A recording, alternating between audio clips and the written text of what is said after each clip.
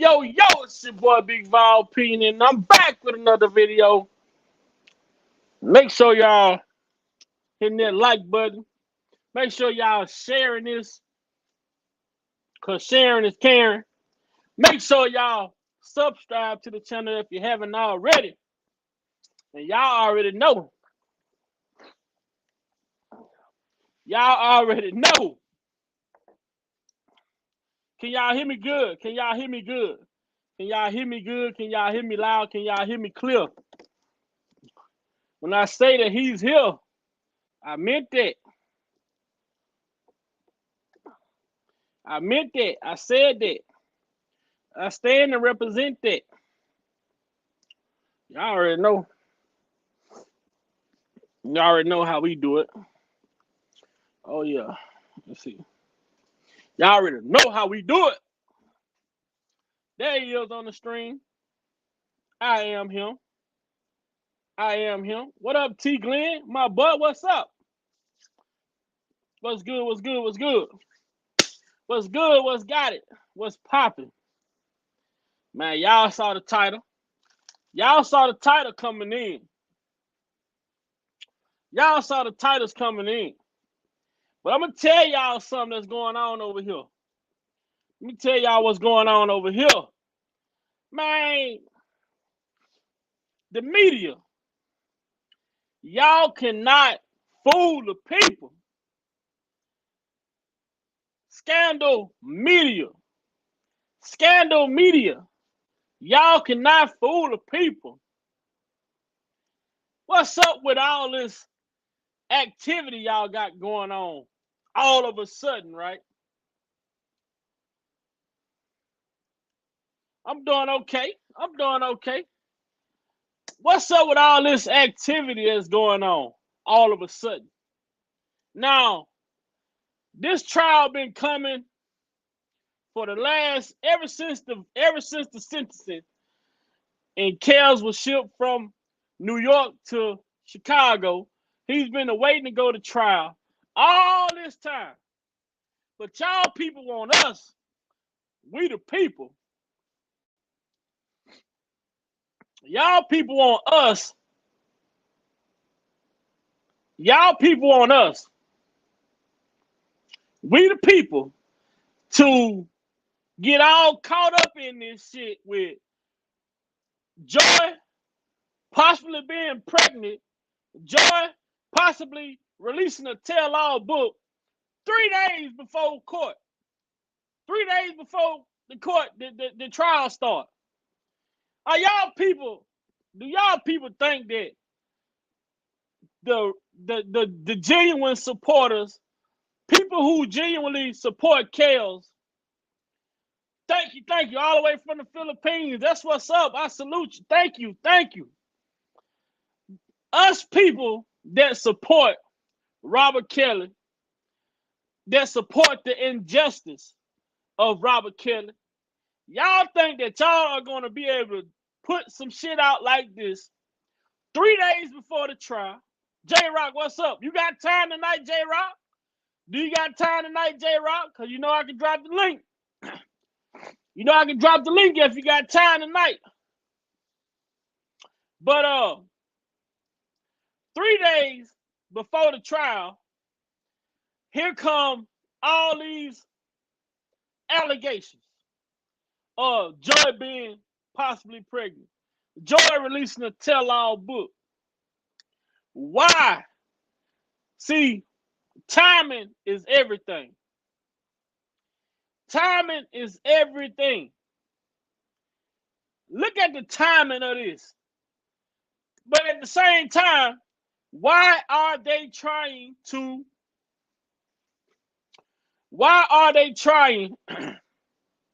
ask yourself, why are they trying to distract people? Why are they trying to distract people? All right, J-Rock, I'm finna drop the link. You already know. You already know.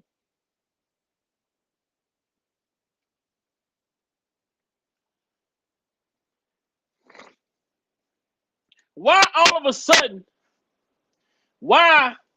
Let me see. Let me get that right. Why all of a sudden, Lavish Lady Talks, what's up?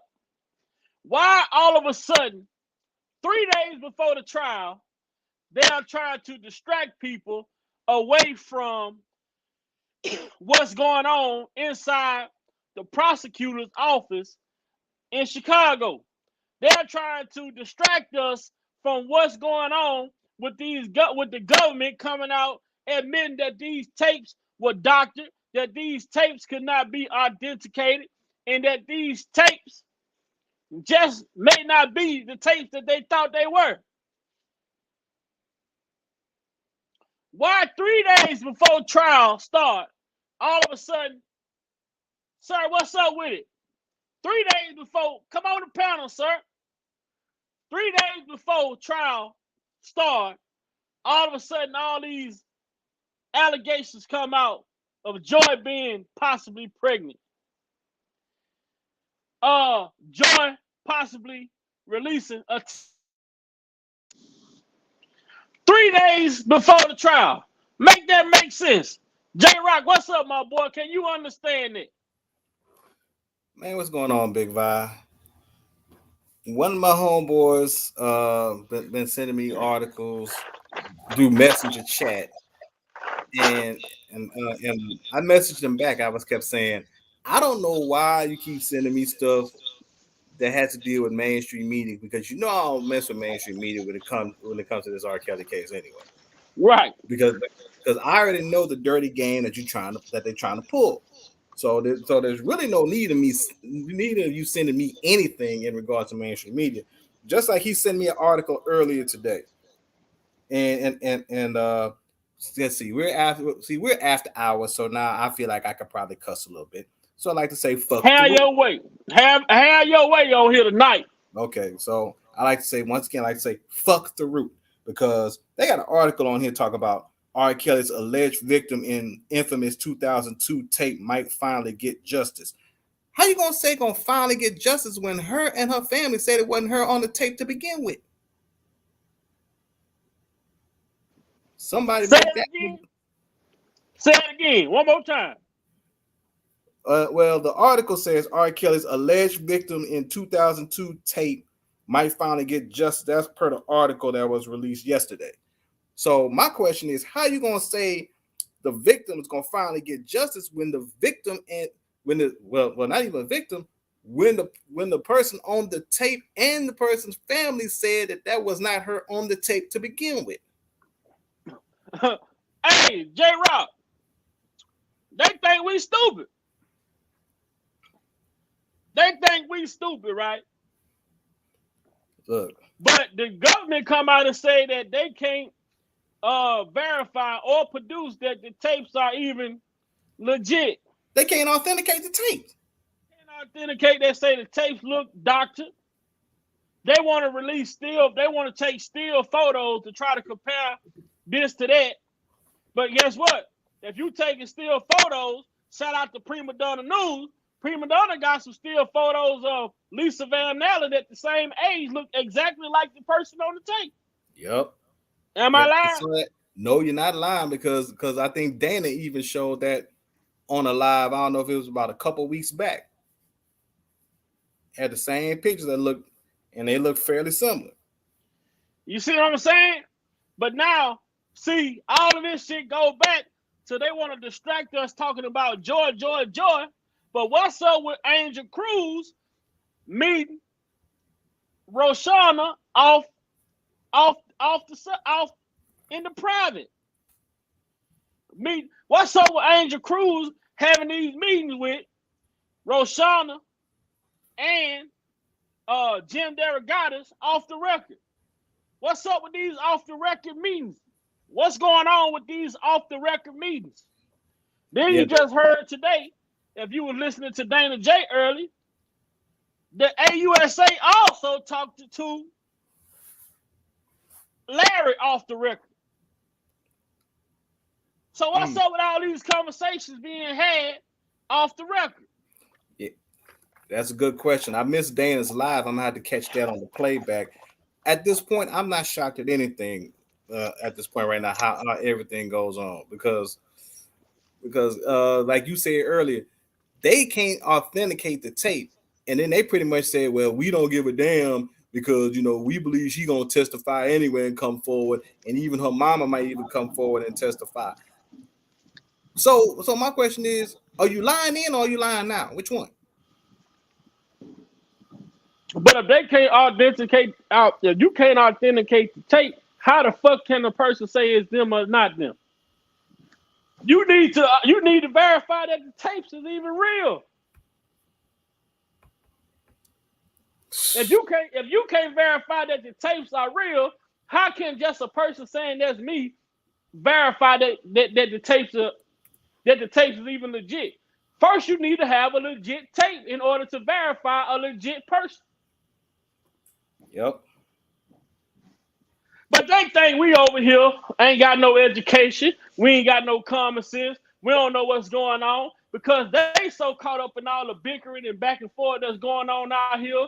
And they thinking people don't really support R.Kelly. They thinking that people ain't standing by R.Kelly. But little do they know, he have people who over here fighting for the injustice of what's going on with this brother. You can't sit here and tell us that y'all can't produce original tape or a non-doctored tape, but then sit around and tell us that y'all gonna use a person to say that that's her, but y'all already told us that the tape is not even authentic. Make it make sense. That's like selling me a pair of fake shoes, then trying to tell me they real. Yep. I mean, come on now. If you yourself admit that the tape is not the original version, and jump up there and say, well, we know that we can't really authenticate it, but we can go on the speculation and the testimony of somebody who says that, well, they'll testify, say that it was them on the tape, but then that same person testified back at the time of the tape coming out that wasn't them on the tape to begin with. You gotta make it make sense, J. Rob. They gotta make it make sense. We ain't asking them to do a hard thing. We just asking them to make it make sense. That's it. But the funny part about that is the fact that for us wanting them to make it make sense, they're trying to make it make sense while they're actually doing it, and knowing they really can't make any sense out of it. They're just trying to do enough of it to present some type of a front that's good enough to make it actually believable. Well, you know why it can't make sense. That's why these speculations and allegations coming out about Jordan now, because they trying to distract the supporters to be sitting here trying to figure out whether these letters is real, whether she's pregnant for real, whether this book is for real, and not questioning and holding the government accountable for their statement as far as this tape not being real. And speaking of this thing about Joy, here's a couple questions. How is Joy going to be pregnant if R. Kelly's been locked up for 3 years? His own lawyers haven't been able to see him. So how is Joy going to be able to see him, even if his own attorneys weren't able to go see him? Not only that, though, J. Rob, think back to the New York trial. What shit was trending around the time of the New York trial? It wasn't shit about Azrael. It was about Jordan. Every time R. Kelly get close to a court date, something about Jordan come out. The Patreon, all the other shit. You know what I'm saying? Yeah, the fake. What was it? The fake Twitter account. The fake Instagram account, the fake Twitter, the Patreon account, all this bullshit. Always involving Jordan. Never met with Azrael.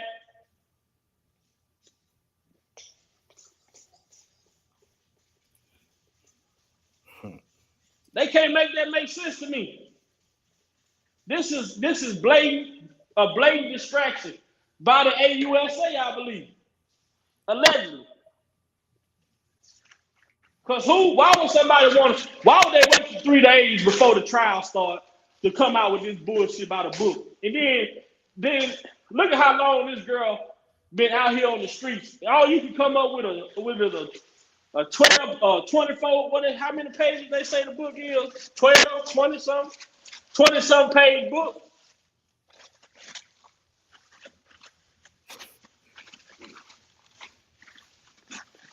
This is why I never subscribe to a lot of this, because for the simple fact, every time that R.Kelly has a new trial or some type of momentum or something starts to break his way, some bullshit always comes up. Right. And then the shit's so crazy. His attorney come out and say that the shit is smoke and mirror, but you got people over there on the other side that's against him. They so-called pushing this shit. You see what I'm saying? But they dislike R. Kelly, but they pushing this memorandum or this book. Or they pushing the idea of this girl being pregnant, this, that, and the third. But y'all don't care for the man. You want to know why they keep pushing it? Because they're part of the fucking problem. Well, number one, well, that's number one. But also the fact is, these people, all the other narratives that they've been trying to push on R. Kelly, all the other stories that they've been trying to ride with, all the other people that have been trying to ride with it, that have been trying to bring R. Kelly down, now they getting exposed. Now all of a sudden, they're trying so desperately to try to hold on to something because they do not want to be proven wrong, and they actually are. They're gonna be on the wrong side of history, and then when it's found out that all this stuff was a bunch of like you said, a bunch of smoke and mirrors, and they're gonna be the ones looking stupid. Then those are gonna be the same people they talk about. Well, I don't care nobody saying. I still think he did something. Right. You gotta question everything. You have to question. At this point, you have to question every fucking thing. You gotta question everything. Where all the ladies at? Any of the ladies trying to come up? Man, where the ladies at? Come on, man. We the fellas, we hold it down every night. I know I can get a lady up here with some information and some insight. Let us get a lady up on the panel tonight, man. Let us get a lady up on the panel tonight so we can get a female perspective up on here tonight.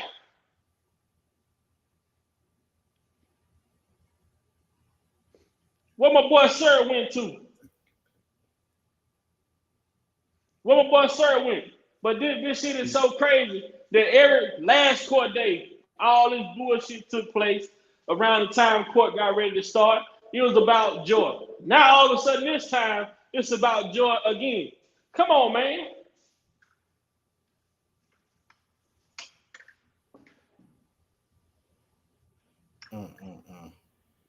Make it make sense. As much as we try to make it make sense, you can't. It's hard to actually do. To try to make sense of all. You see what Star Sky Blue say? They are saying Joy did IVF treatment. Kel saved his sperm prior to the arrest. Who actually said that? I don't know, man. I want to know who they is. That's what I want to know. Yeah. Who are they that made that fucking speculation or that accusation?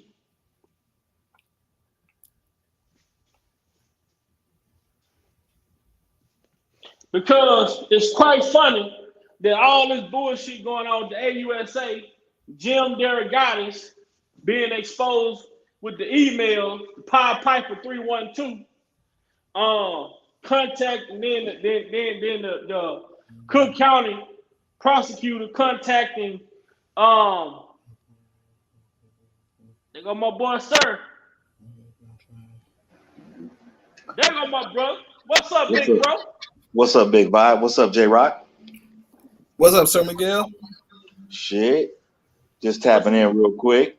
What you got going, man? Man, was tripping off when they was talking about Joy being pregnant and a tell-all book. I started laughing. I said, these fools always trying to try something. Every time this man goes to court, man. All the time. Oh, hell yeah. I just said to Big Vi, I said every time there's a new trial or R. Kelly has some momentum built on his side, there's always some BS that jumps off. Facts. All the time. Yeah. And you know what else I found out? Big Vi, I told you, like I said, I told you about that article that's in The Root, talk about R. Kelly's alleged victim in 2002 infamous tape might finally get justice. I skimmed through that article. They mentioned R. Kelly, they mentioned June Brown, they mentioned Daryl McDavid, and the counts R. Kelly was facing. You know, in that whole article, here's where you know that the media, the media is full of shit and in concert with one another. They didn't mention Jim Derogatis' name one time in that whole article. Now what's the likelihood of that? And he was the one that actually said he got the tape, but not mentioned in this article, not one time. Well, hell, you know they're gonna be biased anyway. Of course. But see, here's the funny part. How you not gonna mention Jim Derogatis when he was the one that said he initially had the tape going on tours talking about the tape that he already received? But Right. they don't mention him at all in this entire damn article. Maybe also it's the fact because his name is being linked by Bonjean and the motions that's been going out. Right. And they don't want to keep bringing attention to that smoke. It's just like the New York Post. When the New York Post wrote an article about Michael Avenatti and his convictions and being convicted on fraud charges and everything else, but they did everything they could to not mention that Michael Avenatti was linked to R. Kelly's case at all. They don't even mention R. Kelly's name in that article when it comes to Michael Avenatti. That's true. That's very true. And how can you mention anything about the tape that's allegedly with Roshana without mentioning how did the tape even land into the police hand? Period. How did the tape get into the custody of the authority? So if you can't follow that, you can't explain that. Then how can you explain the tape? Right. Yep. I still want to know. I still want to know how. You can't say y'all don't have a clue because the fat ass sat there and explained the 3 felony crimes that he committed by receiving the tape, by touching the tape, watching the tape, and he didn't. When he watched it, he didn't automatically take it to authority. He called another person and showed them the tape. Mm-hmm. And see, like I said before, how are you going to write a whole article about this and not mention Jim Derogatis' name one time? How are you going to do that? Probably because he's part of the media, you know, reporter and all that kind of shit. And then of course, you know, him being a white boy, you know, that probably hold some weight. And then on top of that, if you look at it, the dude's story changed like several times about the tape and all this other shit. Yeah, you might want to emphasize you might want to emphasize the word weight when it comes to Jim Derogatis. Then he gonna say what they call him an investigative journalist, right? What the fuck do that mean? Now he went from being a music critic to an investigative journalist. So when did he make this career change? Yeah, I thought that was kind of strange too. But not only that, to it sounded like to me he got something personal. That's just my opinion. Somebody he got something personal, some kind of vendetta against R. Kelly, because I remember him saying on a interview saying that there was hundreds of girls and all this other kind of stuff. I'm like, yeah, right, bullshit. I think he just gets off on trying to so-called save black girls, which he's not really doing in the first place. What about all the missing girls in Chicago? Why you not writing stories about that shit? Yeah, especially if you're an investigative journalist. especially the one particular girl that was in the hotel that was like going toward that freezer when that surveillance video. Talking about Tanisha Jenkins? Exactly. Yes. Yeah, exactly. He hadn't mentioned no story. I haven't heard Jim Derrigata say anything about her. Not one time. And not only Shit, that, Kanika Jenkins. What about Kiara Cole, the missing postal worker that went missing, the young lady? That's been a cold case for like 3 years. I've talked about all of this on my platform. yeah. And not only that, remember the young lady they found boarded up in the house? I think you was Yeah, talking about that too, Big Bob. I had that video on my platform where the guy chained the girl had the woman chained up in the house. Yeah, And he was coming in and out of the house like he paid rent there. exactly. And I don't know if y'all I don't know if you J Rock, you might see this on it's a series called 773. I think it's about Chicago. I haven't seen it, but I think I heard something about it. You gotta check that out. They got a little thing they created in terms of like the missing girls and shit in part of the show. It's pretty dope, man. How the little dude, I think his name is Tracy. He got a little series on that, on the 773 story of Chicago. I thought it was pretty dope, man. Gotta check it out. And you said it's called 773? Yeah. Okay, and is it on a particular streaming service or is it just? So I'm sorry, it's on YouTube. Okay. Okay, I'm definitely gonna have to look that up. I'm gonna ask y'all brothers a question. Either one of y'all can answer first, probably by why do you think that this information was chose? Why do you think this information pertaining to Joy, pertaining to the pregnancy, pertaining to the book? Why do you think they picked today to release this information? Well, I think a couple of reasons. Number one, like I said before, anything that involves R. Kelly, especially if he gets a new trial or any type of momentum that can help build in his case, they try to pull some BS to try to railroad it. Because with all these motions that then came out against the people that's actually being exposed behind the scenes with Larry, Tasha K, Jim Derrigata's, a couple of the AUSA's attorneys. All this stuff is coming out on the low. Mainstream media ain't reporting it. Then obviously they got to try to do something to derail it, to try to throw some BS to try to distract you. That's when when this is coming in as a distraction. And also, let's keep in mind, I think this is also another way to throw Tim Savage and his wife in the spotlight to see if they can still get that so-called reality show or whatever they can to still cash in on this, even though it doesn't look good for them. You know what, J Rock? I agree with you 1,000%. But I'm gonna also add this too. If you notice the picture that they showed with Joy and then R. Kelly, that was previously shown right before the New York trial, right? Mm-hmm. And remember, the whole thing about it is really about money. So if you throw that monkey wrench in there, it gets people excited and go, oh, she got something to say. That child ain't said nothing this whole fucking time, except for when she wrote the letter to the judge.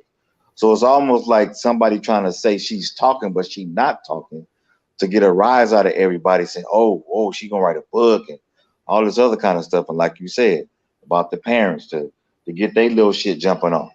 You know what I mean? Mm-hmm. Joy and R. Kelly been so fucking quiet. And I'll say this again, like I said before. I think there's more coming out that we don't know. And then what's funny is too, the judge ain't even made no decisions on none of the motions as of yet. And if he wait until the last hour, that's telling me he's not really sure either.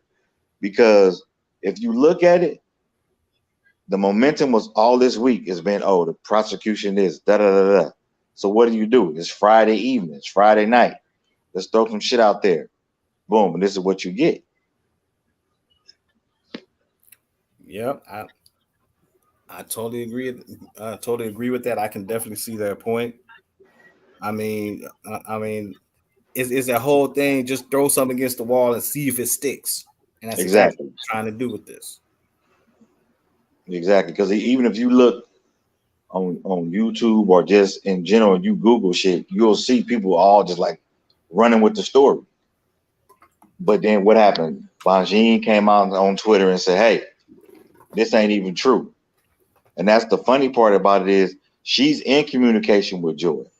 You know what I mean? Mm-hmm. But it's like you got people that's so mean spirited throwing shit out there to make it seem like she talking. That child ain't saying nothing. Right. And like I said before, make it make sense, especially since how is Joy gonna be pregnant if R.Kelly been locked up for 3 years? And then on top of that, if R.Kelly's own attorneys have not been able to see him, what makes you think that Joy was able to see him? Facts. But you know, and especially, and you know how the media is. If Joy was able to see R.Kelly any type of way between the crooked BOP officers and us inmates that might have been paid by the media on the low with some type of infiltration, somebody would have reported it. Exactly. And not only that, you know what was really funny when I saw it? They were saying, "Oh, she's gonna put out the first chapter on Saturday." Who the hell puts out one chapter of a fucking book? Like, what? It's a book. Come on, man. It's supposed to already been done and published and already out for right at that point. You know what I'm saying? I'm sitting there like, and fools running with this shit and believing. I'm going, y'all some has-beens. Don't even think. Don't even really use common fucking sense. It's crazy. This ain't trapped in a closet. Yeah, exactly. The hell they think they do? Bruh. They really trying to turn this shit into Trapped in a Closet 2022. Yeah, for real. But you, wow. I mean, you can do the math in your head. Talk about Joy being pregnant. If Joy's pregnant, that means Joy been carrying a baby for what? 4 years? 2, 3 years. You know what I'm saying? Like, damn. Yeah, man, it's just nuts, man. It's just nuts. What's up, Gil? But what I think the AUSA tied the judge's hand behind his back. I think the AUSA tied the judge's hand behind his back. Once Darren McDavid lawyers pointed out that Cruz and Melendez was dealing with these accusers off the record, that's a tough spot to put a judge in. Well, see, here's the thing, Big Vi. It may put him in a tough spot, but let's say he ruled in favor of the prosecution, right? You know that shit gonna come up. You know that shit gonna come up on appeal. Right, it's the Supreme Court. Because if you think about everything they throwing, that Bongine them is throwing out, especially McDavid's them lawyer throwing out, and I gotta give his lawyer credit. The motherfucker thorough. You know what I mean? Yeah. To bring that out and to kind of break that shit down, they're putting everything out there. But you see what I said last night. I don't know if you was on it, you caught me last night, but I made a statement last night. I said, do y'all think that Daryl been holding this information as far as the corruption that took place in the 2008 trial all these years? How do his lawyer got all this information so fast? Well, I think part of it had to do because they had to turn over that information in terms of what went on in the 2008. Because you remember, the federal government got that information from the state, so they had to turn that over, right? Right, but what's funny is I don't think nobody really knew that the so-called Rotten Tomato that the judge at the time was talking about the tape, right? They never brought nobody in the media never brought that out. You see what I'm saying? So now this out now, that speaks volume that all that shit that everybody was talking in 2008. Hey man, R.Kelly, he was acquitted straight up off the top. Period. Point blank. Wasn't no corruption and none of that bullshit. That all happened on the state's attorney's watch. Yep. They fucked up. And then they fucking up even more, especially if they saying, wait a minute, what this ain't even the right tape. Was this the one that y'all showed to the grand jury? When I saw that shit, I was going, oh hell no. And that first attorney that Kels had, he was hired by McDavid. They was buddies. You remember, because there was the argument that Jennifer was making when she was trying to get the severance, that McDavid's lawyer, you know, he had information about this case that happened in 2008 because he worked in the office of Ed Jensen. So that's why I'm looking now when I see the information that their lawyer is putting out about all of this prosecutorial misconduct that took place in 08. I feel like he's been holding this information for this actual moment to come. I felt like he knew something like this would come back again.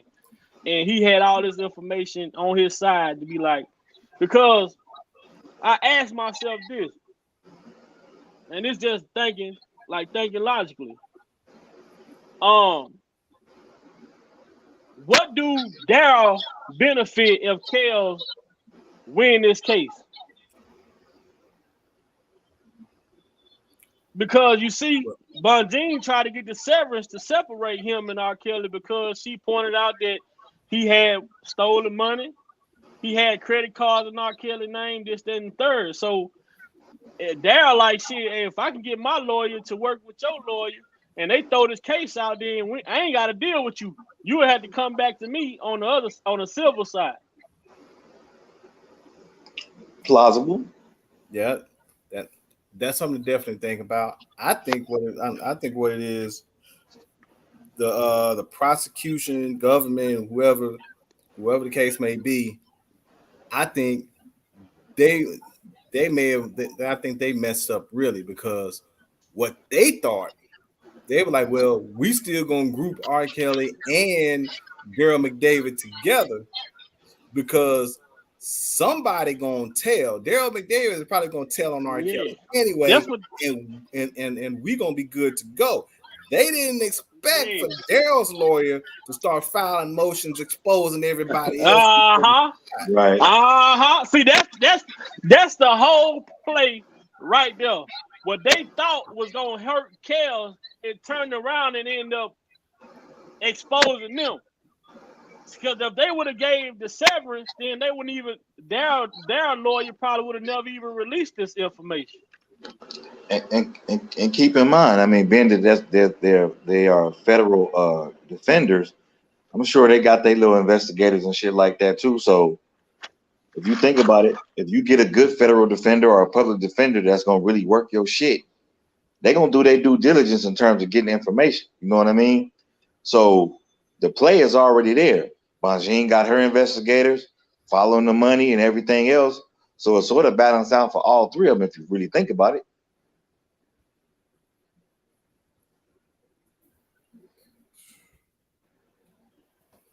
Yep, I could definitely see that play. I mean, what I do agree with Big Vi, because I think Daryl McDavid has been sitting on this information for a minute, and you know, it was kind of like in Monopoly. That's like his get out of jail free card, literally. Right. So I could. Well, you know what? It do make sense now that you say that, because I think because when 2008 he was helping with the defense in terms of R. Kelly. Yeah. So now, that makes sense. That makes sense. He hired Ed Jensen. That makes sense. McDavid. So now, if they can somehow get this case thrown out, Now the criminal aspect of it is out of the way. Kels would have to come out to McDavid in a civil suit as far as the money goes. Now he can settle out in court and say, hey, you know what I'm saying? Kels can come at him and say, yeah, you owe me this much. He just stole enough money to been and made enough money to pay this man back a big lump sum of money or whatever it may be. He didn't took enough. You know what I'm saying? But they want to, if they can get past this criminal case and take this shit into civil court and let Bonjean deal with him in civil court, because hey, you got to answer to where the hell this money then went to. I'll tell you what, I would love to see how that paper trail looks, because as we all know, Daryl McDavid and Susan Loggins had went to school together, so that's one paper trail right there. Mm-hmm. Yep. Then the other paper trail, Demetrius Smith, him having those credit cards, other money that he got. How much money has he been? He's been pocketing and stealing from R.Kelly. Even though it's a small fraction compared to what Daryl McDavid has done, but still. And how they continue to let the golden goose, as Michael Avenatti called R.Kelly the golden goose, but the true golden goose to all of this shit is Barry Hankerson. He was with R.Kelly way before Daryl came along. So if you're gonna bring up the Aaliyah shit, you're gonna bring up the Tate shit. Barry was his manager then, not Daryl. And nobody wants to mention Barry Hankerson's name at all. They don't want to bring his name up. And just like that article there, that's actually the article that I kind of went through. Barry Hankerson's name was not mentioned in it at all.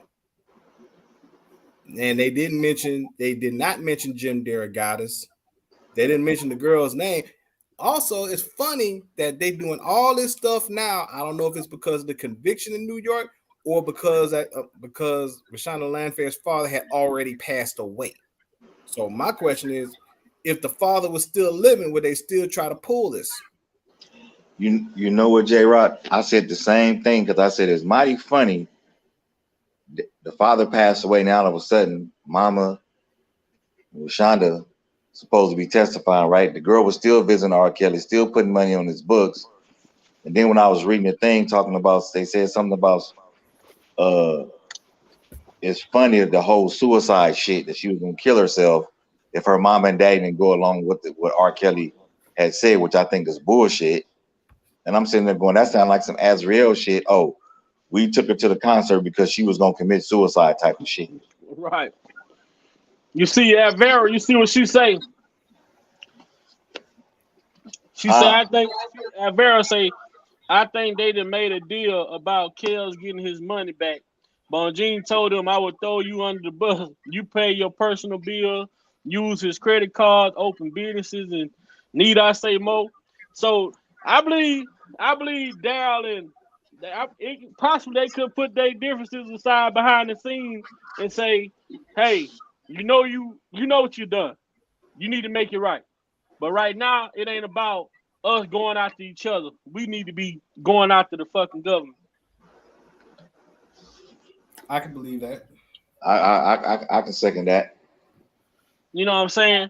And it is so crazy that these allegations will come out today when you 3 days away from the trial, with all of the shit that came up, with Jim Derogatis talking to Cruz, Jim Derogatis sending his manuscript over to Cruz, Jim Derogatis reaching back out to Cruz a few days later, asking them if they needed any more information that he could get. If they had any more questions, he can get them the information.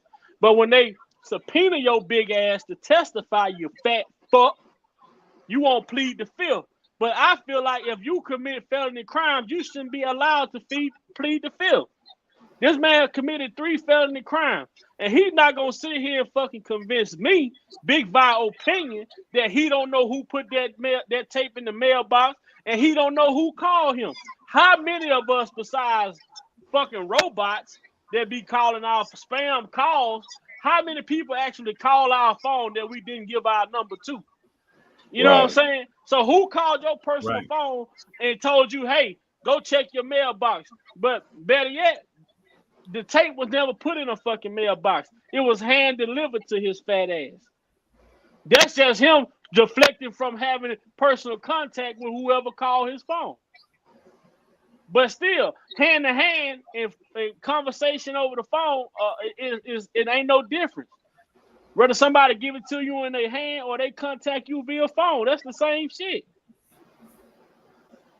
That's a form of communication. Right.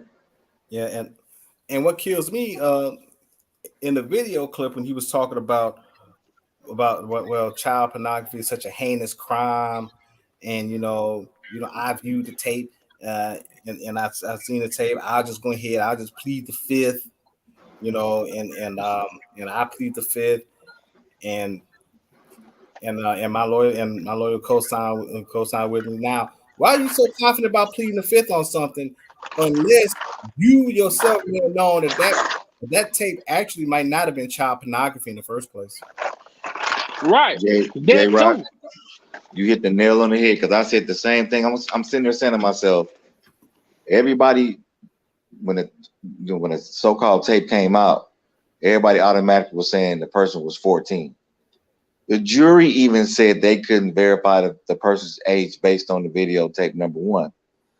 Number two, to use the age 14 just out the window, it's almost kind of reminding me, y'all talking about Aaliyah, because she was between the ages of 14, 15, and whatever when she met R.Kelly, right? But what's funny is, if it's so supposedly so-called child porn, all this other shit, and that everybody saw it, CNN would be guilty and all that, you know what I'm saying, and all that other kind of shit too. And like Big Vi said a while back about Pornhub, if the shit's still on Pornhub, that means somebody verified that person was 18 years old. Because goddamn well, they not gonna have no child porn on their fucking site. They'll shut that whole goddamn site down. Right, and that's a whole nother bag. If Roshana is that fucking broke out in Chicago, ain't got no money, they got your tape on Pornhub. Why don't you go sue them? Exactly. Pornhub got way more bread than Kale. You know what I'm saying? And when you go on Pornhub, you need 2 forms of identification to verify the person on the tape is of age at the time of the tape, at the time of the action that is taking place, not in 2022. Exactly. You know what I'm saying? So, and like everybody say, Prima Donna posted the still screenshots in the picture comparison of the girl on the tape compared to Lisa Van Allen. And it's a dead on fucking hit. I mean, the hairstyle and everything. Roshana at that age was wearing braids in her head. That girl on that tape had a young adult hairstyle. Make this shit make sense. See, the whole fucking thing about this shit is they want to keep on playing, and Jim want to keep on playing, but it's some other things that he said, and I break it down for people to understand it. Like my girl Courtney say, I break it down like a double barrel shotgun. He say he heard it was rumored that R.Kelly was dealing with underage women. Right. Then he said it was rumored that he was on a videotape with underage girls. Then all of a sudden it went from rumors of him dealing with underage, talking to underage girls, rumors of him being on a tape with underage girls, to you receiving the tape in the mail with him on it with underage girls. How fucking coincidental is that? Right. A bitch with luck like that, you should have hit that $1 billion jackpot. What is the odds of that? Real talk, real shit though. Mm-hmm. It's a good question. You gotta make this shit make sense to Big Vi, and that's just my opinion. All I'm gonna say is this: a lot of this shit ain't passing the smell test. It all sounds fishy, and I'm just waiting to see what kind of bombshell Bonjean and her team gonna throw out next. Because I got a funny feeling something else coming. Hey, Honey Dazzle, Lisa Van Allen said that the tape she said that the tape that she took was her and another girl. Everybody say the other girl was Adelina Prado. her best friend. But all of a sudden, she said that R.Kelly never left the bag, right? This is a story that she said now. I'm quite sure people in the chat can verify this if I'm lying. She said he never left that bag nowhere. Then she said all of a sudden they're in the studio one day and he left out the studio and left the bag in the studio by her. Then she started popping the tapes in. But then she contradicted that shit to say him and her was watching the tape. Which one was it? Right. Y'all watching the tapes if you said that he left out of the studio when you took the tape? Make that shit make sense. So how how is R. Kelly gonna watch a tape that you said you and him watched if you walked out the room? This is the shit that she said in the Vlad interview. How you see? This is when you know. This is when you know Vlad is full of shit. This when you know. Look, and Vlad, he kills me. He just run with shit. He's so-called. If you listen when he doing interviews, let me Google it. Motherfucker, that ain't no real fact checking. You know what I'm saying? He just run with shit.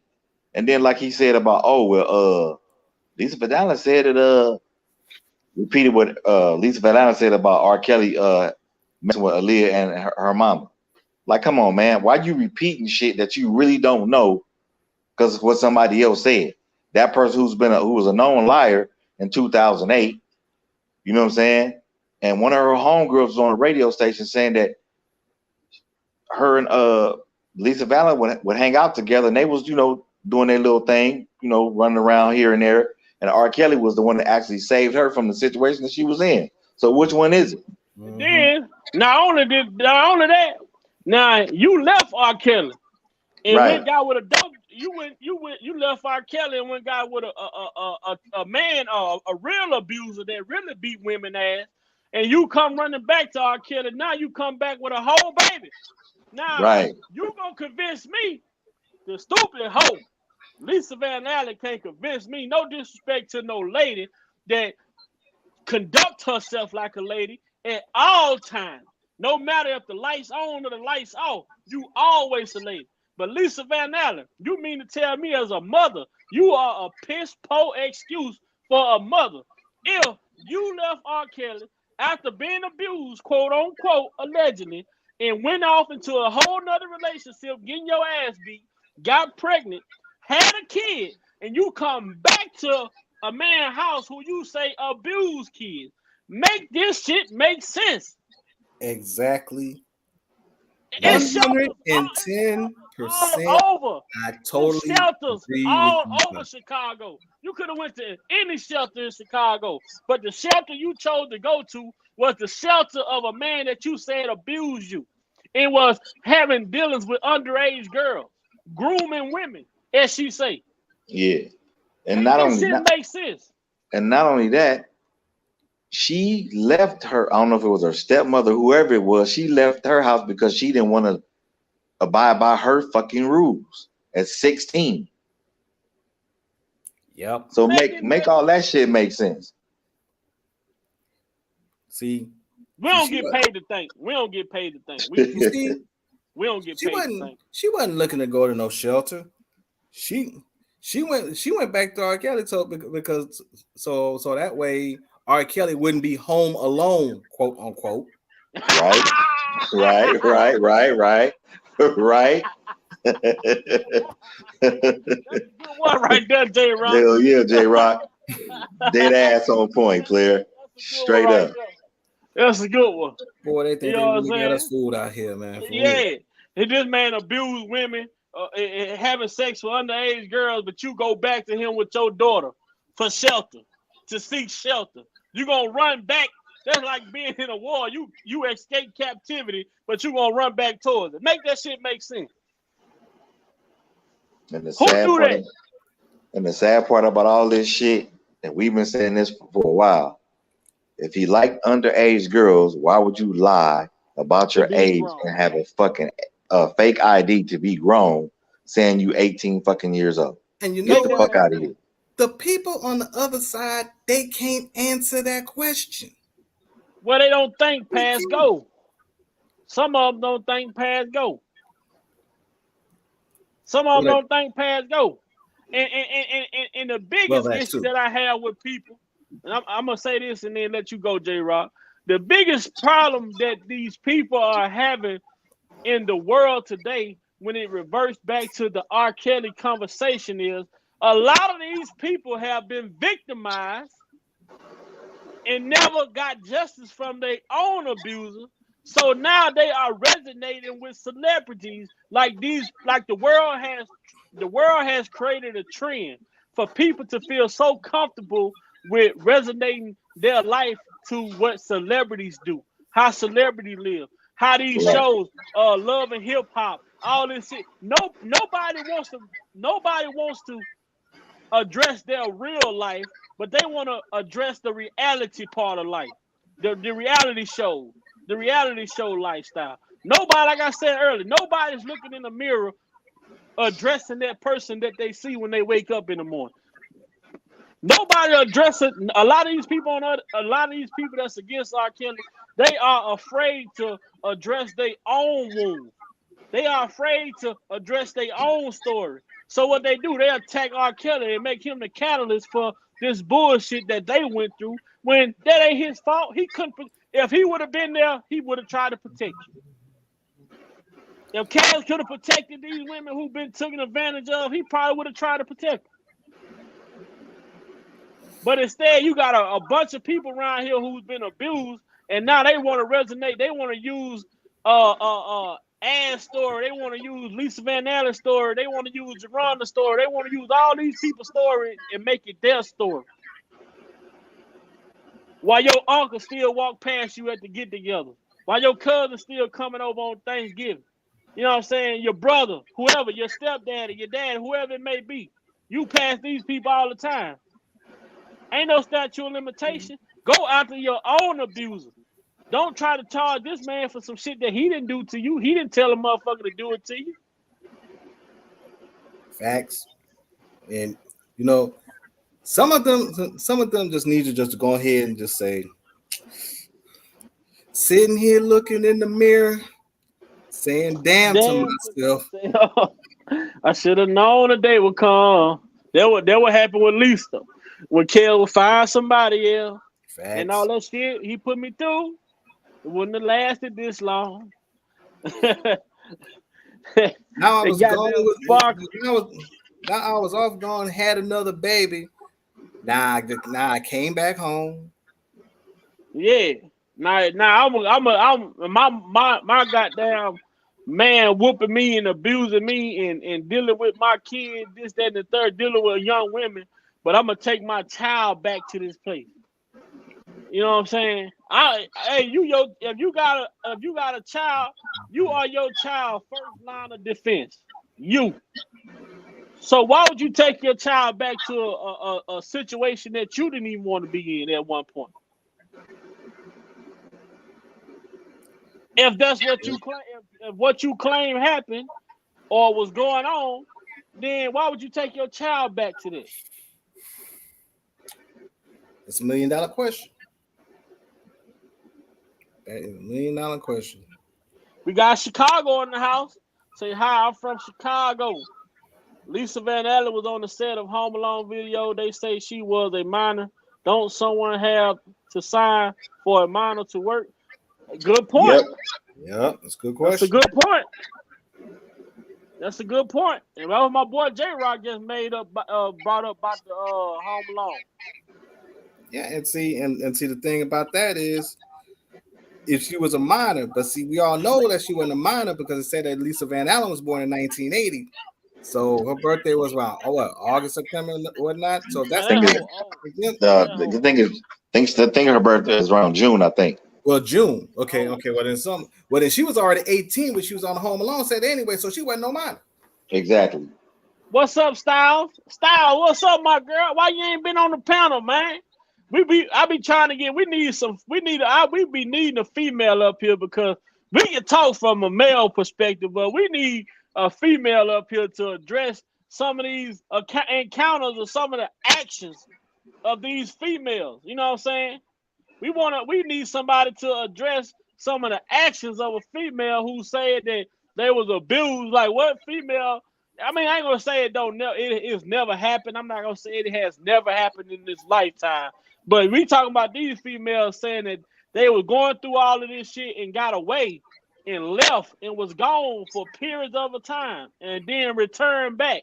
And not only returned back with themselves, they returned back with luggage. You know what I'm saying? But I believe the only reason why Kels let her come back the second time is because of the kid. Exactly. Yep. Because Exactly. Gail Hardaway in the chat made a good point. She said she went back to R. Kelly knowing because he knew that he would have the heart and he would let her stray ass back in. Uh-huh. And He seen the little girl, he seen the little baby, and you know what I'm saying? As much as they try to say this man was having sex, I still can't understand how a man that sexed all day long, all night long, the man only have 3 children by the same woman. Exactly. And not only that, you only supposedly only got 5 people over a 30-year period. If that was the case, if he was doing that, you would have more than 5 people or 6 people or whatever the number is. And not only that, What's up, that's a brother? switch. That's a switch you can't turn off and on. No. Nope. See, type how they see, say he like to have sex. He should have been in the porn industry. Shit, fuck singing. Straight up.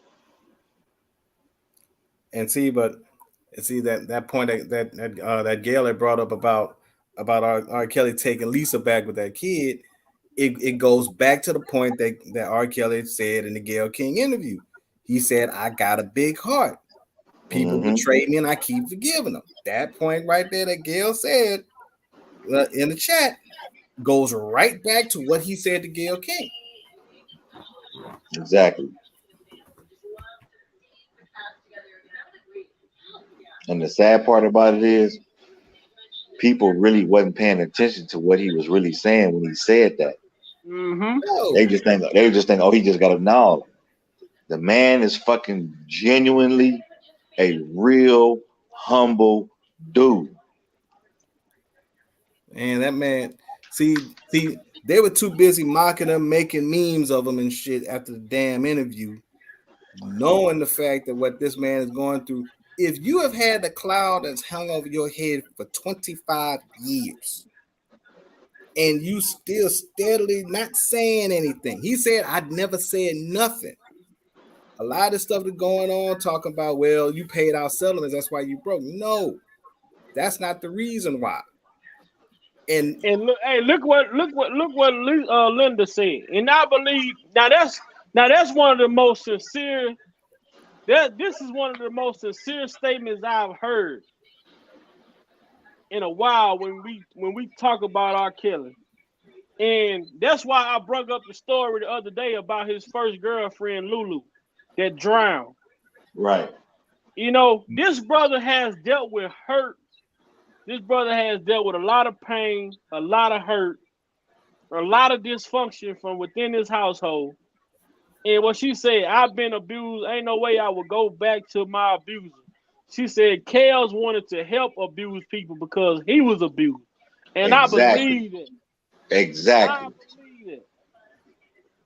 I believe that was that's why his heart, he had the heart like his mother had. You know what I'm saying? He had a caring heart, he had a giving heart, he had a nurturing heart. And that right there alone, what they always say, one of the cardinal sayings about big-hearted people always get hurt. Because if you got a good heart, you tend to trust people. You try to see the good in people, even when they showing you they ain't worth a damn. Exactly. And look, with that right there, I definitely understand that shit because I had to learn the fucking hard way my damn self. And to Linda Alexander, I'm putting applause in the chat for you right now for that comment.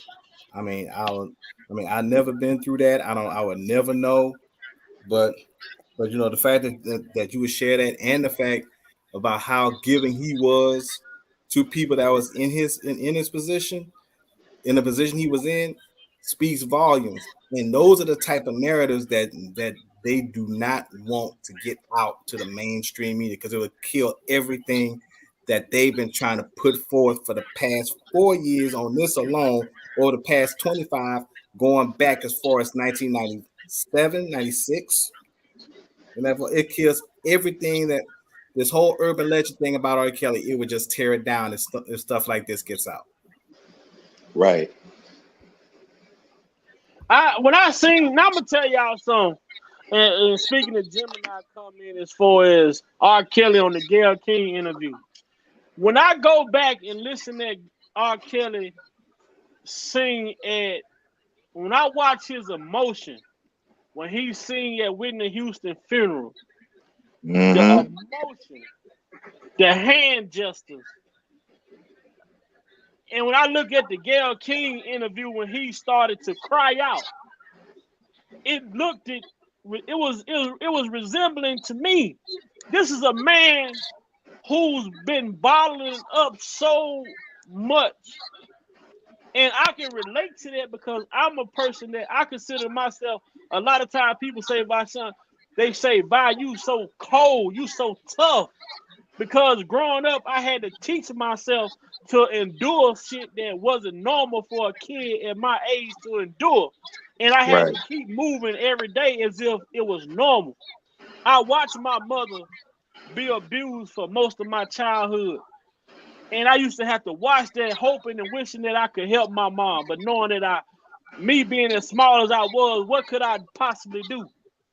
So in terms, I would lash out when I go to school on other kids. My mom boyfriend, this dude was the biggest asshole. I wanted to kill this dude. This man would embarrass and humiliate my mom in front of everybody in the apartment complex we lived in. And then I got to go to school, kids telling me about my mama bleeding or all types of different shit. And so I had to make myself live with shit that wasn't normal for a kid to be living with, because if I didn't, then I would have fell victim of the same thing. Because of that, if I didn't learn to control my anger and control my frustration and just keep on moving, and until one day when my teenage days, one day I just broke down, and I mean when I was able to just release that frustration, man, it felt like a building was lifted off of my back, man, because I was carrying around so much sadness, so much anger, so much frustration, so much why me. And so when I look at Kale and I look at him in the Gayle King interview, I felt that, because I know how it feels to be in that position. Like, why me? Why all of this shit is happening to me? When you love people, when you care about people, all you try to do is help people. And in return, this is what you get. Like he said, they describing Lucifer. And I know that I'm a godless spirit. I've been more of a blessing to anybody than I have been a blessing to myself. This man has never had the time to even sit and appreciate his gift, because he was always working. Right.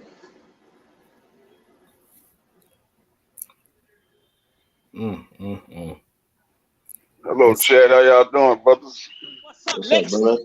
What up, Lex? Oh man, I've been doing a little research, man. That's why I hadn't came in yet. I was trying to check out some things before I stepped in, because y'all got some hot topics and y'all knocking them down, man. So I don't want to take away from that, but I do want to mention two things. One of them is I just thought about with the Me Too movement, the Time's Up, and I think the Image List. Have you guys ever thought about, have they ever went to those battered women's shelter and tried to promote those shelters offhand? That was just a question I want to throw out there for you guys and the people in the chat. Have you ever seen them or even seen them advocate for those different organizations, since they are supposed to be for battered women, missing girls, and hurt women and things of that sort? That was one of the things I was researching a while ago. Not Truth the be people told, that now I've been seeing going against R.Kelly. Right. And the other thing I want to mention, I think I put it in the chat right before I came in. I just ran across this story today. There was supposedly a lady that was in California, and they found her in a park, and she was hung and burned. yeah. I saw that Yeah. on the news Okay. today out here. Okay. Yeah. Yeah. So I was about to say now, did they even try to advocate to see what happened and try to make amends to let the public know, well, yeah, we for women, and this and that or the other doesn't happen, and we want to know what happened and what went on and all that kind. You know how they do. But they not having that same energy like they did with R. Kelly. They want to make sure these so-called victims will get their justice and whatnot. But the justice they want is that dollar bill. That's their justice. Mm-hmm. Yep. Yeah, that's all it is. Because if Especially, you, yeah, especially since they don't want to talk about other things like what this woman did in California when she crashed into that intersection, killing about 5 people and a baby, Yeah. not going 90 miles per hour. And she wrecked so many families. It wasn't even it's not even funny. But for some reason, I believe that woman might get less time than R. Kelly, the way this thing going. Oh no, yeah. they saying right now she's looking at 90 years. Mm. Ooh-wee. Yeah, Well, I guess they pick and choose. I used to live like 15 minutes away from where the accident happened. Oh, damn. And brother, every time I see it, it brings chills to my spine, man. Because it's like I was listening to one of the ladies said that the baby that was in one of the cars that died landed right in front of her while she was pumping gas. Oh no. Oh, man, that's terrible. There, that's terrible. What's You up, know what I man? mean? But why Me Too ain't over there trying to get Brittany Griner out of jail for a weed pen? Hey, make that make sense. That's not. Mhm. That's the very thing I was talking about. They've been advocating and all in front of the cameras and taking pictures and everything, and they hadn't done anything for that issue. Not one time have you seen them even bring it up. I hadn't even seen Gloria Ivory since the trial been over with. I ain't seen her nowhere. She ain't got And no look, motherfucking shoulders to rub on. and the Uh huh. LGBT, and if you notice, the LGBT community ain't came out and said nothing about Brittany Griner either. You notice that, right? Happened. It sure Right. happened. See that? The only thing I seen was the basketball team try to do a little shout out to her. That was about it. Exactly. Yeah, and you see some of the NBA players talking about it Yeah. along with her You, loved ones, you but see the lady. I'm sorry, but the lady from the people with these new movements, what they call the movement, Black Lives Matter. The woman bought a mama house, buying Benzes, all type of like they just all these movements ain't doing nothing but they are playing on the emotions of people who have been victimized and traumatized. but That's when all Exactly. they these. said no Black Lives Matter, turn around and bought a baby daddy a house. Right. Mm-hmm. But you know when they first came out with so-called Black Lives Matter, I knew it was some bullshit because you can go on their site and you can see where all the money is going and who contributed. I'm going. Most of those organizations, the money go to the administrators first. Yeah. Yep. Then whatever's left in the bucket, it get trickled out a couple of thousand here, a couple thousand there, and so forth and so on. It's all Hey, bullshit. yeah, it ain't nothing but a network marketing tree. That's all it is. Exactly. Exactly. Well, I tell you, yeah, they something else, man. They something else. Something else. And wasn't it said that Black Lives Matter took in $90 million? Yep. Sorry for you, Gil. Sorry for you. Sorry you had to go through that, Gil. Yes, You sir. and Linda as well. You know, women. I take my hat off to women who has been abused and have a story who chose to take a different path, because sometimes women that are abused, they give up on life. They give up on themselves. You know what I'm saying? They look at themselves to not be worth nothing. But I salute those women just as much as I salute the women who do pick up the pieces and continue to move and become a better woman and become an even greater mother and instill in their children and protect their children a little more, and not to say that they were not protected by their parents, but, I just salute women, period, who are out here that's being strong and not blaming the next person and not sitting here, just giving up on life because they feel like nobody is catering to them. The thing about it is, we all have a story and we all have a past, but we all have a choice to make whether we want to live in that story or we want to paint the picture and make it out what we want it to be. I'll never let another person paint my picture. I want to do my own paint. Hey, Big Vi, I couldn't agree with you more, brother. That's why I always tell people, tell your own fucking story and write your own narrative. Don't let nobody do it for you. Because I tell people all the time, if I die before you, tell the motherfucking truth. Don't say how good I was. Tell everything, and that'll show you how many people that's so-called friends that'll be left sitting at the pews during the funeral. So whoever get up and walk out, they wasn't supposed to be there in the first place. Right on. Yeah. And you want to know? And y'all want to know what else is so funny? Like y'all talk about the women that have been going through that women that had issues, like the woman in California that was hung, burned everything. My question is, why aren't these so-called women's movements and everybody else that's out here didn't come out and support the ex-girlfriend of Chad Wheeler, who played for the Seattle Seahawks, that beat her so badly, literally was in an inch of her life. And then he left the room, came back in, talk about, oh, you still alive? Like he was surprised that he expected her to be dead at that point. And there were pictures of her abuse, multiple. Not one of those accusers that came out against R.Kelly had no pictures that looked anything like that. Pictures? Them motherfuckers didn't even have a statement on file. Let alone a picture. You didn't need. They didn't even have a statement. Only before they only in front of a camera, and that's it. And that's surviving R.Kelly, that camera you talking about. Not even in front of a police camera. Yeah. Some of them, even after surviving R.Kelly, some of them try to make the little rounds to try to push narratives. Portia Williams, right. And other people like Kitty Jones, because like I said, right.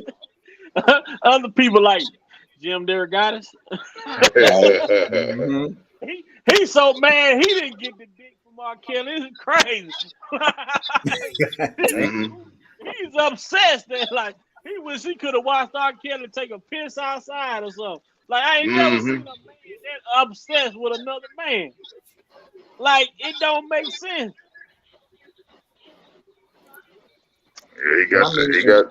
And I think I don't know, but I think Larry might be gaining some ground behind him though.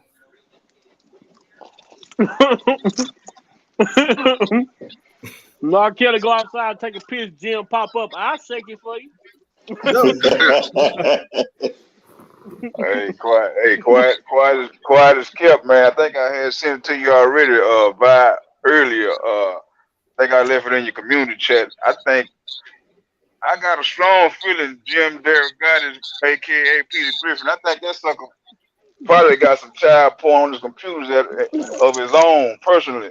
And it ain't came out yet. That's what I got a strong feeling because he look like one of them type of cats. Hey, you gotta go look up Cosgrove off of South Beach Toast. Right. Look just like that fool. Brother, man. God, bro. Damn. You gotta go look up South Beach Toast and look up Cosgrove. Dude look just like Jim. Swear to God, bro. Legit like him. Man, when Big Vi first said that, I said, I'll be damn. Dude, I was in fucking tears. And Linda say Jim say he was abused. Man, y'all know them people over there stink in the motherfucker. Ain't nobody touched that motherfucker. I remember growing up in the hood. We used to have a game called How I Go Get It, right? I don't know y'all know about this game. So we would go Yeah, I know. hide. Boys would go hide, the girls had to come find us, then they had to give us a kiss or something like. And then the girls Right. go hide and the boys had to go find them. But it would always be these ugly girls that they hide in plain sight. Yeah, I remember them days, fam. I remember them days. Hey, that's Jim. That's Jim. I mean, they gonna play high, go get. He don't even go high. He motherfucker run right past him. Why you ain't tag me? Nah, I'm good. Like, I'll pass. And somebody abused him. It probably was his daddy though. They do their ancestor over there. And another thing, hiding double cheeseburgers from you is not abuse.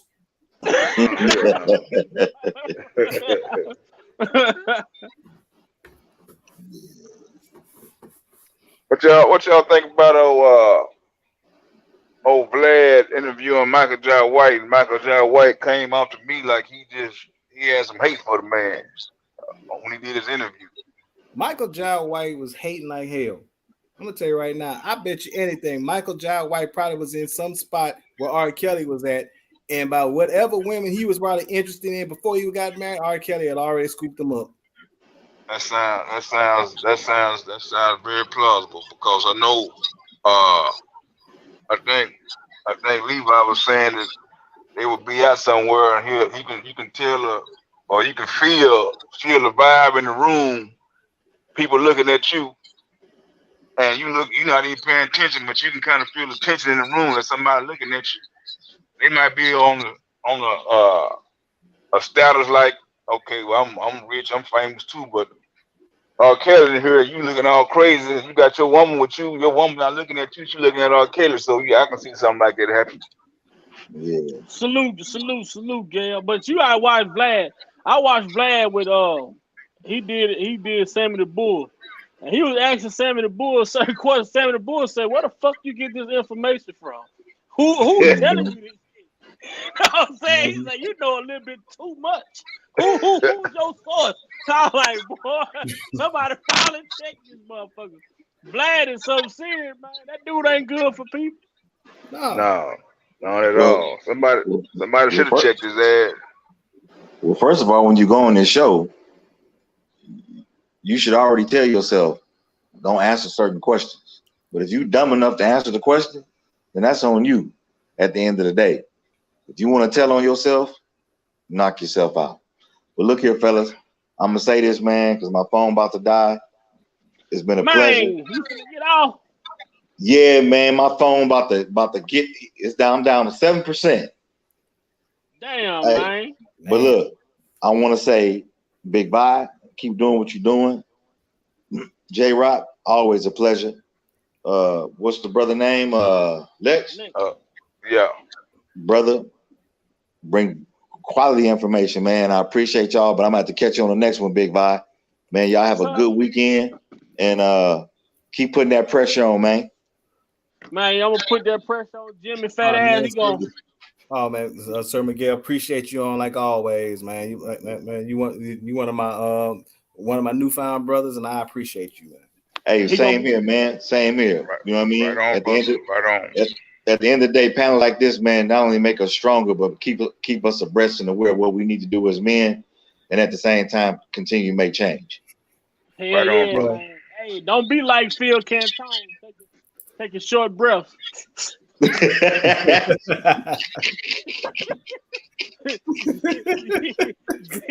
Jim better be taking short breaths around here. It's time and winding down. But look here, man. Peace and love, blessings, man. Like I said, I'll holler at y'all on the next one. All right, one. All right, one. So Lex, what you think about the pregnancy? What you think about the Tell It All book? What's your thoughts on it? Well, I was in the chat and I was listening to it, so I was saying, let me get my little thoughts together before I come back in here and comment on those things. One of the things that I learned is every time it's close to his trial or whatever, it's always some dirt come out. It's always uh clickbait and this and that or the other. And I'm like, well, damn, if she pregnant, he been locked up for going on 3 years. How the Exactly. hell she gonna have a damn baby? And he been locked up for 3 years. I don't get that. What he doing? They having sex. They having phone sex, and she got pregnant through the phone or something, or the letters or something. What's going on? Hey, he put the sperm on the mail on the letter. I guess so. He done something. Shit, it's a hell of a virus. He put that germ on it. You Well, I know they guess say that's how they get the weed. That's how they get the drugs in the jail. They soak the paper in the drugs, right? Yeah, And then yeah. they send it in the mail, send it in the letter. You know. yeah. Well, Let I it guess R. dissolve in Kelly. it. Well, I guess R. Kelly. I guess R. Kelly got that super sperm for real. You got to have something. You got to have something, Hey, because I mean, shoot, man, he must have had some stuff to make it dissolve. The suppository dissolvers or something. Mm-hmm. Man, yeah, but like you say, the biggest thing is though, it's always all this shit always come forward when it's close to just the second time all this shit that came forward when it's close to the trial. You know, Yep. last time it was the fake Patreon, it was the fake Instagram, all this shit. Now it's a tell it all book. Now she's supposed to be pregnant. Why do y'all think they are trying to distract the people away from the prostitutorial misconduct? Cruz having a conversation with Derek Goddess, Cruz having a conversation with Larry. The tape, the government admitting that the tapes were doctored. You know, why are they trying to get people to get off of that trail? Why you think that? Shit, trying to keep that heat off their ass, and like you just said, everything that done came out on their end, they want everybody. They want that swept under the rug, because to me, I feel like they are the ones who forced, not I ain't gonna say forced. They are the ones that probably coerced somebody to go up in that building to get his jail records. That's what I believe. I think they the ones been pushing the buttons to let that happen, to get everything out so they can see what the defense was doing on R.Kelly's team. They want to get the heads up, so I feel like they the ones that did all that, set that stuff in motion. That's what I think. yeah. But you know what? I want to give I want to give a shout out to Honey Drizzle. She said something real funny. We talking about Michael Chai White earlier. She said, I thought Black Dynamite didn't talk to the feds. Shit.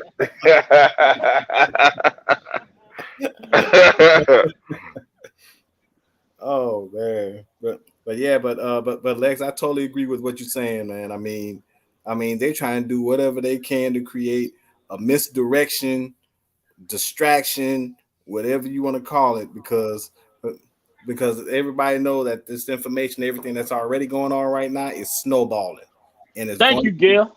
it's going to get bigger and bigger, and they're trying to cut it off as soon as possible Mm-hmm. because Jennifer Bongine already messed people up with that motion when she put Larry's link to Larry's video on there. Right. Mm-hmm. Already threw a monkey wrench on with that, and that's just the tip of the iceberg. And I think they're scared about what else they got, because now even Daryl's attorney that jumped in with information as far as motions in regards to Jim Derek Goddess, and then the AUSA attorney. It's all coming out. It's all slowly coming out, and they're trying to get ahead of it. But what's going to wind up happening? Bongine, like Sir Miguel said earlier, John, she's going to turn around, have something that's going to Linda, I'm sorry. I'm sorry. Linda say Rob ain't trying to have a baby with all this child support mess. Right. I totally agree with you, Linda. I totally agree.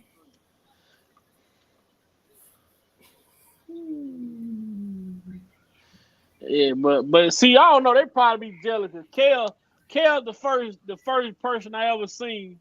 Kel, the first brother I ever seen rock braids, and he was that guy. Rock a fade, he was that guy. Rock a bald head, he was that guy. And rock a little fro, He was that guy. Like can't too many guys pull off all four. Nope. You know what I'm saying? You either gonna have the braids or you gonna have a fade. Or you Mm-hmm. gonna have a fro. You ain't gonna rock all four. You know what I'm saying? So Nope. a lot of these people, they envious and jealous of Kels. Like even I believe Jay-Z was jealous of Kels on that Best of Both World tour. Oh, You oh, know what you I'm know it saying? was. Yeah, Oh, you know it was because I actually went to that concert.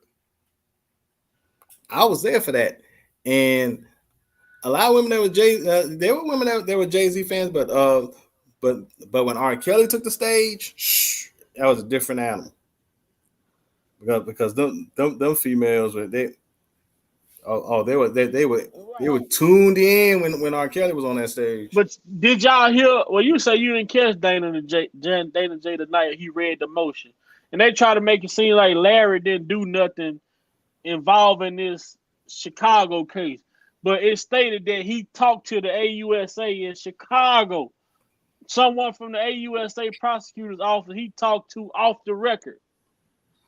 Then you know man. he the motherfucker reported the damn defense fund to the federal government. Yep. Yep. Yeah. I don't understand how you can say that some of the stuff that Larry did is not gonna, well, stuff that Larry did and the stuff that Tasha K did is not the reason why he is locked up.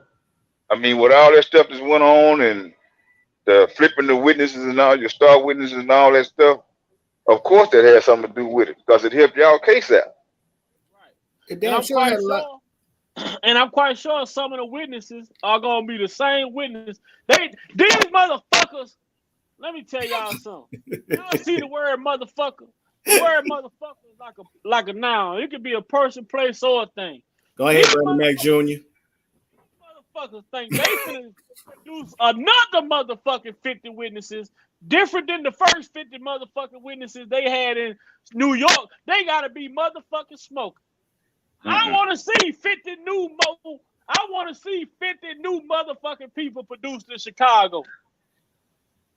They might well throw that shit out, throw that whole damn trial like with all the shit that's been going on, and the main media probably they may know about it, but it ain't really it really ain't being really harped upon now to just really put it out there against the airwaves for everybody can know. Because I mean, Bungie putting this stuff out there, I'm pretty sure that some of that stuff been leaked and somebody got their hands on it, just like what was that came out about the text messages. I'm pretty sure somebody got that on one of these news stations. Somebody got it. They probably keeping up with this stuff, and it's just a matter of time for somebody to go ahead and let it out. It all it takes is somebody to tell somebody, and there it is. Lil Mo, you right. It's a lot of fake. It's a lot of fake support out here in the KL. It's a lot of infiltrators out here in the KL sector. You know, and that I gotta address. It's a lot of pretenders.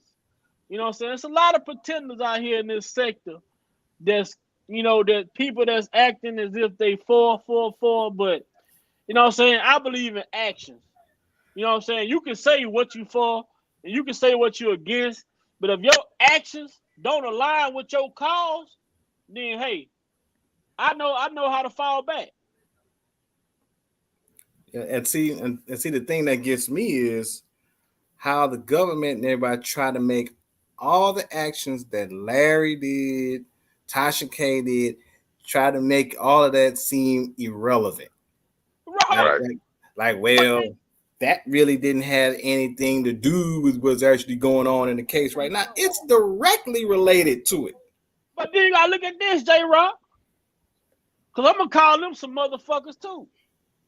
These motherfuckers want to say R. Kelly intimidated, manipulated, and coerced and obstructed justice. But when the government do it, they want everybody to say, "Oh, it ain't the same thing." Anytime Man. prosecutors are talking to witnesses directly off the record, what is that doing? They can be coercing, enticing, intimidating. And we know the government has unlimited resources. Maybe $10,000 won't make you talk. 20,000 won't make you cooperate. Maybe 50,000 will get you to say something. But how about 100,000? Shit, I can make that motherfucking white wall turn black. Close your eyes. They do it all. They do it all the time. They do it all the time. People fail to realize they do it all the time. So there's nothing new under the sun that they hadn't done amongst the justice system. Because you can't break the law to make the law And that's make it exactly work what in they your do. favor. Yeah, you can't make it work in your favor. And then I don't understand why a lot of people out here sitting there looking at this bullshit and knowing that if this shit really happened, why they got to go through all this shit, get all these people to lie, got people going into jail records, pulling the jail records out. That should be irrelevant if they got jail records. Now, if you got some serious evidence on somebody, go ahead and present the evidence and go ahead and state your case. Make your case. You ain't got to do all this extra shit. But they doing way too much to try to convict somebody who ain't done nothing. Right. And Styles, and we spoke to this earlier, Styles, your comment. And we said that the worst thing that the AUSA and the government did, the federal government did in Chicago, when Jennifer tried the severance R.Kelly from Darren McDavid, they denied the motion. That was the worst mistake they made because that shit has backfired against the AUSA and the federal government. Mm-hmm. If they would have got the severance, therefore Darren would have never even had to present this information because who got the most to gain if Kells get convicted? Darren. If Kells go away, how can he sue? How can he come back at this man for all of this shit he done took from him? Mm-hmm. But we come together. But if me and R.Kelly work together, we get this case thrown out. I know Kells gonna come after me on the civil side, but I'd rather deal with it in civil court and not criminal court. Right. Yeah, they done seal their own fate by doing what they did because you try to get ahead of the game and then you got to realize when you in the game, there's too many moving parts. And they got way too many moving parts right now. You got people over here lying. You got people doing videos. You got people telling on one another. You got other people jumping in trying to get some out of it, and then they telling it on each other. So they got way too many moving parts to try to get something accomplished. Yep. And then Tasha K gonna be in trouble because Tasha K is the money trail to getting the leaked jail records. She bought the leaked jail records. She personally bought the record. When she bought the record, she transferred them to Larry and Angelo.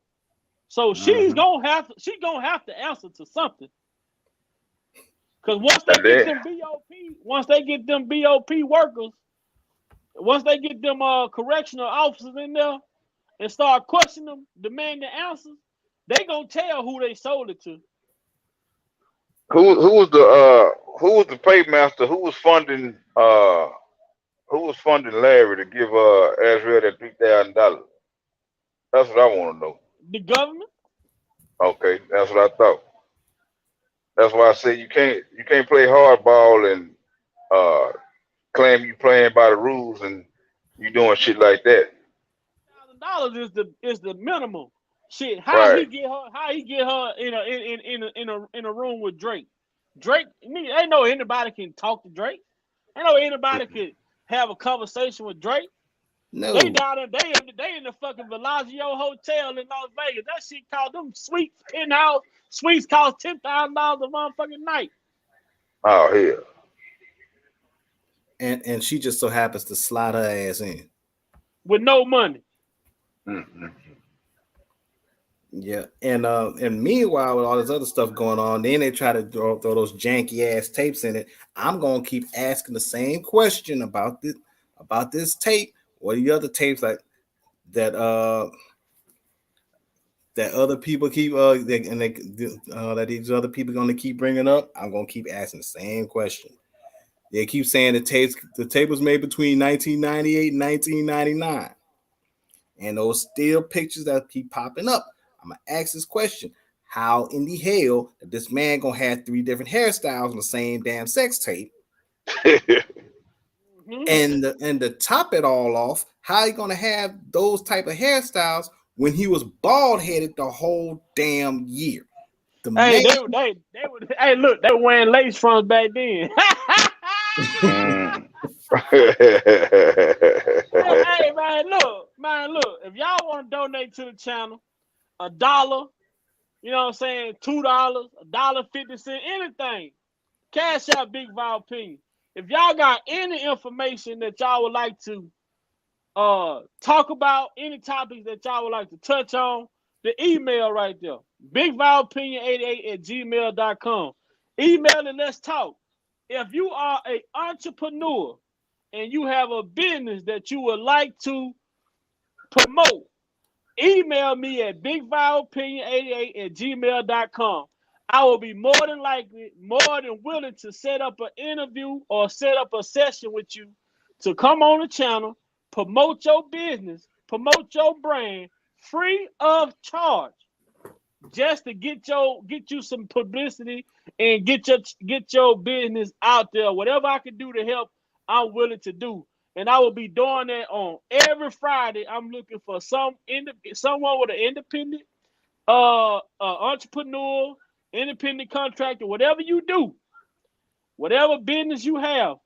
I'm looking to help promote Black ownership on Friday. So email me, bigvalopinion88@gmail.com. Let me know what you got going on. Let me know when you want to do it, but it has to be on Fridays. That's what I want to schedule Friday for. Promote Black-owned businesses. And make sure y'all liking this stream. Make sure y'all share the stream, and most likely make sure y'all subscribe to the channel. Let's keep on going though. Let's keep going. Go ahead, J Rock. okay, like I said about the 3 different hairstyles on the same damn tape when he was bald headed between 1998 and 1999. Now, to further prove my point, his 4th album, the double CD-R, came out November of 98. That man had 5 videos off of that double CD. One of which was Home Alone, When a Woman's Fed Up, I'm Your Angel, Did You Ever Think, and If I Could Turn Back the Hands of Time. Plus, R.Kelly also performed on the Soul Train Music Awards in April of 1999. Not only did he perform on When a Woman's Fed Up, he also won the Entertainer of the Year award. Exactly, Coretta. Go ahead. And there's one other thing. I'm sorry, he had 6 videos because Puffy had his video his album came out fall of 99. Yeah, Puffy was in the I Can't Sleep remix video. He was in I Can't Sleep remix video. Puffy had a song called Satisfy You, had a video. R. Kelly was bald headed again in 1999. So how is he going to have all those different hairstyles? His hair grow out like that when he's got video after video after video of him being bald headed that whole damn time. So he's just gonna make up wigs and just gonna put wigs on in the videos, right? Uh-huh. All I gotta say is to all the ones that saying that was him in the video, there was a 14-year-old in the video. We're giving y'all the business. Whoever on the live or whoever got friends who keep thinking that was him in the video, we're breaking it down for y'all. It's not that hard. All you gotta do is pay attention. It don't cost to pay attention. So all you gotta do is listen. I agree, Linda. Yep, facts, Lex. Get a man his due diligence, man. I think Daryl gonna get a man some of his money back. Daryl, that'll be a good thing. Daryl, help him get his money back. Help him get his masters back. You know, that'll be well worth it. Go our separate ways. Yeah. Do a good deed for once. Do a good deed for once. Yeah, show that you have a heart like the R, cause he didn't let so many people come back to him after he done it wrong. So go ahead, show that you got a little heart. She tried to be all sexy. She tried to stay out. She tried to be all sexy around Drake. Drake wasn't even paying attention to her ass. She was on that powder. Mm-hmm. And see, and just like on what I said on Black CEO, when she was on when she and Joy had that altercation going on, and then later on she said R. Kelly, she was on the phone with R. Kelly, said, "You lied to me. Joy's going to jail, What up, Fantasia? and you're not going to make it to trial." And when she said, I caught that when she said you're not making the trial, I said, this woman just threatened this dude. Right. Yeah, I heard that. I heard that. All of a You sudden he just was attacked. What's up, my boy? Party music, DJ Aki. And then he gets shortly after that, he got attacked in prison. Now, I'm not saying, I don't know if she knew that was going to happen or not, but the fact that she said that and the fact that he got attacked, that rose my eyebrows big time. Get rich, Yeah, gang. they got to be addressed, and they got to be backtracked to see the steps and the scenario of how all that even came about. Like, I think someone was talking about that guy that was in there said that the government told him to do it. Yeah, so if that's the case, they need to get him up in there and get him on the stand. And if I'm Bonjean, I'm trying to get him. Come out and say, now, come on now, these bitch ass inmates. Excuse me tonight, all my people in here that's of age. I know I'm young and I'm cussing a lot, but this is the passion that I have when it comes to talking about this. These bitch ass inmates. What I'm feeling right now, anyway. But go ahead. These bitch ass inmates in there that's trying to get some cash out from Shabazz and them.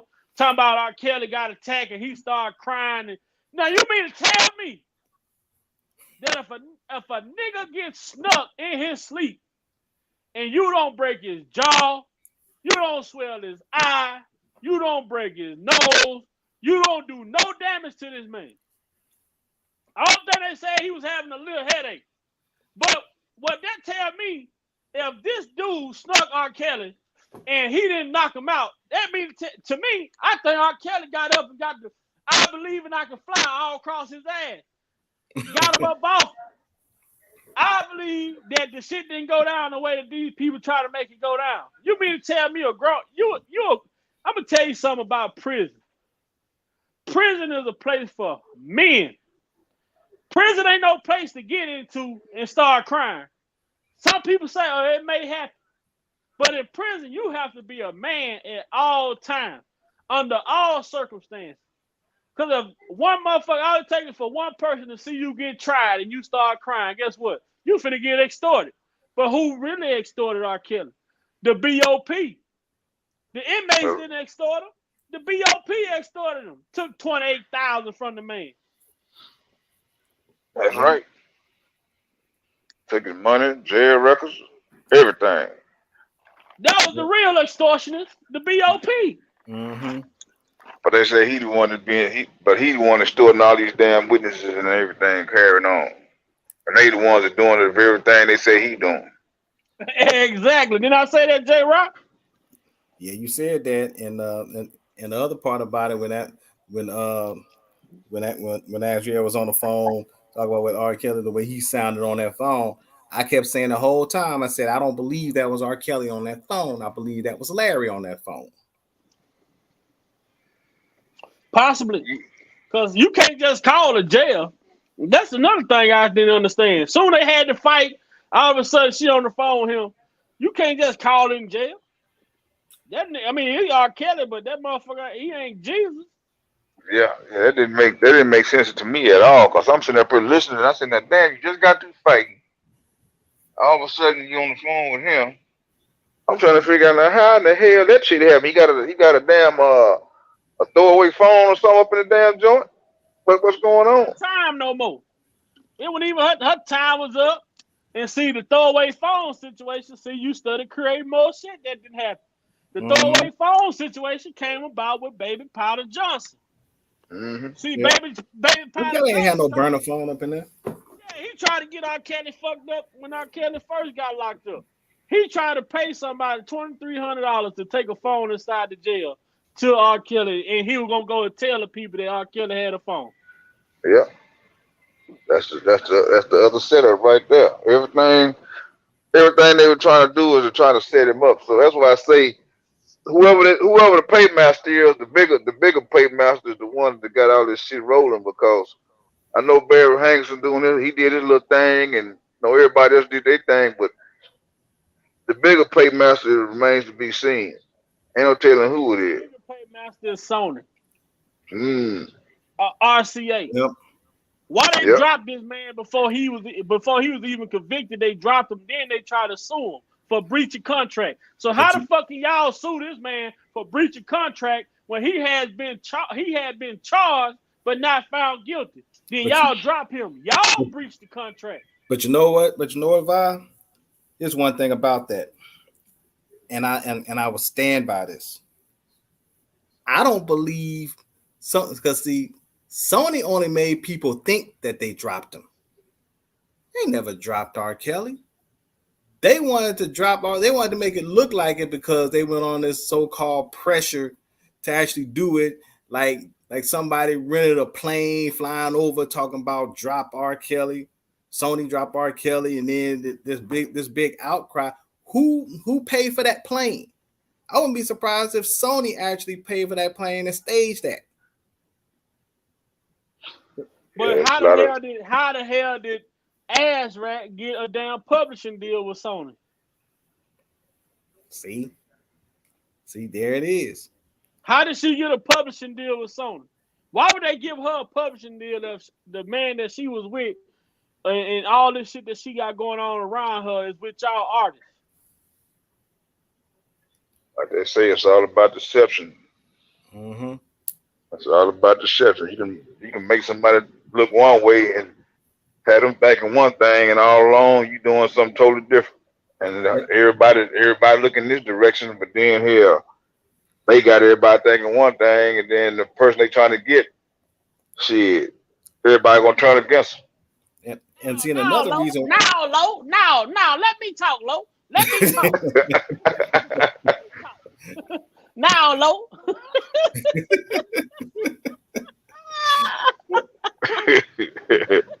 Man, Now I'm gonna tell you. Man, I've been crying ever since you've been doing that, man. I've been crying, laughing on that. Now, R.Kelly, I done gave you 120 hours to get back to me.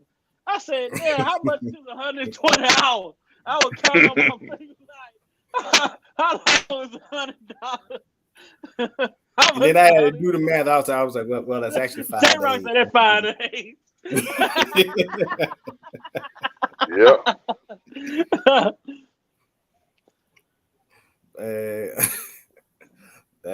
Well, according to Don's sources at Variant, is that he took her to Sony to get a publishing deal. They say Don. That's what Don offered. See, Don was going around offering these families TMZ to make them some money. Put them some money in their pocket. If y'all recall him saying it, and he said they go to TMZ. TMZ gonna put them some money in their pocket, and he gonna take ass to get her publishing, try to get her some publishing, so she can make some money. And I'm like, what the hell? But I'm sitting here, boy. I was so dying. I was dying. See, dude, Tim. See, your problem is, Tim. You wanted me to snitch on. You wanted me to tell on Mason, and I ain't do that. That's against the brotherhood. Dude did not threaten you, Tim. Dude ain't threaten you one time, Tim. I would not allow that man, Tim. Now, Lo, hold on, Lo. See, the government got all the records. They got all the records. They got all my phone records and text messages. They know you was on that phone, Lo. Them niggas had me cry. That's why I say it's a big old pot of gumbo, man. Everything up. You got everything up in that big old pot of gumbo. Right. How y'all think this thing gonna go Monday? Jungling in the chat. What about 10 minutes? with your wife. Yeah, you and your wife in the chat mess. Man, my daughter was texting herself from my wife's phone. See, dude told her to do that and write those letters, and then in case something came back on him, he'll be safe. I said, this motherfucker just said what? Look at the spammers in here. What my moderators at? Told him, man, he was texting us from his wife's phone. Man, that's some impossible shit, man. You gotta have a warp machine or time machine, do some shit like that. Just warp and go do that and then get back to where you is. Okay, so how did R. Kelly text her from mama phone if Azriel is already in California with him? No, you read the transcript, it said Azriel said that she traveled to California alone. Right. And then it says it goes down to her having a conversation with the mama. And she said, well, you want me to tell you how I got here? And then she said, we was in the hotel, whatever. She said we was in the hotel. Now this after she said she traveled to California alone. Then she said he asked me if I wanted to come to California. I told him, yeah. We started pulling all our stuff. He was even throwing his stuff in my bag. So I was like, well, how the fuck is he already in California, but he asked you if you wanted to come, and then he started throwing his stuff in your bag? Like, how big of a bag did you have when you went to the hotel when the police came? And plus, you said you traveled alone. So you said if you was with him and he was putting stuff in your bag, why in the hell you wasn't even traveling with him? Damn, boy, I tell you. I mean, what my moderators at, man? Are they blocking these messages? Boy. I can't see it on the YouTube side. They blocked it. All right. I'm just baffled by how in the hell. Jim Derrick is sending this bullshit on my channel, this news shit. Yeah, that sounds like some shit he'll do. Yeah, I don't know if he did or didn't. If it looked like some bacon double cheeseburgers, then I probably believe it was him. Yeah. He did purple motherfucker on the McDonald's, on purple dude. That motherfucker that purple tell it to me. And we know what that was. Mm-hmm. Oh yeah, we already know what that was. He been me too, LBGTQ. Mm-hmm. Yeah, he look like one of them funny flowers. What about the girls? Mm-hmm. Mm-hmm. What about those girls? Like one of them old ass action figures, one of them Weebles. Hey, Greenberg told that son bitch, calm down. Gonna be them blow the head gas. All right, I am come. You don't cuss to that Greenberg. Yeah. What about the girls? What about the goddamn girls? Greenberg say, calm down. I am come.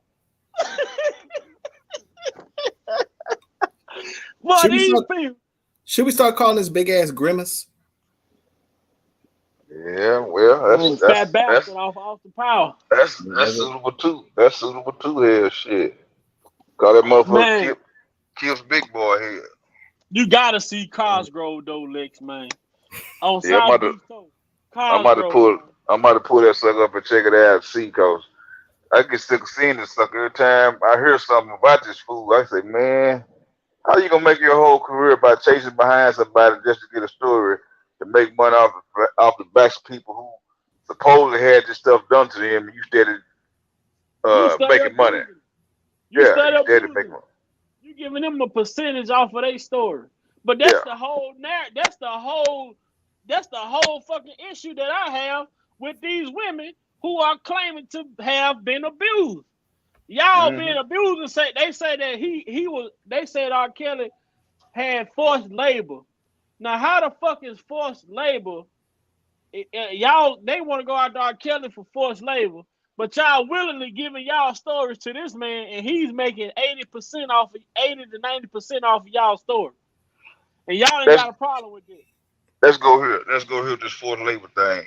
Okay, so every every girlfriend he done had, just say per se they got money. He done gave them money. He done bought them trinkets, and they had fine dining. They done had it all.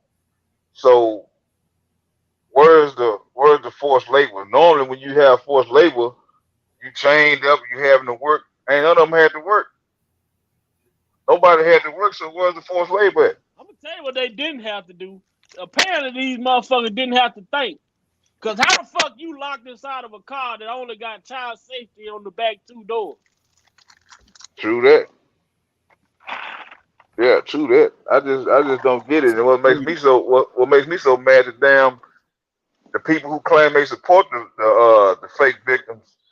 They not using their head. They so damn caught up in the moment. Like, oh yeah, he had them trapped up and chained up, and I'm like, damn, here did they ever come out on Gail King with bruises on their arms and shit? I ain't seen no bruises on their arms and shit. Lisa Van Allen, she didn't have no bruises. All the victims, none of them had no bruises or nothing. I mean, the getting was so good for Lisa. She left and had to spin the block. She had to spin the block back. Yeah. Yeah, that shit don't make no sense to me. Y'all Yet, claim y'all had forced labor. yet she came back with a baby from another man. Mm. And who was the chick that lied talking about R.Kelly got her pregnant, he did the blood test on her ass? Oh, that's Demetrius' baby mama, Tiffany Hawkins. Oh damn. That's a damn shame. See, what happened was, I believe his entourage was dealing with these girls in the name of R. Kelly. Right. And when they start fucking with these females, they go and attach themselves to R. Kelly, other than the person that they were dealing with. Right. And he probably had so many people around him, they wasn't able to get on get even by their own little persona. They had to be around R. Kelly to pull women. I'm with R. Kelly. Shit. Oh, that's all you have to do. Oh, I'm Yep. with R. Kelly. Female gonna flock to you because she think you finna. Then she think you finna lead her to the promised land. But y'all Right. seen what Mike Epps told old girl on Friday after next. Shit, you can't talk. You got I was here first. You know what I'm saying? You gotta go through me in order to get to R. Kelly. You gotta give me some first. You know what I'm saying? That's pretty much what was happening. His entourage was going around. Yeah, I'm with R. Kelly. This, that, and the third. Now that's enticing these females. Oh, if you want to get inside, you got to deal with me. That's how Bubba ended up putting it to Geronda. Mm-hmm. See, they was up here acting like Robin Harris's old comedy skit where he said, "Well, the man sit next to the man, sit next to the man, sit next to the man, sit next to the man." Oh, Robin Harris. Yep. And that's Oh, how Robin they Harris. doing. And that's how all the women were doing. Talk about what? Well, if you want to get to the man, you got to get the man. Sit next to the man. Sit next to the man. Sit next to the man. Yeah. Sit next to the man. Sit next to the goddamn man. That's right. That's right. They all were willing participants. To go back to they all were willing participants to get what they wanted to get, and they stayed there for the entirety of it, and whatever came with it, they stuck it out. They were able to go shopping, fine dining, but you had probably got your phone bill paid, your house bill paid, probably got you know how it is when you date a woman, and then after you date a woman, y'all go out to eat, and she may get a doggy bag or get something for her kids and whatnot, and then you be like, okay, you go and do that. I ain't tripping. So that's pretty much how it was. And Demetrius was fucking with little girl. He was fucking with young girls because he had no business even hanging with motherfucking R. Kelly. Yeah. He had no business even being around R. Kelly. That nigga way older than R. Kelly. Oh yeah. No doubt. So if the female that R. Kelly was being around was his age, That means Demetrius was way older than these motherfuckers. Mm-hmm. That's why I say shit. It's a lot of dirt that ain't been swept in the pile yet. That's why I say I think old Peter Griffin, he might have some home kiddie porn on his little laptop and whatnot. But he trying to fake it to make it. But hell, I won't be surprised some of these damn prosecutors might have some on their shit. They pushing all this shit.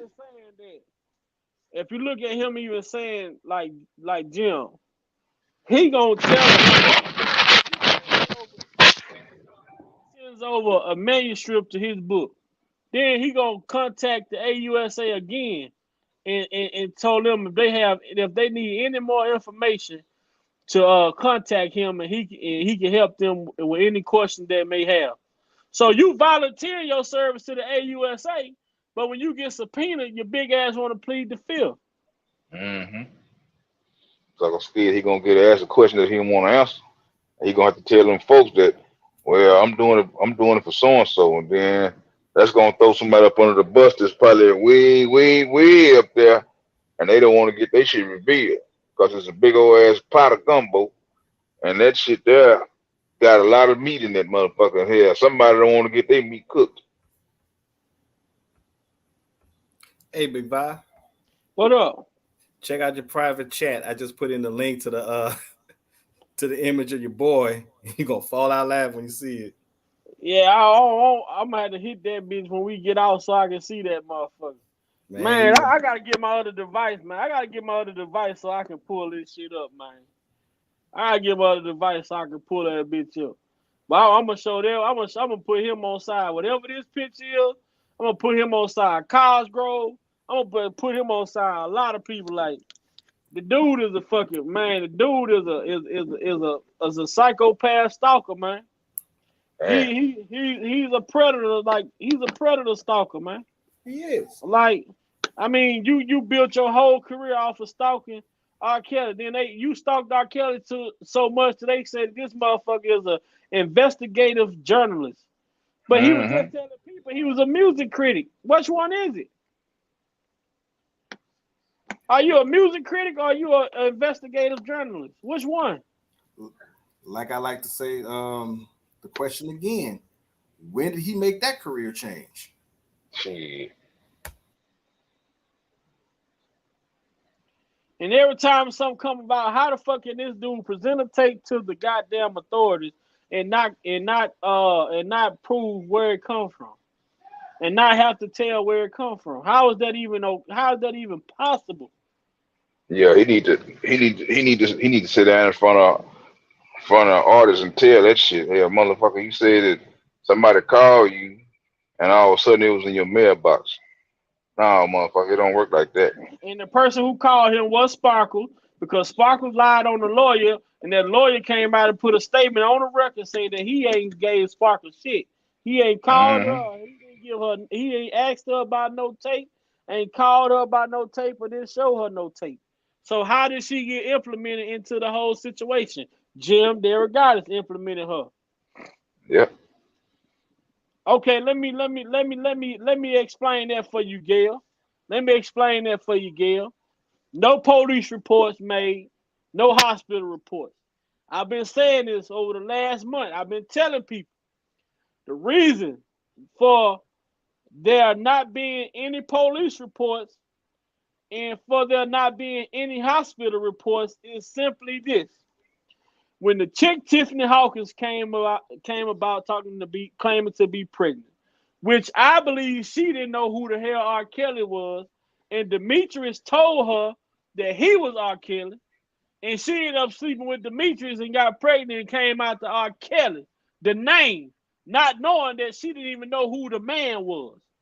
That's how they ended up subpoenaing R. Kelly to come to court, and he contested the DNA to that little child that she birthed, and come to find out he wasn't the father of that child. Okay, so now you have these people coming out with these allegations of being abused, but none of them is going to go to the authority or the hospital, because if they go to the hospital, then the hospital, first thing they're gonna do is call the authority. So we can't go to the hospital because they're gonna get the police involved. And when they get the police involved, the police, once they take that report that you have been sexually assaulted or abused by Robert Kelly, guess what the police is gonna do? They're gonna drive out to Olympia Fields. What up, Muzzy, Black? Once the police get that, once that woman make that police report, or she go to the hospital and the hospital file that police report, the police is gonna take their report. Then they're gonna put up a warrant or something. They're gonna serve that warrant at Olympia Field, wherever R. Kelly house is. They're gonna go and pay him a visit. Hey, Mr. Kelly, we need you to come down for questioning, or we need to talk to you. This is what's going on. We have a young lady by the name of such and such who came down and put in a report that said that you had physically assaulted her, abused her, or whatever the situation may be. Now, R. Kelly has the knowledge of what's going on. So now when they file that civil suit, he can fight it. He can fight the charges. Because if he beat the charges, they can't file a lawsuit. But if they file a lawsuit and don't press charges, then it's smooth sailing.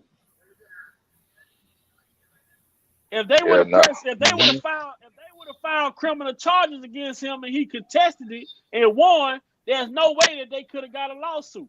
But what they did was they went and filed a lawsuit and didn't do no criminal charges because Susan sending the lawsuit over to Dal signing off on it and sending it back to her. R. Kelly never knew nothing about these lawsuits. The only way he could have found out about these lawsuits is if the police would have. The only way he could have found out about these allegations is if the police would have came out and served him with a warrant or had him come in for questioning about the allegation that was being brought up against him. That would have made him aware that these ladies are out here saying that you are out here abusing them, raping them, whatever, underage, whatever. Now, boom, he know what's going on. Guess what? I'm taking this shit to trial. I'm innocent. I don't even know these females. I don't know these chicks. I never seen them a day in my life. And see, that's where Demetrius Smith comes in. Because Demetrius Smith, I believe Demetrius Smith kind of played like a buffer between Daryl McDavid and Susan Loggins. Yeah, he the one that was going out he was finding kind of relaying between the two. He was finding. I believe his job was to find the women. That's what I believe his job was. You go out and find young motherfuckers walking around, make sure they're 18 years old, walking around the streets of Chicago, ask them do they want to make some money. Put $5,000, $10,000 in their pocket. We use them to go file a lawsuit. Then guess what? Because if they were underage, that means their parents would have had to sign for the check. So how are they getting these checks if they was underage? Yep. Now they getting these settlements. Ain't nobody saying that their parents signed for their settlement. They getting these settlements and boom, they giving these women $5,000, $10,000 off $100,000 settlement. Next thing you know, Susan and Darryl, they breaking it down. Then they throwing Demetrius what they throwing him. Cause I'm gonna tell you this, Darryl had to been doing favors for Demetrius. Why you think he gave him the goddamn per diem card when he left, when R. Kelly fired him? Oh yeah, absolutely. Because that's why he would, because he said he still had the card and he just wanted to check to see if it worked. You held on that card all that time, and you didn't try it. And what was it that prompted you to go ahead and try to see if that card worked? He knew that card worked. He knew that card worked because Darryl told him. He called Darryl and said, "Hey man, I still got this card. Oh, it's still good. You can use it." Mm-hmm. Now he went from pumping gas to taking shopping sprees, taking his family on vacation, all type of shit. He went crazy with the goddamn per diem card. Yep. Yeah. And R. Kelly don't know about it. Not only did he have a per diem card, they say when R. Kelly fired his ass, he gave him the $35,000 that Craig Hodges allegedly gave them to start his career.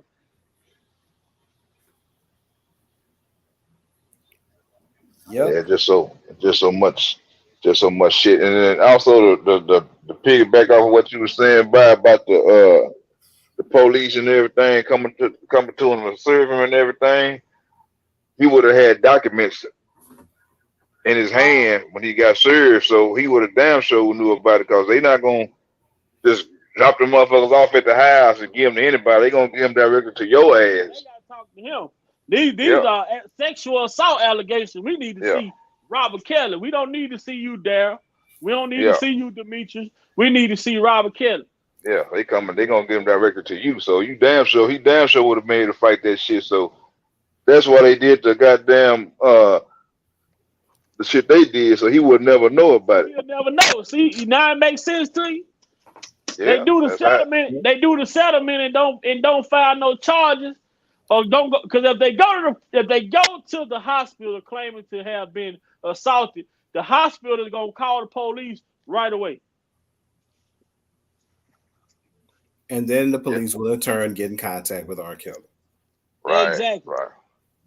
That goes with a kid or whatever the case may be. Any kind of abuse, they're gonna want to contact the person that's allegedly been the one that did those things to that person, and that's who they're gonna be coming to look for. Whether you at work, whether you at home, they coming for you. And we didn't get none of this. Yeah, we didn't get none of this over the years of the alleged victims. We didn't get none of that. You didn't see or hear not one report about, oh, R. Kelly did this, they served him so and so. You didn't get none of that. All you got was lawsuits, lawsuits, lawsuits. I'm like, damn, y'all skipping over the main part.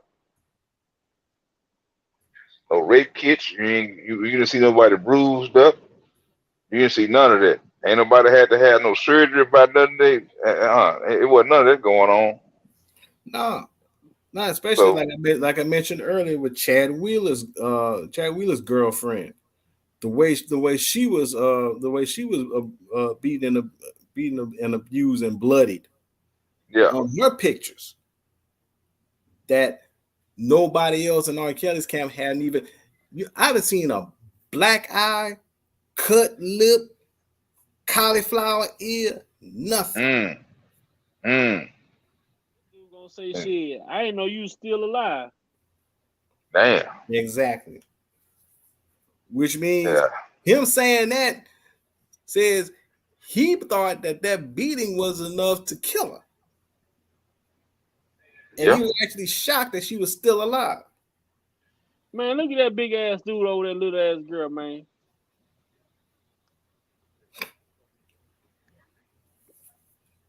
He tried to. He tried to take her out. But one thing about the shit is, but people don't understand, they try to be God, man. Shit, if it ain't your time to go, shit, don't matter what a motherfucker do to you, man. And see, and Shit, Gail, people been shot in the head, all type of shit. You think they are gone? Shit, yeah, ain't they time? yeah, and see, Gail King gave her a funky ass 5-minute interview on CBS. CBS is Fucked up. That's real fucked up. 5-minute damn interview. Cause she want to tarnish Kobe. They don't want no regular person. They want these celebrities. They want the R. Kellys and the Michael Jacksons and you know what I'm saying. Yeah, Like I tell people, like even with Ron Newton, you know what I'm saying, the dude that talked about the government trying to get him to roll over on Michael Jackson, yeah, and then Yeah. he exposed the government with that shit, and then all of a sudden the man dead. fucked up.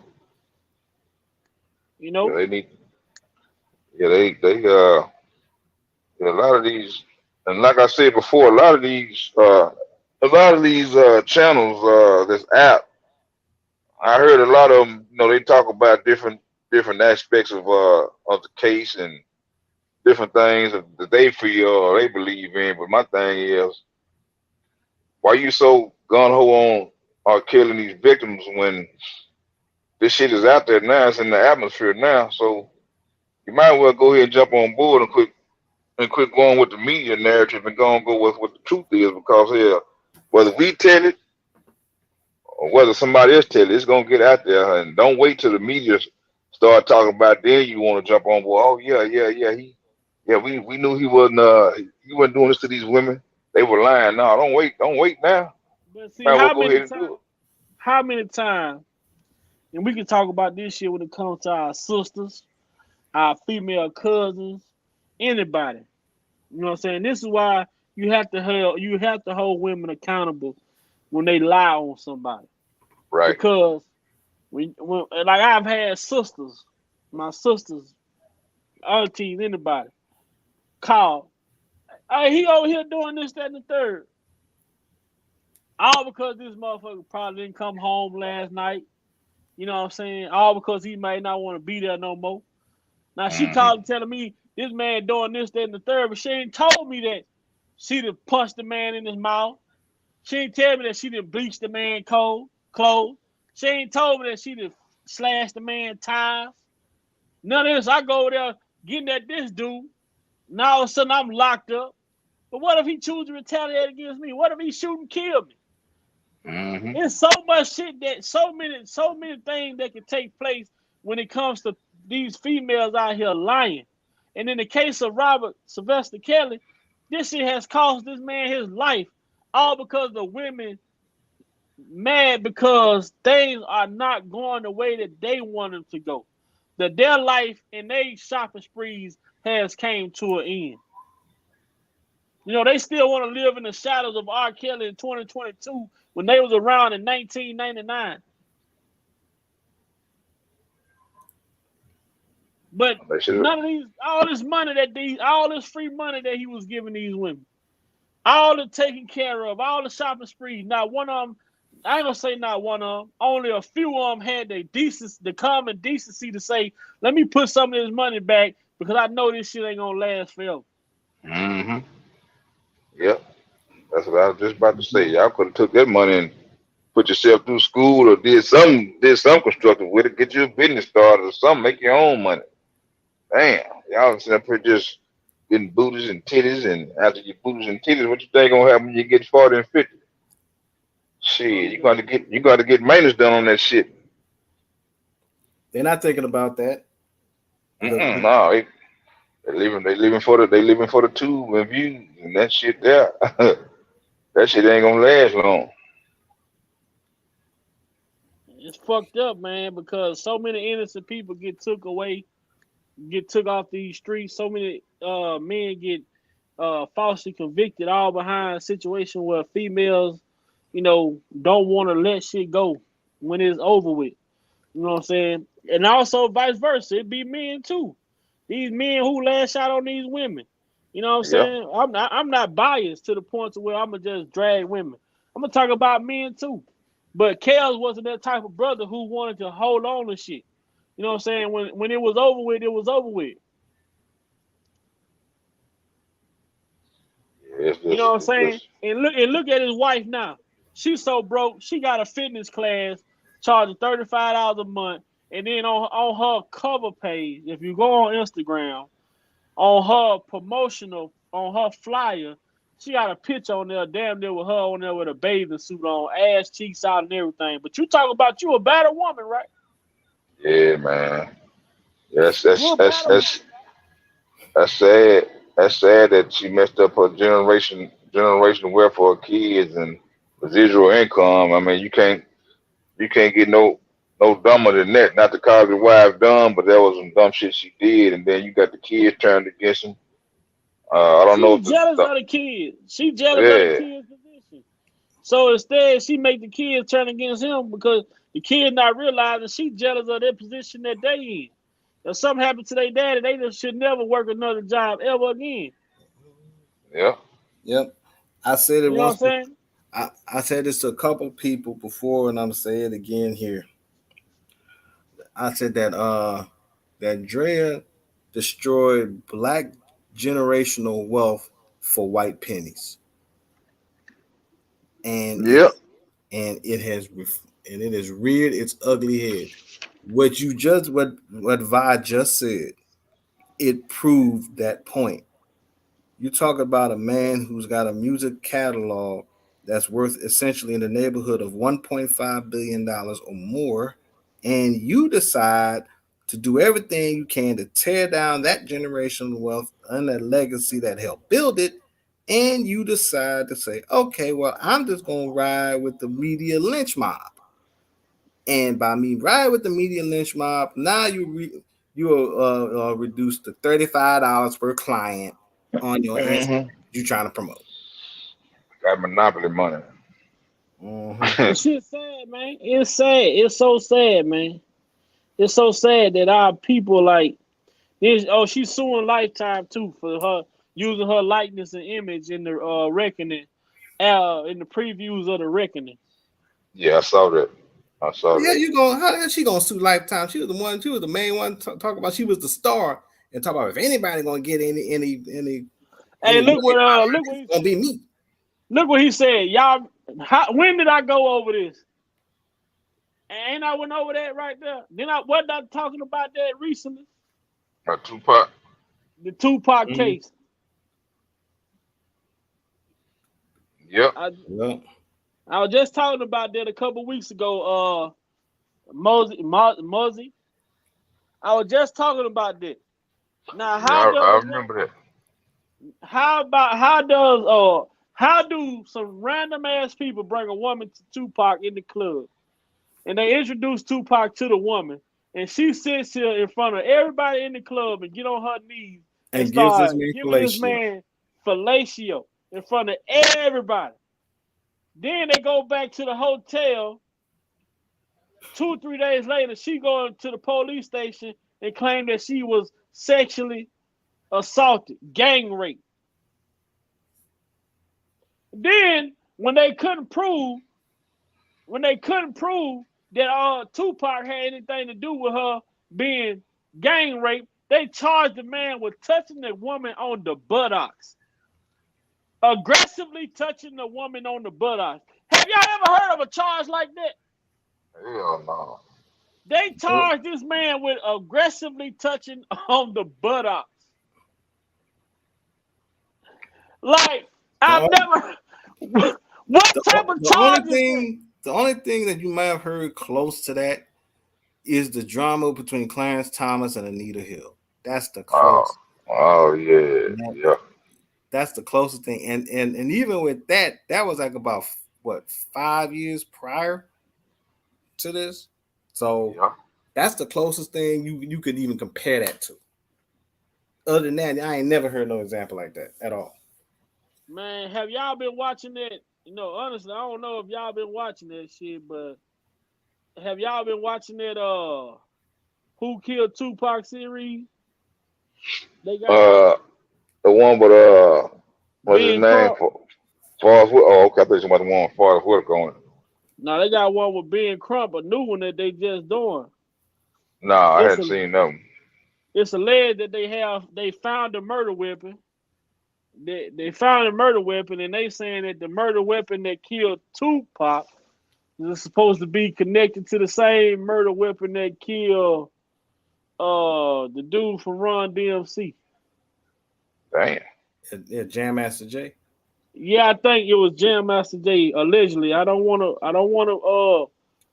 to say that, but I'm thinking that's I recall. But they got a little series out now with Ben Crump on it, and him and some investigators. They're investigating the death of Tupac and like what could have happened, or what could have why they did. Las Vegas didn't do much to investigate But yeah, you go on YouTube. That series is on YouTube, and it's real interesting, man. It's very, very interesting. His Tupac was getting ready to start his own record label and leave Death Row. Death Row had to pay him because he got killed. Tupac got killed in September. I can't remember. Yeah, he was due. 96. Yeah, he was 2 months away from Death Row having to pay him the rest of his, because he had a 3-album contract. He was supposed to produce 3 albums for $5 million. They spent 1 point something getting him out of jail, so they owed him like $3 million when he completed the 3 albums. He completed the 3 albums. The albums over exceeded, and he was about to leave Death Row. Death Row was already pissed off because they had started, they had lost Dre. They was losing. Snoop wanted out, so sure, like shit. The only person holding Death Row together is Pac, almost like Lil Wayne and Baby. You see what Baby did with Lil Wayne? He had Young Thug and them shoot up the man tour bus and shit at the CIAA. Yeah. You know what I'm saying? When Lil Wayne was trying to leave and go sign with Jay-Z, he tried to take Lil Wayne out. So, and now, like, y'all gotta watch. I don't want to tell y'all too much, man. But y'all go look up that shit on, you go look it up on YouTube, who killed Tupac, man. And shit, Suge's wife say she believed that he had something to do with it. The ex-wife. Say she believe. Yeah, I've been watching different stuff on Tupac. A couple of documentaries / movies. One of the ones I saw that I remember was Thug Angel, was the one I saw it in with Shock G, God rest his soul. He with him being on there, and they talked about how how Pac was how he came up and his brother Mo Preem was talking about Yeah, Mo Preem. how Pac was an established artist, that he was cool with the people around Death Row and close to Death Row at that time, but Pac was already a strong established artist, so he didn't even need he didn't need to be actually in the label. He was cool with everybody there. Also, it talked about how the movement against Pac almost kind of like a precursor to R.Kelly that was led by C. Dolores Tucker, and how politicians was actually thrown in that fray too against Pac. Yeah. And one of the guys, I forgot the guy's name, he said C. Dolores Tucker, you the one that called the dogs on Tupac. Hell, if you hadn't said anything, the man probably still be alive. I remember the Lord Tucker here. That go ways back. Yeah, that go way back to when Two Live Crew and NWA came out here. Shit, they were trying to shut their shit down. And all the women they had up on their stage shaking their booties and things, and nobody said a thing. Nobody. Women were trying to get them a bathing suit so they can get up on stage and whatnot. Yeah. Well, EJ say not true. EJ say not true. The thing was, but the whole thing, Suge was afraid that Tupac was finna leave Death Row. That's the biggest thing. When you watch this docuseries right here, what they doing right now, a lot of people didn't talk back in the day because of the street code shit. But on this docuseries now, they got Idi Amin, all of these outlaw niggas that was, the gangsters. You know what I'm saying? These people are actually talking. They even got the police that arrived on the scene to when Tupac was shot. When he got to the car, he said he opened the door and Tupac just fell out of the car, slumped over, and say Idi Amin and all of them was trying to get up to the car, see what was going on, and he like Suge was standing over him, yelling at him and shit to move back. Say Suge had blood gushing out his head, so he ended up having to put the gun on Suge to make him step back. And he like, shit, I went over and I asked Tupac, like, do you know who did this? And he was like, shit, Pac looked at him and said, fuck you pig. So he said, Pac looked at him and told him, fuck you pig. And then he said he just, like, he went off until like a little, he just dazed off or whatever. But Suge's wife was speaking to the fact that, Tupac was all Death Row had. And with that being said, Suge felt like no, he wouldn't let Tupac go. The only way out of Death Row was Death Row, because when you hear people talk about it, people that tried to leave Death Row, he always, you like the dude say, people come up missing. They want to keep their money train going. Oh yeah, and see, that's why I always believe that when R. Kelly mentioned this in his book Solar Coaster, when he was in L.A. in front of his hotel waiting for his limo to come up.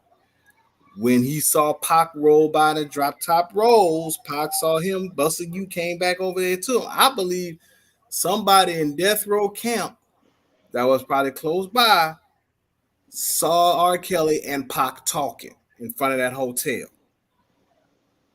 And if there wasn't the rumors about him leaving before, him talking to R. Kelly, and probably maybe even heard the conversation because R. Kelly told Pac that he thought the world of Pac and his music, and Pac had the same mutual love and respect for him. So he in fact he said, okay, we can. I think we definitely need to get together and do something. If there was a rumor of him leaving Death Row before, him talking to R. Kelly when R. Kelly was really starting to hit his stride, now that really confirms it now. So I think that word got back to Suge. Yeah. So it's like Dre was already gone, and somebody probably Suge is but it's a big thing with this. It's a big thing with this industry shit, with this music industry, man. And the biggest thing with this music industry that I have an issue with is that when it comes to these artists, you know, these artists be so willing to sign a deal, but then when they want to get out their deal, it comes to a life or death situation, or you being incarcerated, or these accusations. Like, why does it always revert back to this? And why Suge didn't fuck with Eric Wright like that? Why he didn't want that smoke with Eric Wright? Why that? Cause see, Eric Wright was another motherfucker like Tupac. Eazy-E was like, you know, he wasn't no quiet. There was an uncensored person. You know, Eazy was Pac before Pac. Yep. You just imagine, could you even imagine Eazy-E and Pac in the same room? Like the level of tension that's gonna be in there, with both of them having the same type that fuck the police mentality. Like, man, it's crazy. But Tupac was a target though. Whether he was gonna be a target from death row, he was a target on the police radar as well, from his mom and his stepfather. You know, he was a target regardless. And one thing about this shit is Pac had that Martin, Malcolm, Fred Hampton, Marcus Garvey. You know, Pac had that type of influence when he spoke. Like, when I look at that video, when I look at this shit and they showing video from people outside of the hospital, when they say he was in the hospital, man, the fans, like, talking about people crying like some Michael Jackson type shit. Yeah, man. I remember that. I remember like it was yesterday. I'm riding down the street listening to it on the radio. And next thing I know, they said he had passed, and I stopped at a store. People was outside crying outside of the store. So yeah, he had that influence like that. I'll never forget when Pac said, I got once I made a record, then I had a record. As far as a police record. Because that whole thing about the incident down in Atlanta with the two undercover cops, because he saw them actually harassing a black motorist, because that whole story blew up, and then that's when everything started to kind of that's when, like you said, Pac becoming a target. After that incident, that's when everything really started to Pac really started to be a target after that. It just fucked up, man. It just fucked up. Like, and they ain't gonna let, like, the thing was, like, this Mozzie Black, he owned some shit, because I watched Sam Cooke story too, and Sam Cooke was signed to RCA. And who else was signed to RCA? R.Kelly. R.Kelly was under the RCA umbrella. But they say Sam Cooke was killed trying to take some pussy, Yep. allegedly. But Sam Cooke had picked up a hooker. But the thing was, this hooker, all this shit was planted. You know what I'm saying? All this shit was staged. He picked up the woman. The hotel they went to, the woman they was prostituting these women out of the hotel. So when he goes in the bathroom, the woman takes off. She runs out of the room, but she run out of the room with his clothes as well, with his wallet and everything. She would leave out of the hotel with all his shit in her shit. Then she runs into the front lobby of the hotel. When she get into the front lobby of the hotel, Sam Cooke went to go look for her. He ain't had no clothes, so he just went out there naked. Yeah. He get into the lobby of the hotel. He spot the woman. She in the back room, and then it's a black lady shot and killed Sam Cooke. Didn't do a day in prison for it because he tried to make it seem like he tried to attack her the whole time. He was trying to get allegedly trying to get his clothes from this fucking woman. But Imagine they said, come to find out that they said the woman was the fucking handler for the prostitutes. Imagine that. Yeah, I heard about that on that. What's that little old mini movie that Regina King had did. Because Oprah had when Oprah on the own channel, she was doing a segment. What happened? The Wheel? Like she had one called The Wheel, and then what happened to Sam Cooke? Like that's how I Yeah. learned about that's how I learned about Otis Redding. I learned about the one blues singer that jumped out of the goddamn window. He suffered from schizophrenia and he was on that fucking heroin. And damn, I can't remember what was the guy's name. But he was on drugs real bad and he suffered from schizophrenia. And he got on that shit one day and he jumped out of the fucking window on like the second or third floor of a building and killed himself. And then like she did a story on Johnny Taylor. She had a lot of them old singers on there, man. She did one on Red Fox, like a lot of different little people she talked about on there. But it's a lot. It's a lot of shit. It's a lot of information coming out now. But the only thing I hate about the stories that we have to look at now, we have to listen at these stories in third person because these people are no longer around to actually tell what really happened. Yep. Yeah, Otis Redding supposed to have died in an airplane crash, didn't he? Yep. Plane had supposed to have went down. Yeah. Yeah, it's one of these. It's I cannot remember the blues. He was a blues singer though, and he jumped out of the goddamn window, but he had schizophrenia, and he was on that motherfucking H Town, and jumped out of the window and killed himself. Yeah, that shit crazy.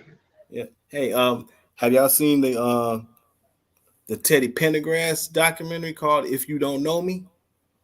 Nah, I ain't seen that. No. Man, y'all have to definitely check that shit out. I mean, it broke some shit down. I tell you, I'm gonna tell you like this.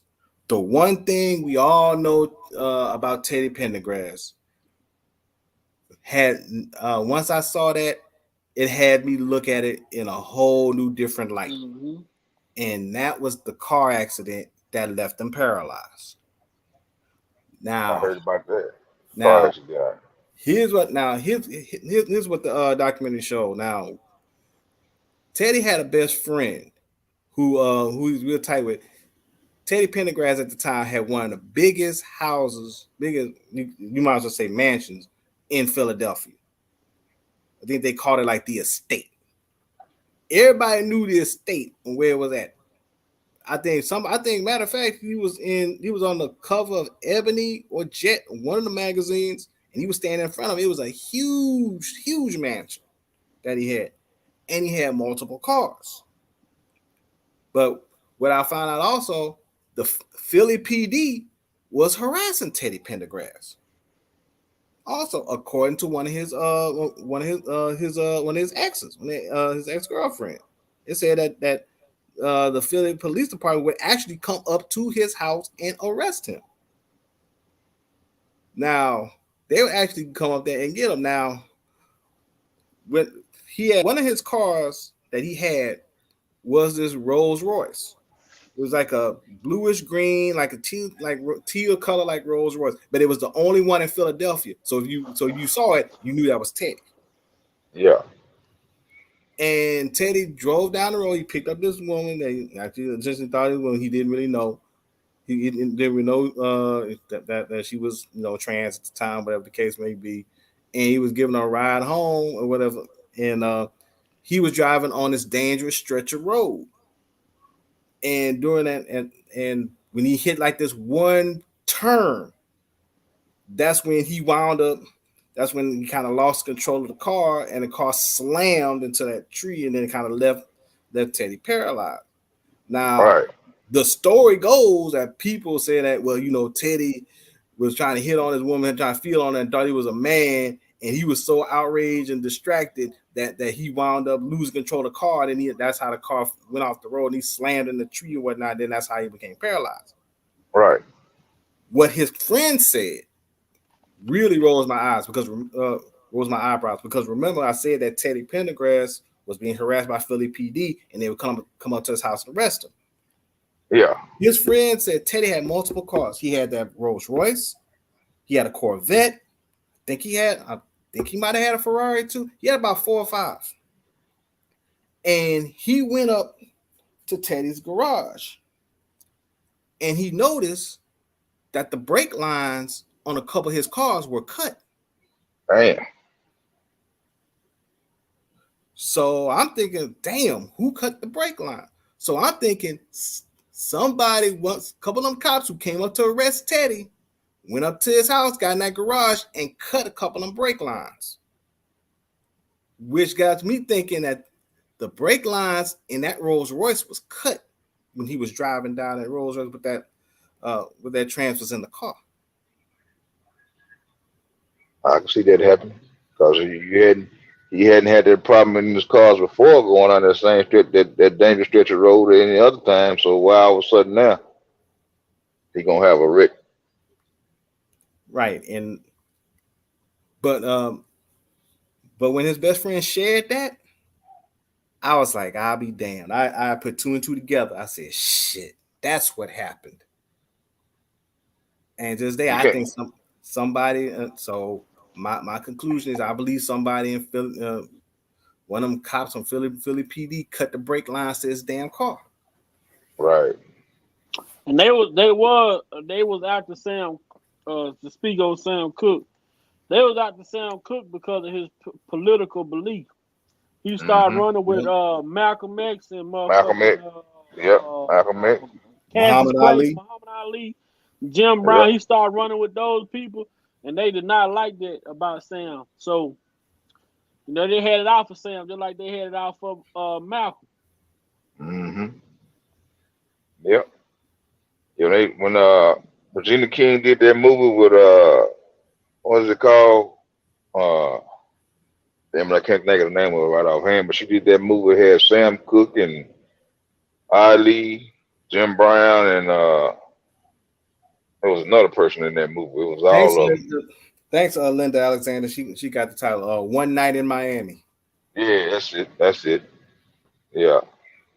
Yeah, it depicted that one night, and it kind of showed how everything went down that night, and everything when everybody went their own separate way. Then you can kind of see what was going on after that night they had met, and people were getting too nervous because they felt like they was forming some political strong against the evildoers and shit. So, and the Jews run the music industry. Yeah. So I heard something from Umar Johnson. Umar Johnson said something about, I don't know, just like last year before something, and I guess this was on the heels when Regina King had that movie One Night in Miami, and I think he was talking about the significance of it. He was talking about, how Muhammad Ali, how close him and Muhammad Ali were, and how Malcolm was over was leading civil rights in the North, and Martin was leading in the South, and the word was the rumor was that he told both of them. He said, if you guys are going to run it that way, he said, I'll finance the movement. Sam Cooke said he would finance the movement for it.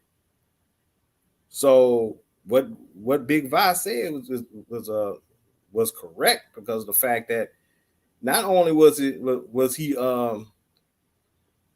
they were nervous about his political stance, but the fact if they heard that Sam Cooke was willing to put money behind it, and at that time Sam Cooke was the man at that point. Exactly.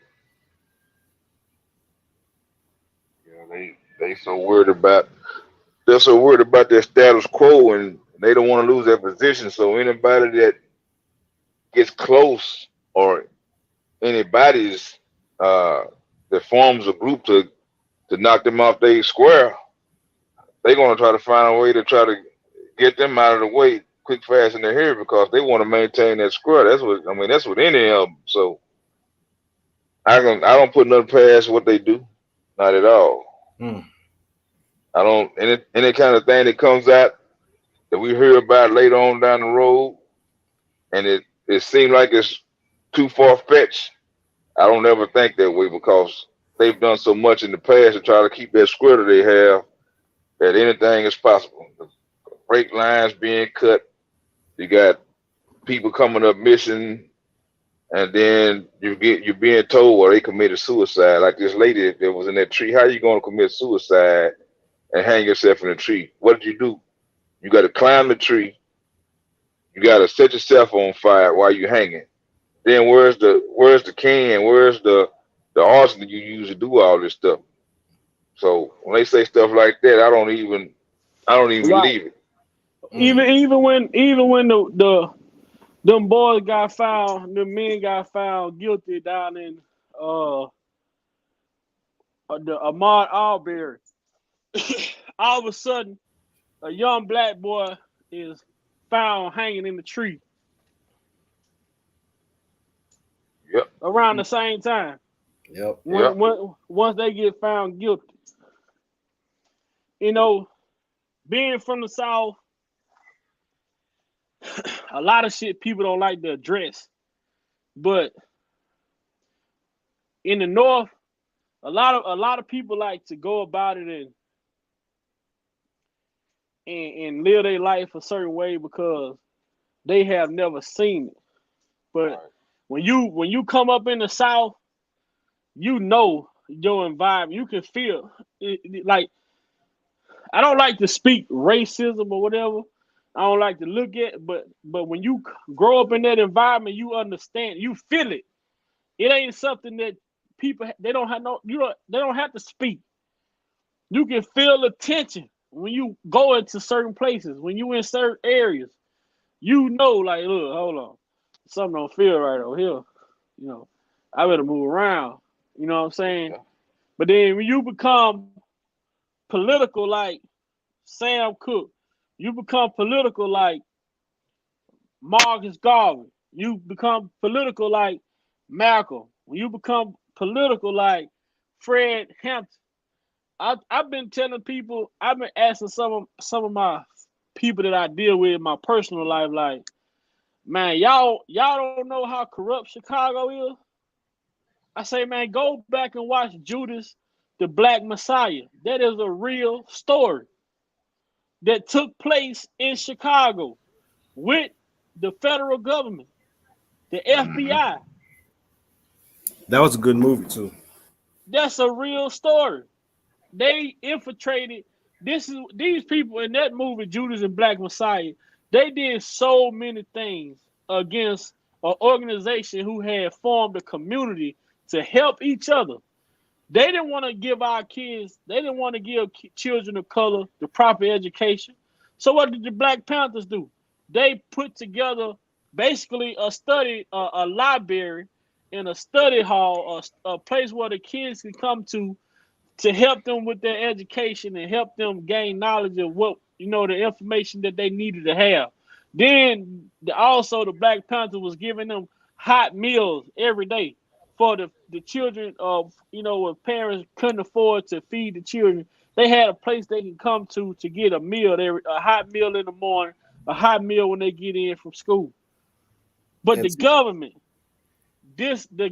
despised the Black Panther so bad that you had Fred Hampton here, the black leader of the Black Panther Party. Then he was young. He was young at the time when he became in power. He was young.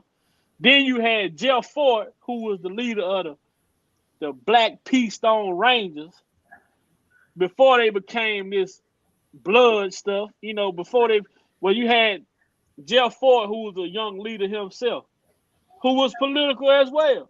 He had a movement going too. But what did the government in Chicago do?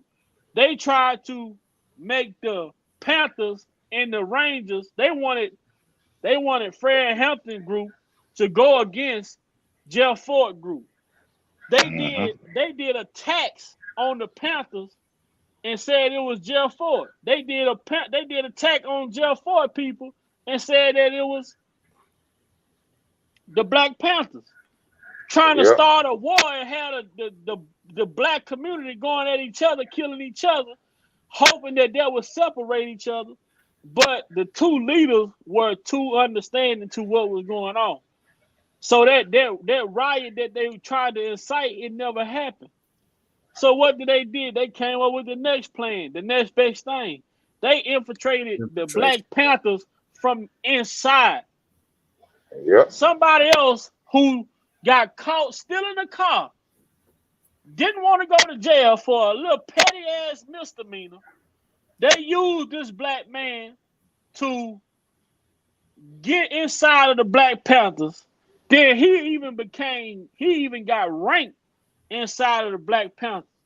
Fred Hampton them trusted this brother so much that they put him over the weapons. He was over the weapons. So he had the wrong position, but they trusted this brother and they wouldn't think it to him to be an enemy. Now, it's rumors to be had that he had drugged Fred Hampton before the police came and killed him. They said Fred was drugged when he was killed. He was already, when he laid down, they say he was already passed away. That's just something that I heard, but they said that the guy had drugged him, because they knew if the police came and kicked the door in, that Fred would, he was gonna fight back. And I think one of the most powerful things about Fred Hampton was not only did he have a legion of black people, but he started getting some white folks and other races also that's starting to buy into what he was saying too. So right, because the war wasn't just on black people in the country; it was on poor people. It wasn't no such. It was still what we deal with now. You either rich or you poor. Ain't no such thing as the middle class. Yep.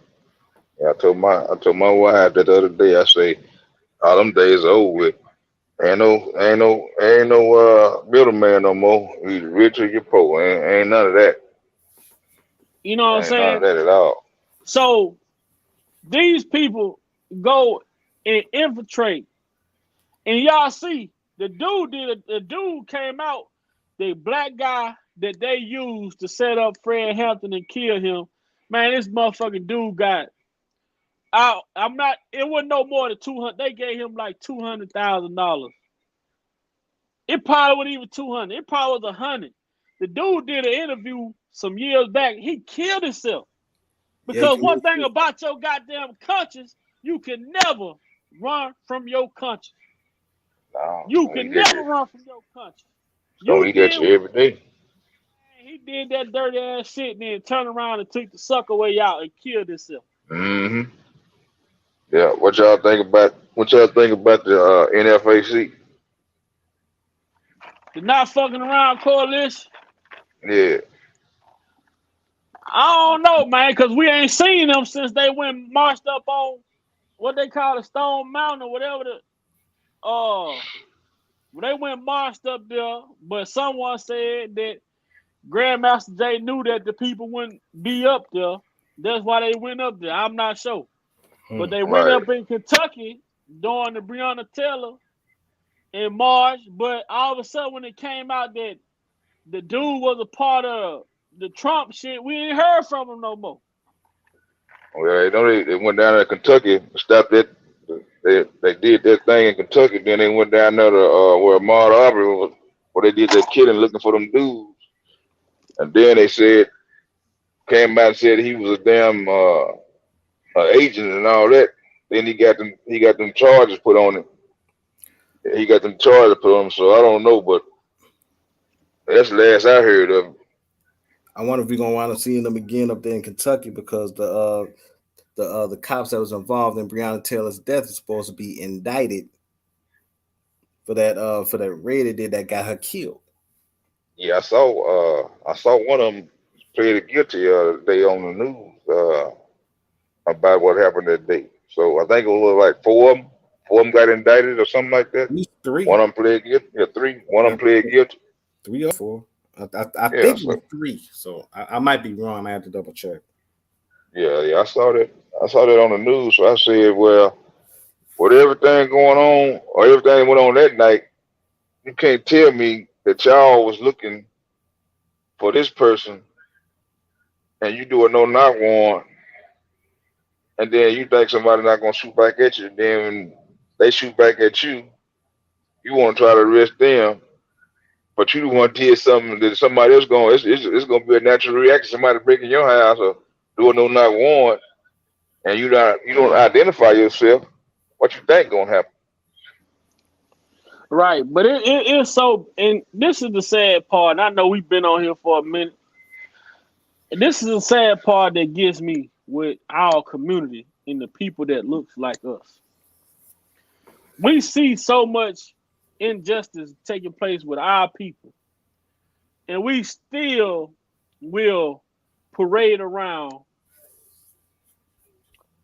destroying someone who could possibly be innocent with the details that are coming out in this R.Kelly case. Even if you dislike this man, you should still have an issue with the way that they going about doing this shit. They showing you the violations clear as day. They showing you the corruption. They showing you the misconduct. And for you to still be feeling like, well, I don't care, I don't care, I don't care. That is the whole issue why we haven't evolved as a culture right now today. When you go into the Hispanic culture, you got 20, 30 motherfuckers living in one house and everybody get along. You go into the Chinese, Asian, all them different cultures, everybody get along. You go to the Caucasian, they believe in generational wealth, passing things down, inheriting certain shit. When it comes to us, we so hell bent on, man, Lex got a new truck. I don't like that nigga. Man, J Rock got that new house and he's selling dope. Instead of me coming and say, hey, J Rock, man, I like this house, man. How much you pay for it? Man, what type of work you do? You know what I'm saying? Hey, man, I probably, I don't do nothing but goddamn drive a school bus, man. How can you get me in your union or something? You know what I'm saying? But instead, Yeah. we live in a culture where people see J Rock got that new house on the corner and it's big, it is right on the corner. Oh, motherfucker, he motherfucking snitch. Oh, he's selling drugs, this, that, and the third. Like, J Rock can't be working a job. You know what I'm saying? J Rock can't be out here being a model citizen. He gotta be doing something illegal. Because our people, it's just so hard for them to say congratulations. Some of our Yeah. people it's just so hard for them to say job well done. You know what I'm saying? How could they hate a brother like Kelly so much Well, Right. for well, if you look, everything that this man has been through? All the obstacles that this man had to go under, around, over to get to where he at. This man life this shit wasn't just given to him. He worked for to be in the position that he has as the greatest of all time. When you talk about R&B, when you talk about music, period. and see what just like what Biggie said in the interview back in the day when he said when he said the more money you have, the more problems you get. And he said jealousy and envy, it's just part of the territory. Now, now that was kind of prophetic when Biggie said that because it just coming and it's becoming true to life form. You see what happened with and I don't know if this was just before Pac died, and then now see what R. Kelly's going through right now. I mean, it it really doesn't take a genius to see that it's money that money is the bottom line. There's no way. Hell yeah. They- What Pac said, ain't no way. Now, are we in the midst of a recession right now? Aren't we in the midst of a recession right now? Damn right. Aren't they talking about this country being close to being closed down again? Yeah. But Tupac said, why the hell is a motherfucker winning the fucking lottery for $1 billion fucking dollars when you got people out here sleeping on the street, homeless with no fucking place to go? How the fuck is the lottery worth $1 billion, 1 point something billion dollars when you got all these homeless ass people laying around here sleeping on the street, people up in food lines, families out here don't know how their bills gonna get paid, struggling. But y'all got a fucking Powerball for 1 point something billion dollars? Yeah. And then when the motherfucker win the Powerball, guess who really hit the jackpot? The fucking IRS. Yeah. 1 point something billion dollar lottery, and the person who won it only got 400 and something million. Them motherfuckers must have owed Moses, Noah, goddamn Job, Jacob, Sarah. Yeah. Yeah, because I think what happens is you got that. Let's say if it's 1.2, and then you take the cash option. Cash option would be probably like what 800, and then 800 mil, and then I think you take the taxes from the 800 mil, Mm-hmm. which probably put you like what 450 to 500 at that point. Yeah. Yeah. Then you gotta see whatever bank you put it in. Then you're gonna get taxed on that shit every year and shit. Because you got to have what they what did you call it, FICA. They only put insurance on what 200 some thousand or some shit like that. So Yeah, you got all that to look at. So yeah, damn if you do, damn if you don't. right. The only good thing about it is the fact that you actually would actually get interest on the money that you have up in there. So you actually would get the money Right. and some of the interest back from that money, depending on the percentage, of course. Mm-hmm. Yeah. Yeah. Exactly. Exactly. Mm. So hard up for the money. I want to pay my taxes by. I want to give. If I got to give up 800 something million, I want to give 800 and something of my people $1 million a piece. What the IRS? Yeah. They took the money for what? That's pocket money for them. And they not doing nothing with it. Shit. They just shit. You taking the money, and then here you got people all over the world, people on the streets, like you say, people on the street need help. And you say you for the veterans, and you got veterans on the street. Okay, if you for the veterans, why you ain't got a place for them to stay? Why you ain't getting the proper care that they need? Why you ain't got them medical equipment and all stuff that they need? You got them on the street panhandling, and then if you stop and ask them, I know one of them. I asked him. He said, "Well, yeah, I've been a veteran and so and so. When I got out, they didn't do nothing for me." So I'm out here doing this. I said, see, the government are hypocrites. Y'all don't care for those veterans like y'all say y'all do. Well, look how Y'all, they did. Look how they did our people for so many years when we went oh over there and yeah, fought in the war. yeah, yeah. They treated hostages better than they treated our people. You ain't lying.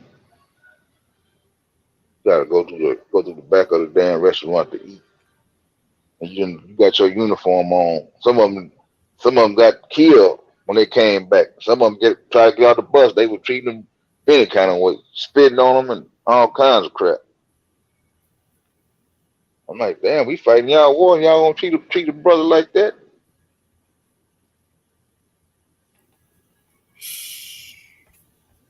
Cold blooded Oh world. yeah, that's a good point right there, London. If your money is in a bank, if your money is in a bank, and you ain't got no power of attorney over your bank account, and you ain't got no will, leaving your money to somebody in your family, your money is gonna go back to the bank. They're gonna take your money. Mm, mm-hmm. And they don't even tell you that shit when you go open up a bank account. Yeah, definitely. That'll definitely what happen. You better get you a power of attorney. You better that'd be the best thing to do. That and your 401k if you got a 401k or your retirement. You better do it as soon as you sign with whatever job you get. You definitely got to do it right there and there. Cause some people, I'll do it later. I'll do it later. Mm-hmm. And do it later might turn into here. You didn't get a chance to do it, and guess what? Your family gonna be sitting up here fighting a legal uphill battle with the darn company trying to get the funds to take care of burial needs and whatnot, and it's gonna be hell to pay.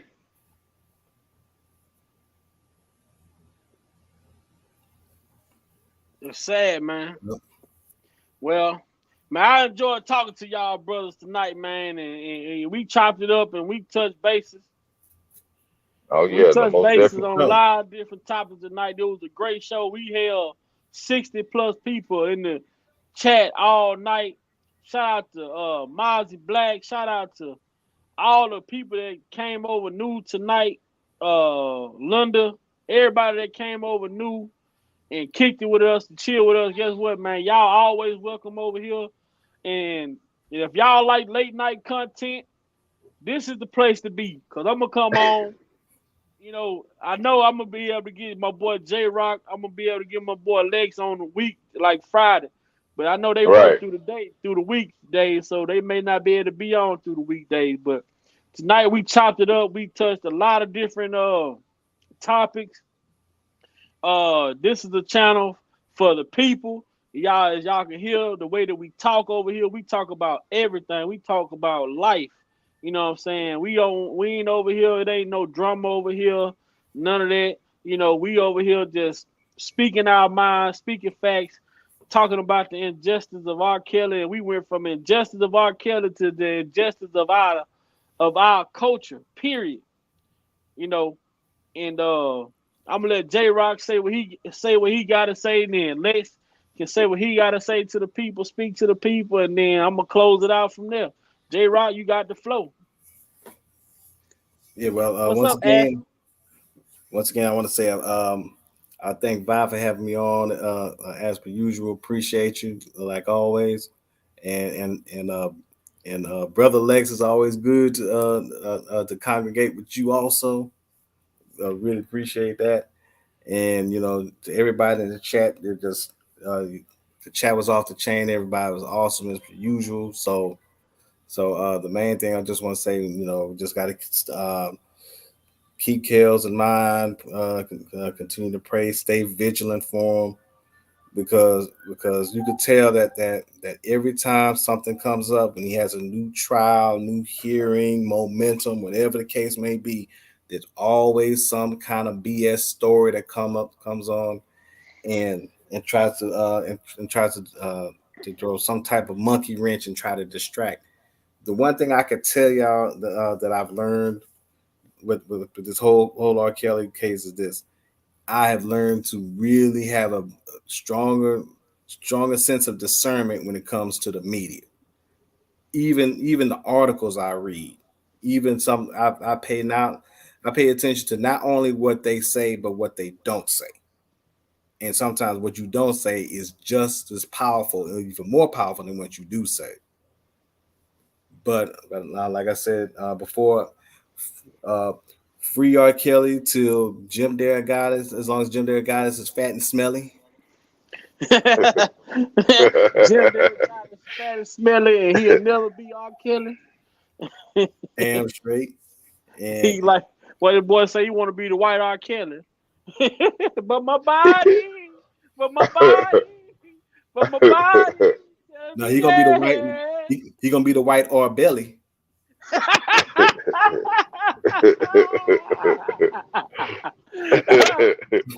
When I told that motherfucker the other night, I said, Jim, your fat ass ain't seemed like you ready in your whole life.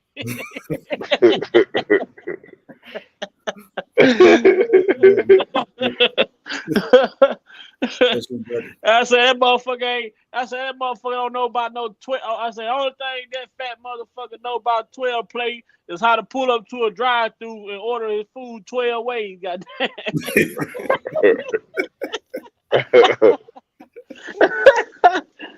Yeah, go ahead and finish, J Rock.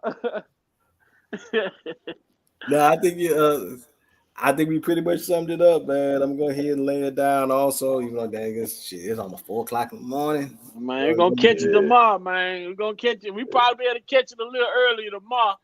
You know, Yeah, so I got you on. might be off. I'm off tomorrow. Yeah, I got on. I came in late, so I'll go ahead and drop my little piece, man. Just everybody in the chat once again, all the new people. Glad to talk to you guys and glad to share the information. Same with you guys too on the panel, man. Glad to hear from you guys again and uh, share information and whatnot. But this is a fight not only for R. Kelly. This is a fight for all of us. Our culture. We all need to pay more attention to what the media is putting out, because even though the media is putting out certain things, it's always good to get another view of it from different people, because you got to remember the media has always told us things that's not true. So why believe those things now according to what they saying?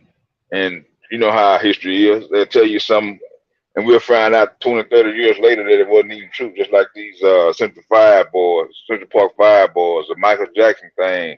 They kept saying he was messing with kids and all that, and when it came out, he wasn't messing with kids and everything. So it's like I say, it's all a fight for all of us. We need to go ahead and pay more attention and have an open mind, because you can't just sit there and just say this man did all these things. And if he did do all these things, why are they trying so hard to add more things to his sentence or to add more things to his conviction if he did do these things? Now you trying to bury a man, but damn, you add so much stuff into it, it don't even make sense. It doesn't make sense to But the normal person, but to some people it do, because they don't like him. We know it's about some people jealous of him, so they can care less. But I'm just saying, I mean, people in the chat, same thing. If y'all don't like this man, look at the evidence that was displayed upon him. Look at everything and just use your common sense, like you said. Use your common sense and don't follow the media all the time about different information, because we know how they can twist and turn things. And then when it does come out, oh well, they made a mistake. This guy, he really didn't do this, and then you getting the guy that's getting exonerated. So that's my take on it, man. And once again, thank you again for letting me come on, man. okay, I'm gonna say this to y'all, brothers. What's the likelihood of Jennifer Bojin being in Chicago representing R. Kelly, aka Robert Sylvester Kelly, aka R. Kelly, in a public trial, and 7 brothers who was charged for a murder in the state of Chicago, in the county of Chicago, in the state of Illinois, all get exonerated for a murder. And 2 other clients out of the 7, 2 other men out of the 7 clients was 2 of her clients. 2 other people out of the 7 that was exonerated on the murder charge. 2 of them was her clients. You know what I'm saying? So Mm-hmm. that's powerful. And I'm gonna ask y'all, brother. You know what they say when you dig a ditch? What You might as Dig well one for dig two. yourself. Yeah, you dig one for when you yourself. dig one ditch, you might well do what? Dig one for yourself. You too. Because it's gonna be one for that person and then one for yourself. You know what I'm saying? The one that you dug for me just might be for you. Oh Lord, have Mm-hmm. mercy. The one you dug for me just might be for you. You know what I'm saying? And Yeah. I want to say, R.Kelly, be patient. We've seen the type of patience this brother have. I tell people this shit. Let me clear it up, clean it up, because I'm being real. I be real the whole time I'm on live, but I'm being serious right now. When you protect it, I tell people you have to shield yourself in the name of the Lord. You have to shield yourself in the name of the Holy Spirit. You have to shield yourself and put the armor of God over you. Because it's going to be things that come against you, but everything that comes against you ain't meant for you to react to. As my grandfather would tell me as a young child, and I'm still a young man to this day, I'm always a child because I'm always learning. I respect my elders, but it's never what people say about you, it's what you answer to. So if Kels would be upset and outraged and irate about the allegation that comes against him, then guess what? That would speak a testament of his own. That would say a lot about it, about a lot within itself. But when you know that you have done nothing wrong to the magnitude of what these people are alleging, you have every right to sit there, as the media say, oh, he's sitting there, he just soulless. He don't care. He shows no emotion. He don't show no emotion because he's protected by the shield of the Lord. That's they want him to react. They want him to replay the Gayle King interview, because the Gayle King interview, they didn't take the raw emotions for the good. They took his emotions to be bad and try to turn them against him. But how many of us can honestly say that we could hold our composure when we have a woman sitting us, ambushing us, telling us, Robert, so you're a victim now? So Robert, this woman, the interviewer, pretty much enticed this man to react the way that he reacted, as he should have reacted the way he reacted. Yesterday, I was asking myself, why is it that this one quote that we hear in Kale's referencing a lot of times, what does it profit a man who gains the world and lose his soul? I've been trying to figure out why does he reference that line often. I've heard him reference that in multiple songs. And I wish, you remember when the clouds opened up, it was his mama talking to him, said the same thing. What does it profit a man who gains the world and loses his soul? For me, I feel like Kels understand that everything that's going on is something that he has to go through. Because see, when God comes into your life and start cleaning, he don't ask you to come take the broom. He ain't gonna ask you to hold the dustpan. He ain't gonna ask you to take the trash out. God gonna tell you, sit down, be still. I got this. This is a spiritual battle right now, and God is doing the cleaning. Everything that has went on and everything that's gonna go on, God has already shown this to Kel. He know that everything that has took place, all this is gonna be turned over, because these people out here celebrating premature victories. You know, they celebrate, oh, we so happy we got justice. But what did you get justice for? How can you get justice for a lie? Can you answer me that? How do you get justice for a lie? How can you lie on somebody and think that you getting justice for it? You may have heard what you wanted to hear right now, But when the wrath of God come back, what are you gonna say then? Oh God, I'm so sorry. God don't want. It's no time to be sorry. Because when you should have been sorry, when these people sat there and convicted this man, you should have been sorry enough to say, you know what, I lied. I remember that episode of one episode of the old show Spencer for High when Hawk was on there. When Hawk just so happened to pull out his 357 mag on a big fat dude that looked a whole lot like Jim Derogatis.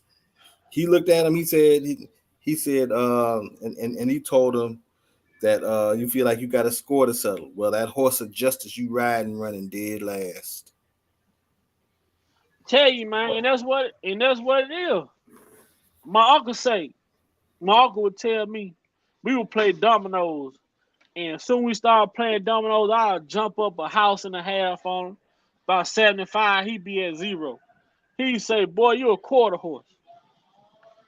I said, and I never understood why he said it. But I knew at the end of the game every time, I've been a loss every time. I jump out, I hurry up and get 50, 60 points. All of a sudden, I'm losing 150 to 60. Boy, you ain't nothing but a quarter horse.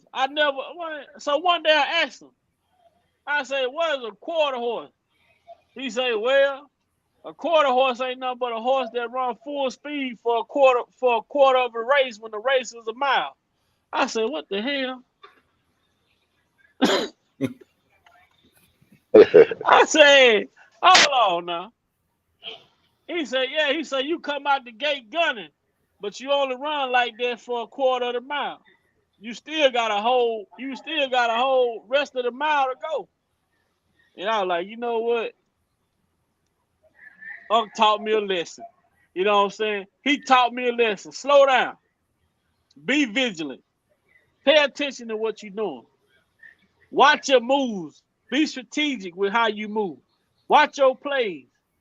We know the game of dominoes is all about the setup. Kel, I hope we continue. I'm hoping that this judge does not be biased.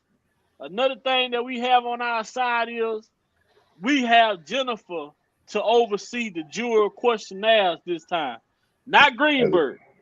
Absolutely. We got Jennifer now to oversee these juror questionnaires, not Greenberg. Greenberg did a piss poor job in New York because ain't no way that any of these jurors should have been on R.Kelly jury panel that had watched Surviving R.Kelly, who asked for autographs from Gloria Allred, who was a part of the prosecution office, who claimed that they was a victim of sexual assault. None of those people should have even been on the jury pool. But I dare you they tried it. I dare they won't try it in Chicago. Jennifer ain't having that shit in Chicago. Let's continue to pray. Let's continue to push forward. Let's continue being positive out here. Staying away from the negativity. Getting on these panels, making great points, encouraging each other, motivating each other, uplifting our sisters, uplifting our brothers, because that's what we need, unity. And we have yet to find it, but for the people who do mind unifying, I salute y'all. I respect y'all. I hope God bless y'all in abundance, because it's people out here that do see what's going on, that want to see justice served and not an injustice. If y'all feel like this brother done something, prove to us what he did, not what y'all feel like he done. We not how these people try to insult us. Oh, y'all support pedophile. What pedophile? We have yet to see a pedophile yet. According to the judge, these women were all of age in New York. So I'm going to need for people to get it together. And I'm going to need for people to understand this ain't R. Kelly. It ain't just about R. Kelly. But right now, it's R. Kelly. But it's R.Kelly today, and it could be me or anybody else tomorrow. It's just that simple. Let's continue to be positive. Let's continue to hashtag Jim did it. Let's continue to hashtag Jim watched it. Let's continue to hashtag Jim touched it. Let's continue to hashtag Jim showed it. Let's hashtag all over Twitter everywhere. Because right now they are trying to hide. They are trying to hide all of this newly discovered evidence that's coming out by talking about that Joy is coming out with a book, that Joy is pregnant. They're trying to get people distracted from what's really going on. Stay vigilant, y'all. Do not fall asleep with the bullshit that these people got going on. If they come out with these allegations, during the over, I'm going to need for y'all to look for the under. Anything that hit mainstream media, I'm going to need for y'all to look under that shit. Not at it, but under it. Because they always try to put things out to cover up what's really going on. If they do drop some of these charges, they do drop certain shit, they don't want the public to know that right away. They want to keep us on edge until the court come. But some is going to take place over this weekend before Monday. I guarantee y'all that. We're gonna see something before Monday. Yeah, somebody might get sick. We're gonna see something before Monday. And I'm gonna ask one of y'all brothers before we get off of here. Who would you like to see subpoena? Mr. Peter Griffin. Yep, Mr. Peter Griffin. Oh, All right. The list is so long. We got Peter Griffin. Who you got? Oh man, the list is so long. Like Lex said, he would probably be at the top of the list. But Tasha K and Larry definitely will be on that list. Okay. And I'm not even opposed. Like I said, the dude that attacked R.Kelly in prison. Oh yeah. He would definitely be on it because you've already established that how crooked the BOP officers were. So then you've already established that, and he might be the one to really connect the rest of those dots. Absolutely. So Jim Derrick got it. Then you said Larry and Tasha K and the dude from the jail that attacked R. Kelly. Then Ashley Davis said Susan Loggins. Then Linda said Larry McGee. I want to see Angel Cruz subpoena, and I want to see Melendez subpoena. Because those are the two prosecutors that resigned that was working with these alleged accusers off the record. I believe that they resigned from the prosecutor's office so that they could go and coach and coerce the witnesses and accusers.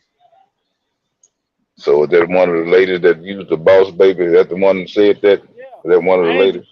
Angel Cruz is the boss baby lady. Okay. And Melendez worked in the prosecutor's office as well.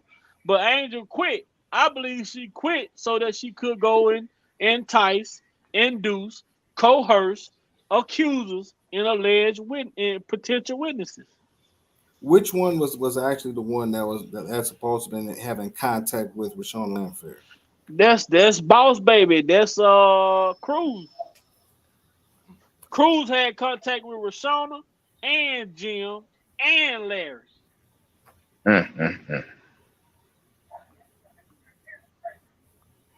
Oh, she just got one big tangled web on her. Yeah, man. Oh yeah. One thing about it, she done wiped the ass too hard. Now she in tore tissue. It's over with. Oh yeah. Yeah. Some hemorrhoids about to come out. I got something for you. It's over. This ain't the type of tea I like. Yeah. It's over for you. Where you at, Roller Martin? Y'all talked all that. Y'all Fuck talked all Roland that Martin, shit. man. Roland Fuck Martin, Roland Martin. Boyce Fuck Watkins. boys. Fuck hip hop uncensored. Fuck Breakfast Club. The only people out here, the only people out here that's been ever advocating for R. Kelly in a positive way are the people that support him on these YouTube streets. You know what I'm saying? That's it. That's it. None of That these, none you of ain't these. lying. And I heard what you call him, tall ass, say something the other day. Who Mama's was that? cooking. Mama's cooking. What's his name? Oh, Kwame Brown. Kwame Brown. Yeah. He spoke What to. what what do you say? He just said, how he feel like R. Kelly being set up, and R. Kelly, he say he's worth more dead than alive. And I heard the other guys. I need to go over there and check him out. It's been a minute. Uh uh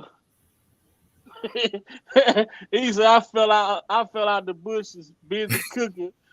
What you said, Big Vibe, Mama cook. Uh Tony Sotomayor. He been talking positive about R. Kelly. When he got the I saw a clip. I saw a clip of him too when he said it. yeah, he had got the transcripts and talk and when they were talking about the mama texting pretending to be the daughter. Oh, okay. Yeah, then another who was the other guy over there? I think he's a Muslim. Tariq, is it Tariq Tariq? Nasheed.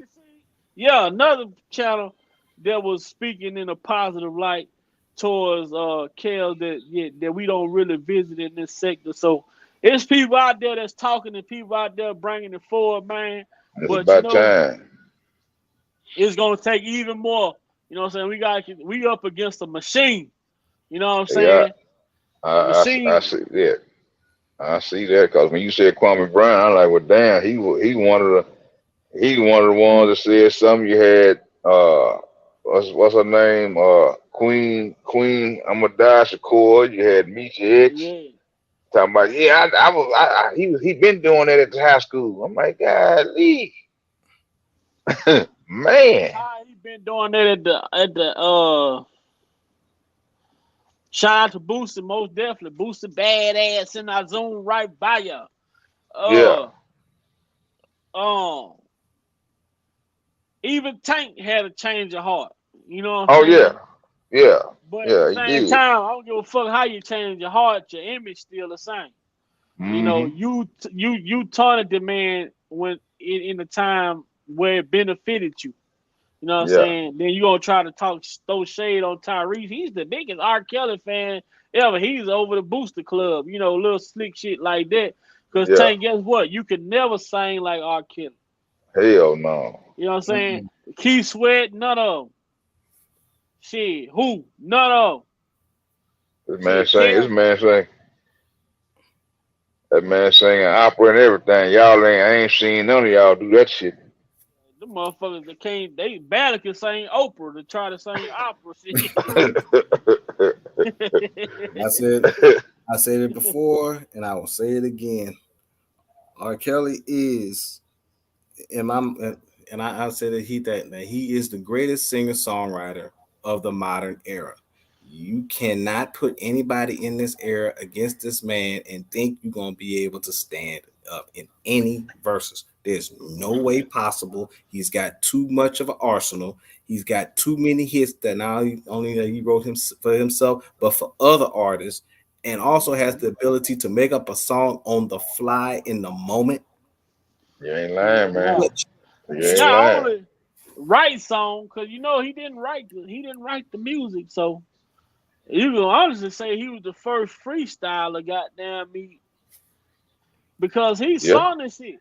You heard Michael Jackson say when he came to Chicago, met with Kelly in the studio. But see, R. Kelly, he had a vision. So he said when Mike called him and said he needed a song, he said he went and got Michael Jackson posters. He said he had Michael Jackson moonwalk video, had video Michael Jackson video on the TVs and shit. him moonwalking. He put himself in that element of Mike. And then he said when Mike came in there, he like, man, he was hype. He was a fan. He like, man, he was hyperventilating, had to go in the bathroom to calm down. He said then he came out, offered Mike some Chinese food. Mike was like, I'm good. You know what I'm saying? He said Mike said he was good. He said he let Mike hear the song. He said, Mike said, asked me like, he said, that's perfect. He said, it sounds just like me. Yeah, Yeah. damn He sure said, did. Yeah. Kel say, you want me to change something? He said, no, keep it just like that. And Kel say, Mike asked him to come in the booth with him and do voiceover, ad lib.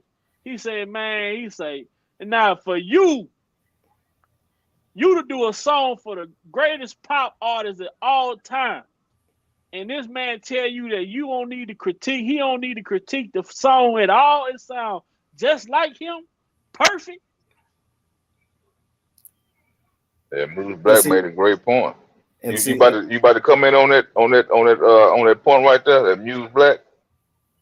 Oh, he said oh yeah, the music industry is crippled without Triple R.Kelly. Dog Man, Kills. crippled ain't the word. That motherfucker in the casket getting ready to get Man, dirt shit, on top man, it is on life support, dog. of him. Really. Man, the Yeah, only motherfucker doing good in the music industry right now is CMG. yeah. Man, that shit, boy, that versus that. And they talking Oh, about they turned that shit into a tour, but they ain't put no Mario on there. yeah. Mm. Well, and I see what EJ said about and Neo. I heard something about Neo kind of Yo, Neo, it's, yeah, Neo been coming out. and, and see, going back to what you said, it lets you know about the level of genius that R. Kelly was on. The fact that Michael Jackson said that he did not want our that he is not want one note on that song changed. How many other times that Michael Jackson had collaborations with other producers that he probably had notes changed, ad lib added, something else edited out of the song going forward? This is one of the fewest times I ever heard Mike ever say that I never wanted to change anything. I'm gonna do it just like Mm-hmm. Like this. that. You heard K. Michelle say R. Kelly was a perfectionist. So people try to take her story and make it seem like he was holding her hostage. But she said that it wasn't the fact that he was holding her hostage. He said when he create a song, he said he wants you to sing that song and get that song finished while you're in that element. He said he wouldn't allow you to leave and say I'm gonna come back tomorrow. That's why he used to spend so much time in the studio. And they say, oh, he went bad for this, that, and the third. If he had an idea, he putting down 2 or 3 songs, he might be in there for 2 or 3 days. But they say he would not leave out of that goddamn studio, and he kept that element. He kept himself in that element until that song was perfected. You know what I'm saying? This Yeah, but brother sound like a Johnny Taylor mixed with a Sam Cooke. How this man is like the best of the blues era all put together with his own spin. Like Mm-hmm.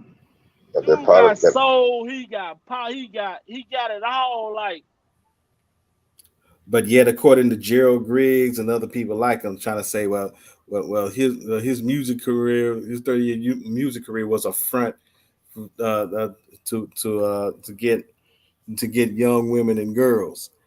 How in the Shit. hell? How in the hell when you got a man that's got the work ethic of that level? You can't, I'll even take a step further. You can't pull a front on Michael Jackson. You can't pull a front on Whitney Houston. You can't man, pull a front on the Isley brothers, Luther Vandross. on even man. Charlie Wilson, Janet Jackson, Luther Vandross. Yeah, he wrote for Luther too. When I get that, when I get around the computer tomorrow, man, I'm gonna go live, man. Because it's videos of this brother. Every song that he done gave somebody, he done sung them shits and sounded just like the people he gave the song to. Mm-hmm. Yeah. Right on. Right, Music Black. That's a great comment right there. Tupac, Kill, Sam Cooke are all soul music.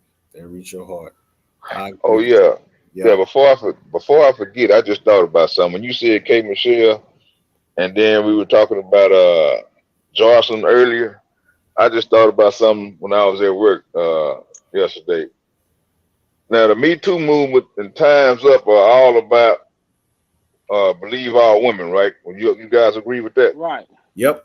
Okay, now tell me why when Jocelyn come out and say what she had to say, she brainwashed. But y'all just said that to believe all women. So how you gonna believe all women, but you don't want to believe her? And see, That don't and, that and, don't fit the narrative, man. That and don't. right. And see, and what really makes it bad, not only do they not want to believe Joycelyn with what she's saying, they don't even want to believe a woman that has passed on by the name of Aaliyah when she said she was never married. Oh yeah, yeah, yeah. Cause they want something to stick. It like, motherfucker, I know you did something. You know what I'm saying? That's like you Mm-hmm. used to get in trouble as a kid, but your mama didn't really catch you doing whatever. You did something. I know what the hell you was doing. I know you did something. I know Yeah, you did something. I ain't get a did whoop. nothing. Hey, if you ain't catch me, it wasn't me. Yeah, you get a whooping. You get a whooping for something that she think you gonna do. Yeah, shit. I Mhm. got my ass whooped for shit I did it weeks ago. Damn, you just remember that you owed me that ass whooping? Mhm. Hold on. You know? But then she'll turn around, put some extra sauce on, and be like, "This is what? Why'd you hit me so hard? This is for what you gonna do in the future." Right. Shit, man. Look, bro. I'm proud to be. I'm proud to be of the ethnicity that I am. I wouldn't choose to be no other race in this world but who I am. You know what I'm saying? I feel like it's values coming up uh it's values coming up in the world that we get, being a part of the culture that we are a part of, and why I feel like God chose us to be who we are. You know what I'm saying? It's lessons that we've learned. We've struggled. We've all struggled in some type of way, but it's what we've been through in the past and what our ancestors went through that makes us as strong as we are today. You know what I'm saying? Of course, some of us fall by the wayside. Some people are greedy. They choose to accept, the favors and the money and things like that. And we don't stick together. But you know what? I'm going to continue to pray for those people until they realize that until we have unity in this world and unity in this country, we will never be seen or taken serious to these people. You know what I'm saying? If these alleged victims want to say that, they are being took serious now, they should ask themselves what have they gained since coming out with a story compared to what have people gained from their stories. Lifetime is eating off of they living off their story. hmm Gail King is eating off their story. Jim Derogatis is living off their story. Everybody is living off of their story, but them.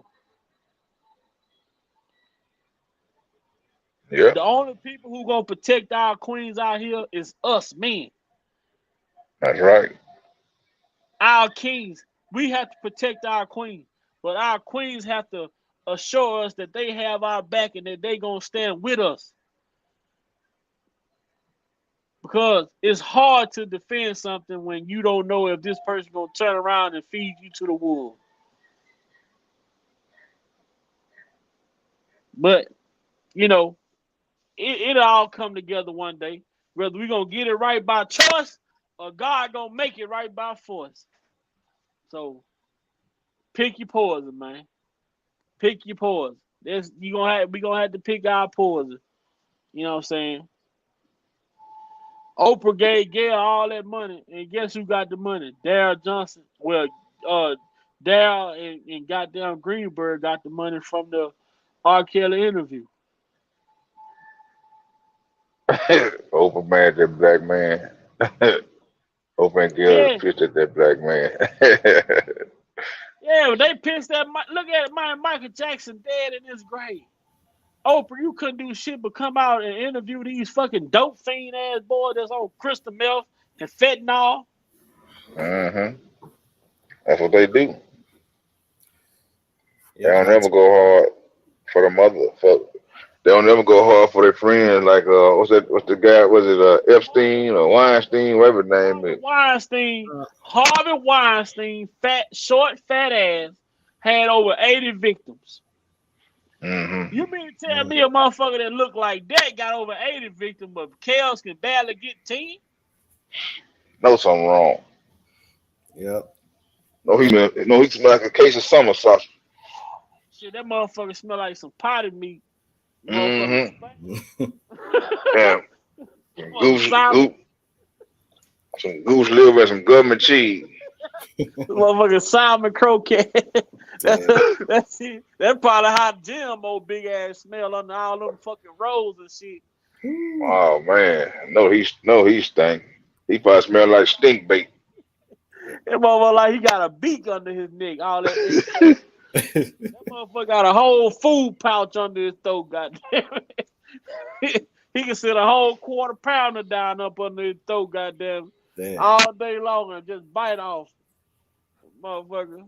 Man. Yo, damn, old Peter Griffin. I bet now Peter. You gonna have to go look up South Beach Toe. And when you look it up, look for the one that say Cosgrove, man.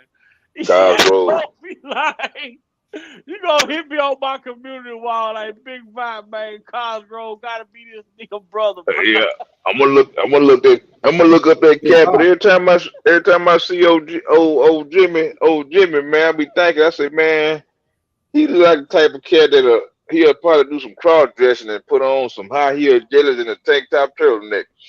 That motherfucker be looking under the stall in the gas station restaurant. Gas station. That son of a bitch crazy, man. Yeah, he allegedly. We gonna say all things that are being said over here are alleged. Right. Shit, he probably walk around the mall sniffing on bras and panties and shit. Mm-hmm. He look like a creep. Yeah.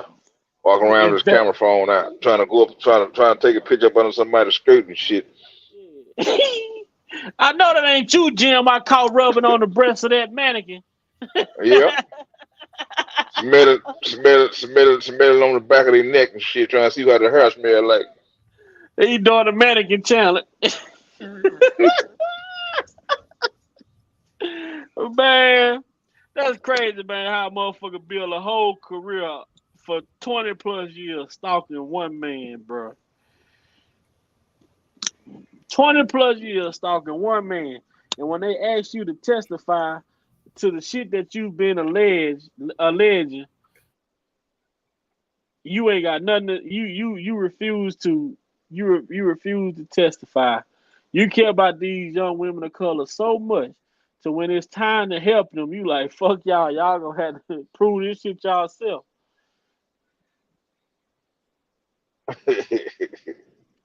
You know what I'm saying? Look at him, Harlem Night. Quick, you killed my brother. Okay. That motherfucker, Arsenio Hall, boy, he had me crying laughing at that shit. He said, take the call. He said, Junior dead. Junior dead in the motherfucker.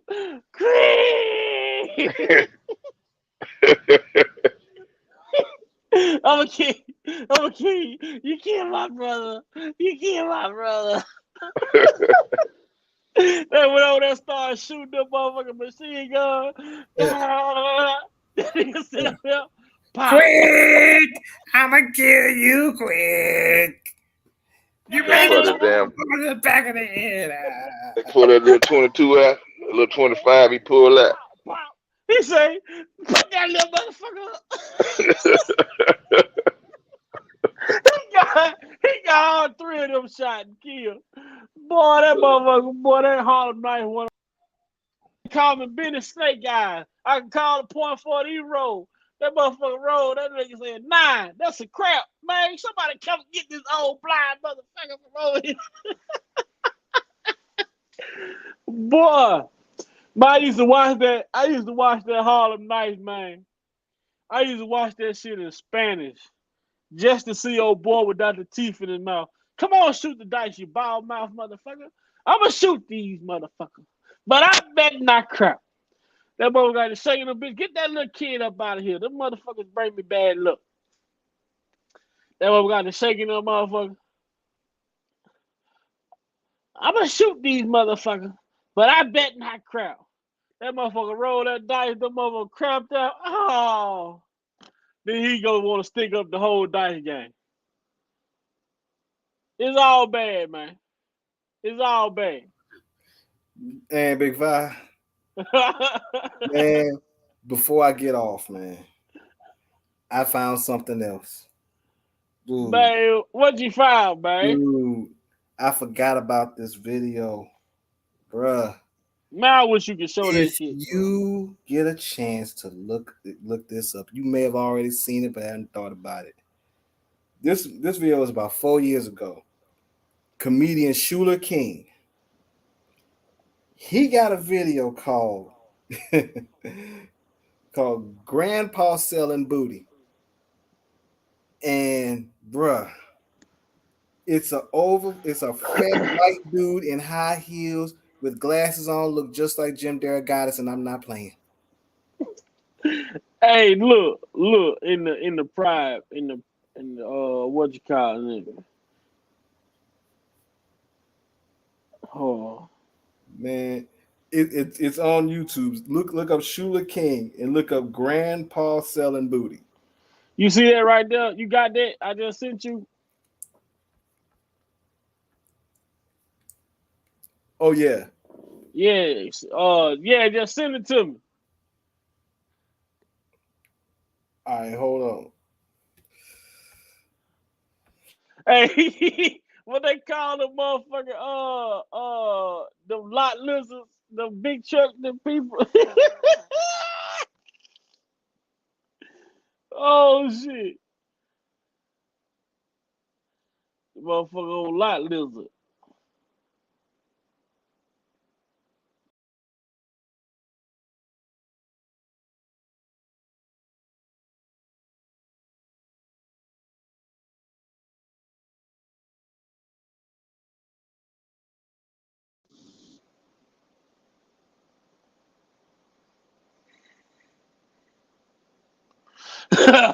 Might say I saw that and I was lost for word. Damn, Lex, how you get kicked off, man? But y'all done joked my whole night. I'm 5 o'clock. I'm faxing this paper, scanning this paperwork in, and shit. I'm gone. Hey, Vi, just send it. All right, I'm gonna watch that shit as soon as we get off. Soon we get off of here. Man, you gonna fall out laughing, bro. I kid you not. I'm gonna shoot these motherfuckers, but I bet not crap. That motherfucker say shit. I guess he really do have bad luck for kids. Yeah. He said he was off you, so I shot him. Where your mom at? Dead. Where your dad at? Dead. Did you kill him? Did you kill him? No, they just dead. Boy, they got there. Hey, they ain't got enough decent comedians to make another Harlem Night. Nope. Harlem Nights had the heavy hitters in there. I mean, all of the heavy hitters. You had 3 generations. You had Red Fox, Richard Pryor, Eddie Murphy. Then you had Robin Harris in there. And I think if they could have let Robin go off just a little bit more, he was funny though. Or they talk about be careful quick, you fucking with a heavyweight. And that's crazy that actual boxer was supposed to be Jimmy Johnson. Yeah. The man who was responsible for the Mann Act charge. Yeah, Jack Johnson. Jack Johnson. He's a You ever seen that's the same shit? Hey, I'm gonna let you go. When I was watching Smokey and the Bandit, you know when the bandit had got the bride, right? They running. So Chef Buford, him and his son, and stopped in the bar and got a drink. and they talking about him chasing the bandit. He Yup. say, "When we catch that bandit, he's going to jail. He's violated the Man Act." Man, yeah, I'm like, that's the first time I ever heard a man that going on there. Now, and I thought about that shit. I said, damn. Yeah. And you got Buford T. Justice out here on some bullshit on R. Kelly. What the fuck?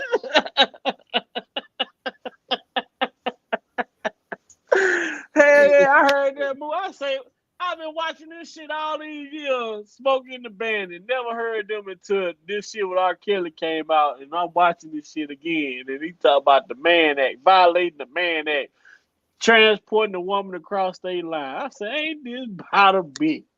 Mm-hmm. And that damn boxer though, man, when he was a champ, he was up there talking about, man, are you gonna be ready for the fight? Are you gonna be ready, champ? What up, Derek? Look at Derek, man. Ready? Yeah, I'm ready. I'm like, damn. What up, Derek? Ready? That motherfucker trying to call tag. What? He said, What? he said that. Yeah, man. Yeah, champ. We got a lot of money right on you, champ. You get ready to be a rich nigga, because I'm knocking somebody the fuck out. the fuck out. You understand what I'm saying? You gotta do now. It took a while, but I got it.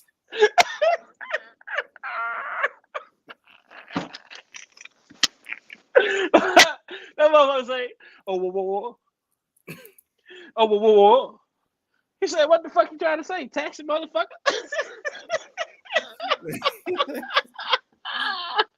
Yeah, Derek. Man, that shit. When he called that taxi, he said, man, look. Why y'all up so early acting a fool? What's going on, man? We were late. Shit, that's what I heard about 3 hours ago. Shit. Hey, look at brother. You know I gotta get my sleep, so this is morning. I got a cup of coffee and everything. Let's get it. Damn, we've been on here 4 hours. Hey, my bad. I'm late to the party, man. But hey, your boy Kel's bad. He knocking up females from what they say from the prison. Man. He spit that shit through the phone. Boy, I just want to marry the pussy. I'm telling you, this is a super nigga, man. R. Kelly, a whole super nigga. You get that motherfucker a cape, put an R on his chest. I swear to God, man. I told Big Vi earlier that R. Kelly man literally got that super sperm. Hey, I say he put the sperm on the letter and sent it out of the jail. Man. Hey, you know, I'm like, they ain't giving that man nothing. No conjugals, bro.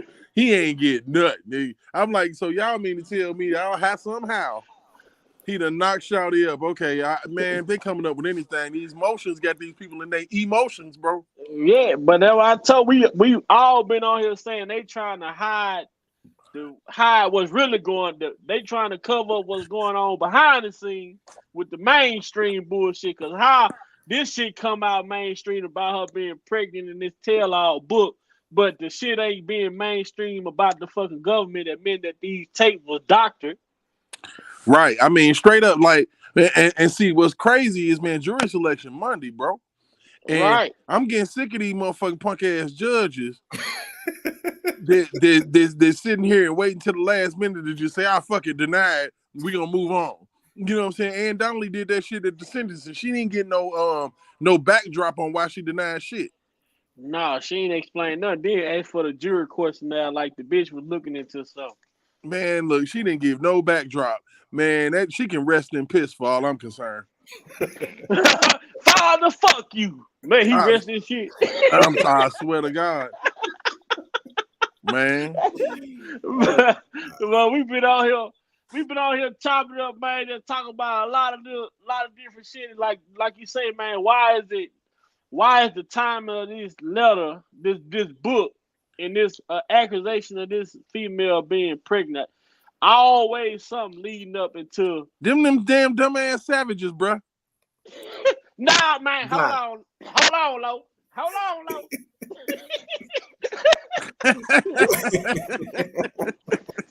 Now, Lo, let me talk. Now. I let you talk already, Lo. Now I'm gonna tell you what I had to say, and I'm gonna let you say what you gotta say. We gotta talk to each other like that, Lo. I swear, baby. Val, what did I say earlier? I said, didn't I tell you it was that case about that damn that the savages had their hands in this bullshit? You said that. And they try to push that shit up to try to get themselves back in the limelight. Maybe hey, bro, and I ain't even been listening to y'all. I come on saying this shit, so you know it's true. Yeah, J-Rock did say that. Some dumbass savages, man. He said, what about text message? Angelo? You and your wife said, what about text message? That Johnson drunk ass. That motherfucker, that boy, old Johnson, god damn. I said, look, Johnson, it's a one drink minimum. I told her 1 drink minimum in the chat. Get your drunk ass. I'm gonna tell you like this. I'm getting sick of these handsome ass females out here running their mouth. You know what I'm saying? Talking shit, man. Go. You know what I'm saying? Put some clippers to your shit and get right. You know what I'm saying? Right. After the sentencing in New York, those R.Kelly supporters are attacking everyone on YouTube. And I'm a victim. This motherfucker got a whole mustache. You sure you wouldn't give it the dick out? Mm-hmm. Let me tell you something. I've never. She up there talking about I'm a victim. Let me tell you something. I never seen a woman with a shag be a victim of anything. Boy, a victim of her stylist. Yeah, got that damn Donald Trump mustache and shit. This woman had a shag, dude. I'm a old victim school. myself. That's old school. That motherfucker had a prison haircut, man. That motherfucker comb with the razor blade in it. Hey, looking like a motherfucker knocking on the door for Theo at the Cosby Show. God damn. A shag with a beat. You don't think this is some leg warmers? Now let's hit Derek. I'm giving you 120 hours to come clean, man. Oh, man. Like you know who you have at your house? My daughter, Joycelyn Savage, and I'm Tim Savage, bitch. I'm gonna give a fuck. Boy, that motherfucker said 120 hours. I sat here, I'm counting on my finger. 120 hours. How many days is this? I had to do the math with 5 days. 120 hours is 5 days, bro. I had to do the math. That's 5 goddamn days. This motherfucker, he trying to sound all slick. Motherfucker, you got 5 days. I told you 5 days. Man, fuck that dude, man. 120 hours. That shit sounds stupid. It's like she refused here 120 hours. What kind of shit is it? 120 hours. And no shade to my man Kels, but you got to keep it motherfucking simple with a man who admittedly say he can't do math. So you say 120 hours, this motherfucker might have thought he had way more time than what you talking about. Shit, you know what I'm saying? 120 hours, like shit, I got about a month. Nah, nigga, you got 5 days. You got 5 days. You got 5 goddamn days. Some people say 24 hours. Some people might even say 48 hours. Some people might even say 72. This motherfucker said 120. I done gave you 240 hours, 15 seconds, nigga. Now he come on the press conference with that loose ass Keenan and Kale suit on. As you may know, R. Kelly, I gave you 120 hours. I ain't heard nothing back from you. Hold on. Angelo told his ass, dude, Tim, your daughter was grown, bro. Your daughter was grown.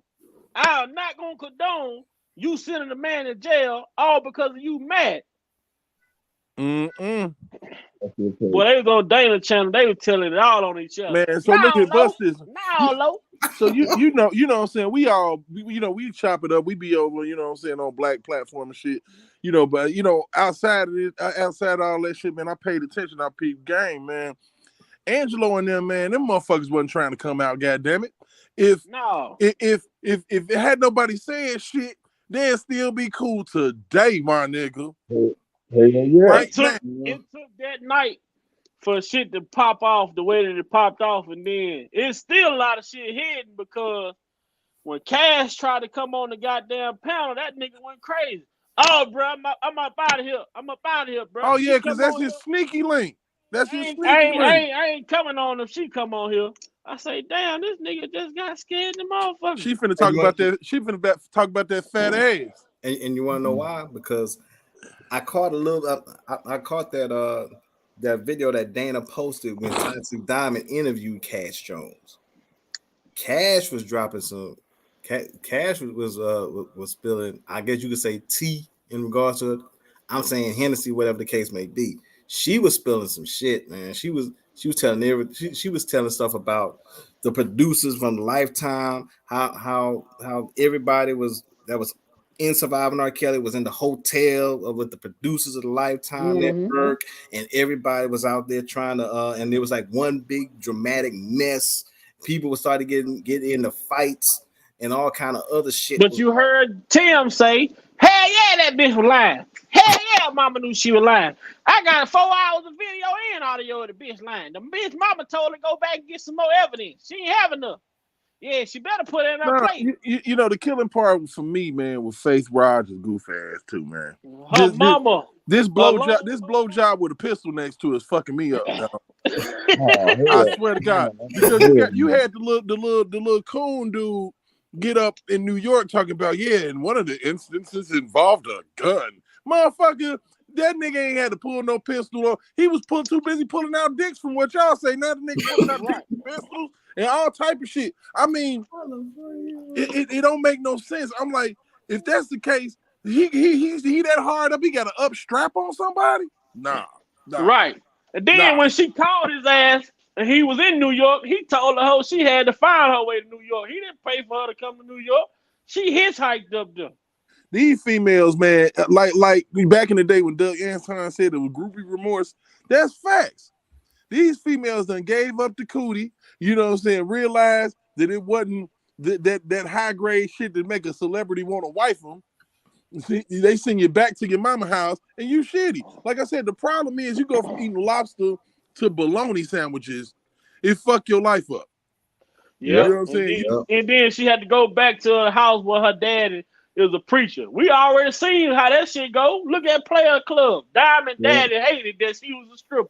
Yeah, and I even saw a video of Faith Rogers twerking in her daddy's office behind her daddy. I think she hit him in the back of the head with the booty. I think you're right. Shit, daddy said, Lord, I rebuke you in the name of Jesus. You don't trust no pastor, man, when your daughter out there at the club, my nigga. But them pastors be having the worst goddamn kids, man. I swear. But the thing of it is, man, I'm like, how is this nigga forcing, man, this forced blowjob shit is fucking me up too. You can't, that can't happen. That's impossible. She got how you gonna force a blowjob when you hitchhiked your ass all the way to where I'm at? Right. Yeah. Right. You know, and then I'm forcing you to. Now, if I came and picked you up, and then you asked to go home, and I still took you to my house, you may have an argument, possibly, but it still may not be an argument. But you hitchhike your ass all the way to where I'm at, and I'm really curving your ass. And I believe that's what happened. She got to New York. He curved her ass. So she said, all right, what would a scorn motherfucker do? Ask Sparkle. You better be careful what you say to me. You know, man, and I swear to God, man, all this shit, man, on a personal level, man, I had to bring my freak level down, bro. Man, I can't do the nasty shit upon request these females be asking for. Shit, man, I ain't choking your ass out no more. No. First of all, what you saying? Because if you stay across, you choking bitches out. Damn. Hey, some females like to get hit and they like to get choked, bro. Well, as long as they ain't doing the Lanita Carter, he's spitting my mouth 9 times. And you know what, man? I'm gonna take it like this: the fuckery of all of this shit, my dude, is that people. I guess motherfuckers don't know where Pornhub at or Xvideo where they can reference some of this bullshit. They acting like they shocked, but this shit happens every day. You get motherfuckers, man, on the internet smelling farts, dog. What they call a BDSM. Yeah, you got motherfuckers smelling farts, dog. Motherfucker fart right in your face. Bow. And that's why I seen Jim allegedly on one of them one of them videos. Regardless is a fart smelling bitch. You already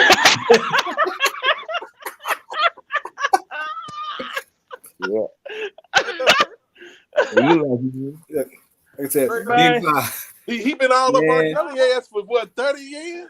Man, I'm telling you, man, R.Kelly pissed out by a tree. I'll shake it for you, Robert. Yeah. Let me wipe that dribble off your dick, man, off the tip.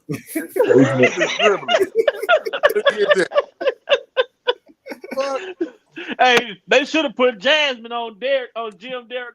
Maybe he would have got him some pussy since she'll fuck anything. Man, shit. Anybody fuck her, fuck anything. Shit. Shit, that motherfucker a gerbil, man. That bitch got motifs, boy. I was like, damn, she got 2 sets. Shit, old Versace Rice didn't let her make it, boy. Then put her in the outhouse. That motherfucker, that motherfucker like, what the fuck did she just do? Turn his ass up. Rice Aroni say, shit, you gonna clean my house, I'm gonna lay you out, and I'm gonna send you on to the outhouse when it's over with. Man, damn. Treat a hoe like a hoe supposed to be treated.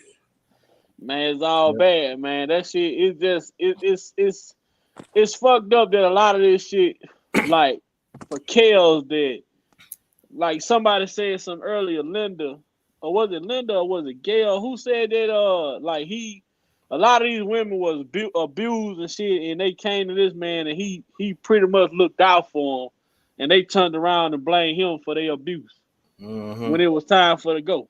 You know, it was time for them to go. Yeah. They got to the house, feeling good, a month. They were getting paid for my damn lady, and then I get back home, get back to class and morning, start calling. Man, but I'm gonna say, even with with Geronda, I'm like, how the fuck the government look over this motherfucker say she had sex with Bubba? She had sex with Bubba to even get through to R.Kelly. So how y'all look over that she had sex with a grown man with one grown man before she had sex with this grown man allegedly? Yeah, they just breezed right on by that. They ain't paying no attention to that at all. And boy, and Vi, that like I said, that video I sent you, bro, man, you gonna look at, man, that girl could have said she fucked motherfucking Ronald McDonald in the Ronald McDonald house, dog, and they wouldn't have did shit. They was so laser beam focused on one man. See, that's what people don't realize. That's where they fucked up at. The laser focus. You know, when you get blinders on, you can't even see that these motherfuckers lying because you just want to be mad at this nigga. Like, people want to be mad so much. Like, you know, female I talked to, you know, little young chick, 30, you know, she was like, you know, the fucked up thing is when people don't read transcripts, they come with that bullshit. So you trying to tell me he didn't do shit? Yes, he didn't do anything.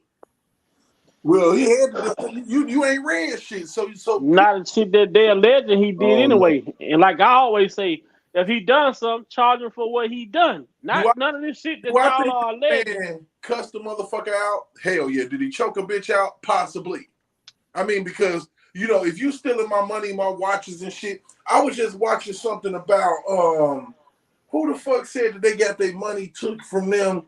Michael Blackson was on Breakfast Club, and he was talking about how females would be with him and then fuck around and clip him for like $2,000.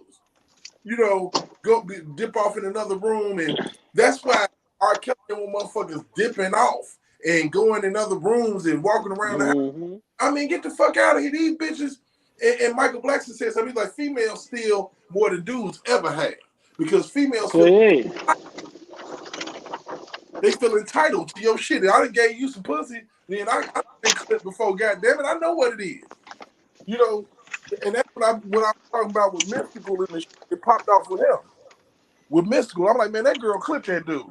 The clip. Yeah, shit. My uncle. It happened to my uncle. Shit, and he just so happened.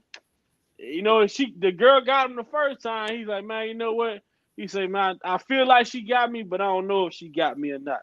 He's like, you know what? I'm gonna put a couple dollars in my pocket. You know what I'm saying? And then I'm gonna go, and then if it's missing this time, I know for sure she got it. Cause at first he's like, man, I was kind of tipsy, so I'm not sure. Yep. One of the biggest examples was Cardi B. What Cardi B said before was when she was stripping. She said she be saying that was a business. Up too. Yeah, that was the business. I mean, you go all the way back, man. People don't even understand the concept of the setup chick, man. Back in 1995, man, E40 and Tupac came out with Dusted and Disgusted. That gave you the blueprint on what a female will do to you. You know what I'm saying?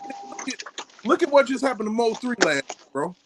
Yep. The girl knew that they was trying to set him up, and she didn't say shit. Spite of them. She threw him off with that pussy. And, you know what I'm saying, nigga can get real discombobulated when it comes to some twat. You know that.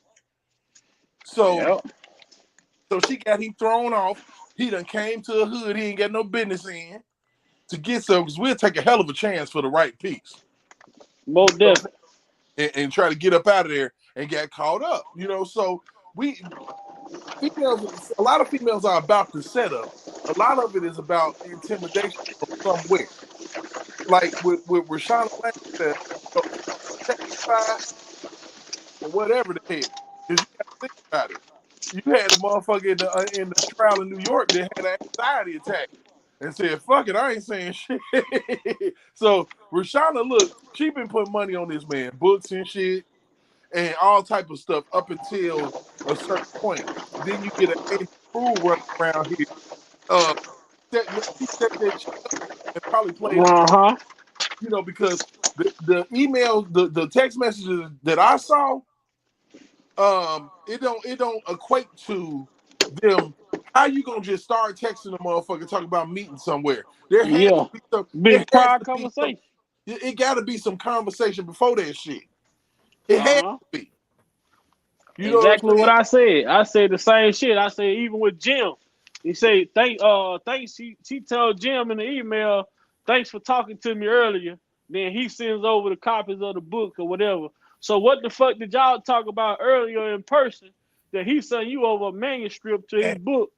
And you know, the problem is they challenging it. See, if everything was on the up and up, you would just give up the text messages like shit. What we talking about? Look, dude, right? Your female asks you for your phone. Let me see your phone. If ain't shit in your phone, you gonna hand it over. But if it's something in your motherfucking phone, it's gonna be rebuttals. Well, why you need to see it? Well, you know what I'm saying? What I'm saying was this: you gonna be rebutting. These motherfuckers rebutting like hell because it's more information, bro.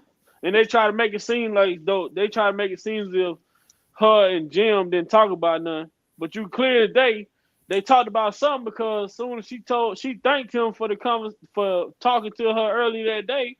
And the first thing he do was send over the manuscript. Right. Then you say, with Boss Baby. Then pretty much they using this Power Piper 312. Somebody say, what's the significance of 312? I say, that's a Chicago area code 312. I said, but they want to use that email to make it seem, they can either say, oh, this is an email that they were going to probably try to use it to make it seem like R.Kelly was intimidating witnesses and antagonizing the accusers and shit. But now they got caught. So now it come out that Angel Cruz, and this is, I believe that's why she resigned from the prosecutor's office. Hell yeah. Look, everybody that did some dirt in the government with this motherfucker done retired, bro. The BOP bitch. And it's all females. Ain't no dudes in this shit. It's females.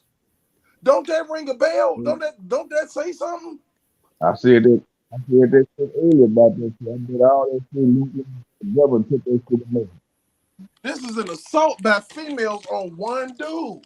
And then how you gonna say? And the only dudes that are actually involved, like I was just about to say that the only dudes that are really involved in it was Larry and Angelo. Oh, them ain't dudes, man. Them ain't dudes. Oh, but Them ain't dudes. but Nah. they're males, but you know. Yeah, them ain't no fellas. Them are like I was telling motherfucker, you got a confidential informant and you got a reliable informant. A reliable informant is someone who has previously participated with the government, giving information that was used to turn out to be pivotal information, which we know Larry was pivotal for the information Man, he that gave was given. a case. He broke up. He without him, the statutes of limitations wouldn't allow none of that shit to happen.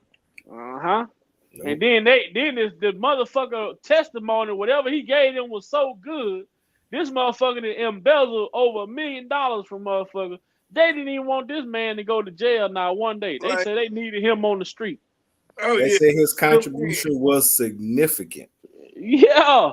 This motherfucker pretty much of course if he could have got a Grammy, he would have got a Grammy for his contribution. you gave him the case. And truth be told, man, I feel like the feds got something on all them chicks, man. Oh, they do. One of them. They do. I think as much as we talk about some of their skeletons, jail records, prison photos, Asante McGee, jail photos, they know about all this. Her jail photos are like her real photos, so it don't make a difference. But I said though, I want to see Melendez subpoena. I want to see Cruz subpoena. Because they ain't expecting all that. They weren't expecting that shit. I want to see the correctional, them 60 different correctional officers that access this man jail record. I need all of them. I need all of them in here. Yeah, You know what you do that shit for? Because I'm a fan. Tell the truth, stay at church. In Tasha K, she can't catch him. Her bald head eagle with no motherfucking wings looking ass, she can't catch a break. He's an eagle with no wings.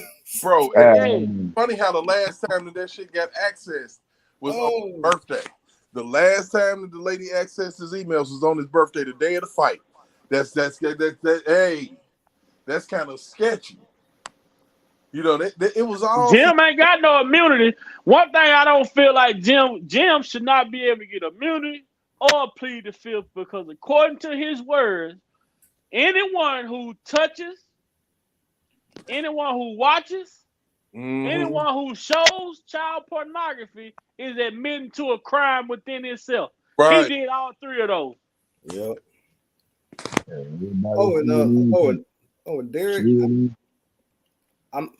Derek, I'm not sure if you heard about this, but I told Big Vi about this earlier. There's an article that came out in the Root, like I said, fuck the Root, because they want a mainstream they want the mainstream publications that have been slamming R.Kelly for God knows how long.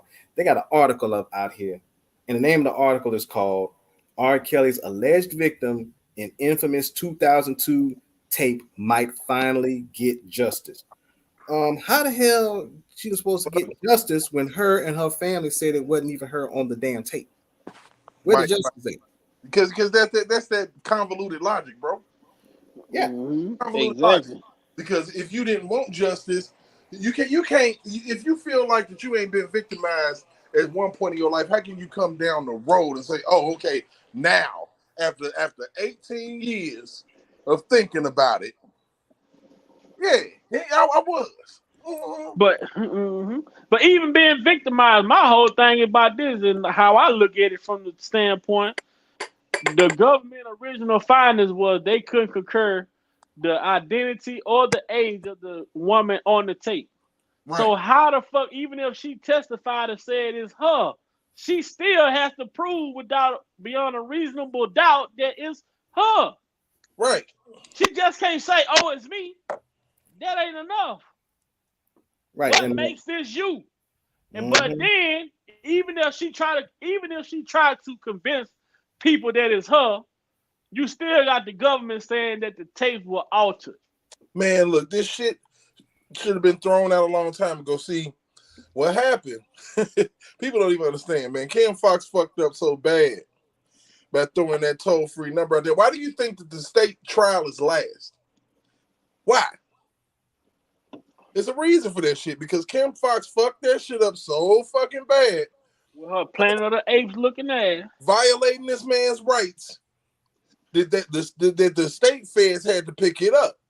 So the state feds picked it up, but they can't really prove none of the bullshit these motherfuckers is saying. So then they get in collusion with the motherfuckers in New York through Gloria Allred. Okay? They get in collusion with them and say, okay, well, since he took this chick, Faith Rogers, to New York or whatever the hell, then now we can go interstate commerce and charge this man with the Mann Act, RICO, and all of this shit. And then all we got to get the other girl to flip, and then we got our underage. Exactly. I told people, I said, you take Faith Rogers from New York, the case never even go down. But then they say that he didn't pay for her to come to New York. Even on the phone conversation, you hear him tell her, you know, if she want to come see him, she gonna have to find out how she gonna get there. Man, look, bro, they playing games, fam. I'm telling you, I already know what they did. Like, you know, and truth be told, man, I don't know how y'all feel about this shit, but as a man, listening to, you know, back when Choke No Joke was throwing them letters out there, man, that shit was true. Them was real letters, bro. No, I heard there was some old letters, but I don't. What made me question is this: I don't see no man asking for his kids to tune in to a show. Now, how he got them, I don't know. To talk about, he want his kids to hear about him having sex in the bedroom. No, like, come on, no, not that. Hell no. That was all Choke, dumbass. That was all. You know what I'm saying? But see, one of the letters that got me was the Barry Hankerson situation. That was one of the ones that got me because that shit seemed real. Right. You know, now, you know, I believe what happened because if you pay attention in 2000 when 12 play TP2.com came out, that was the first year that Barry Hankerson was not on there as executive producer. And it makes sense that with Barry Hankerson having Timberland and Magoo and Missy producing and all this shit, and you know, he got Tank, and he think Tank is the new R.Kelly. He telling this man that, hey, R&B as you know it ain't shit, and the man and R.Kelly proved him wrong. And that's why Tank had that, you know, had it. What was that, man? Did we lose him? Lose him? I don't know.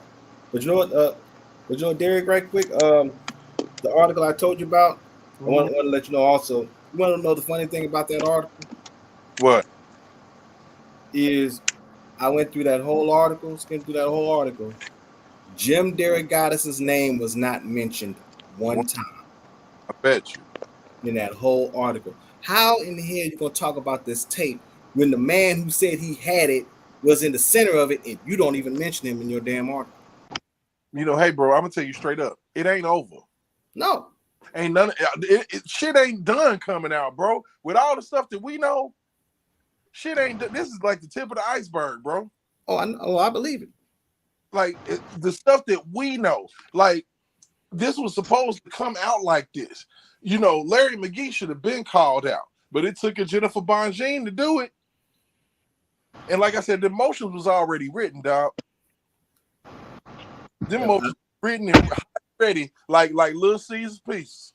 Yeah, my thing is with a lot of the stuff that we already know, the stuff we know alone could shut down a whole lot of people's arguments off top. Absolutely, you back, man? Yeah, I'm back. Yeah, man. Make a point and vanish on us, man. This your shit. No, I'm leaving work, man. I'm leaving work. Hey, man. Yeah.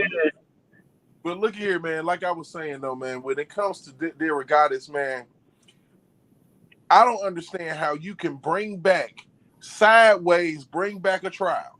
Because that's what you're trying to do. You're trying to come at it from the side and say, oh, he obstructed justice. And then you want to bring these tapes, and every tape that Michael Lavinati collected and brought was a version of the very first fucking tape. Right, which was also sent to CNN. Why haven't CNN been subpoenaed? Why haven't CNN even been mentioned? Right, because and these motherfuckers sat up there and said that they watched the tape. Yeah, I mean, so truth be told, there's a lot of people that need to be subpoenaed. Subpoenas should be going around everywhere around this motherfucker. I mean, for real, like shit. That's what I'm gonna name my live tonight. Later on tonight, the subpoena party. At some point, I need Derek Johnson on the stand. Oh, hell. Derek Johnson? Not Baby Powder Johnson. Yeah, at some point, I need that nigga on the stand. Baby Powder tried to set R.Kelly up so smooth, talking about getting him his phone in the jail. I said, this motherfucker right here, boy. Nigga, nope. You got a goatee with no motherfucking mustache. I don't trust you, fam.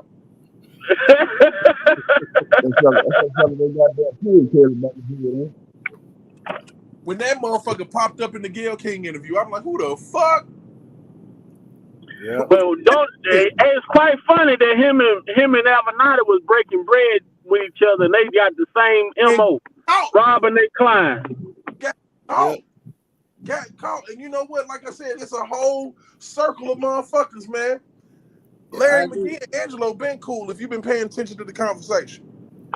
I agree with you, Derek. I mean, the fact of the matter is, when you went back to Baby Powder Johnson talking about he had a goatee with no mustache, how the hell you gonna have long braids like that and a goatee, hair everywhere, but you don't have a mustache? I totally agree with you on that, Derek. I don't trust you, dog. But I did say this, though. I say Pimp Low and Alice Dawn Warren try to pimp their daughter relationship with R.Kelly, and then fucked around and let Larry pimp them for to get himself out of trouble. I say, goddamn, don't nothing beat the cross but a double cross. And now he done with y'all motherfuckers. Yeah. Y'all done gave him what he needed. He don't give a fuck about y'all no more. And he released the text messages saying that Angelo even texted. It was Angelo and him texting. Angelo said, my daughter was 18. I'm done with this. When she started being disrespectful and calling them out, he said his daughter was 18. He said, I'm done with this. That shit all over Twitter. Mm-hmm. No, but it needs to be more text messages, man. Like I said, the text messages that I've been waiting for and I have been dying for have been the ones. He said that Angelo, Pimp Low, Pimp Low stole Kel's Birkin bag, stole Birkin bags and shit out of R. Kelly house. Yep. Selling off R. Kelly merchandise to pawn shops and shit. Oh, Larry did it all out. Oh, yeah. He don't need them no more, bro. Mm-hmm. I told people a long time my whole problem with niggas like that is, why does it take shit to fall apart for you to be real? You feel me? And I said a long time ago, I said a while back on the other live before, I said once I saw R. Kelly's 2 platinum plaques on eBay. Damn. And I didn't even think about the fact that, like I said, my attention was kind of on Don Russell at that point. But when Larry said what he said, is how Angelo and everybody else was in R. Kelly's house. Now I'm thinking, like Derek talked about pawn shops and everything else. Did they put his shit on eBay? That's what I want to know. Yeah, they did. Think about it. And then try to play like Angelo wasn't in R. Kelly house the day they had the fight. That's a lie, man. That nigga was there.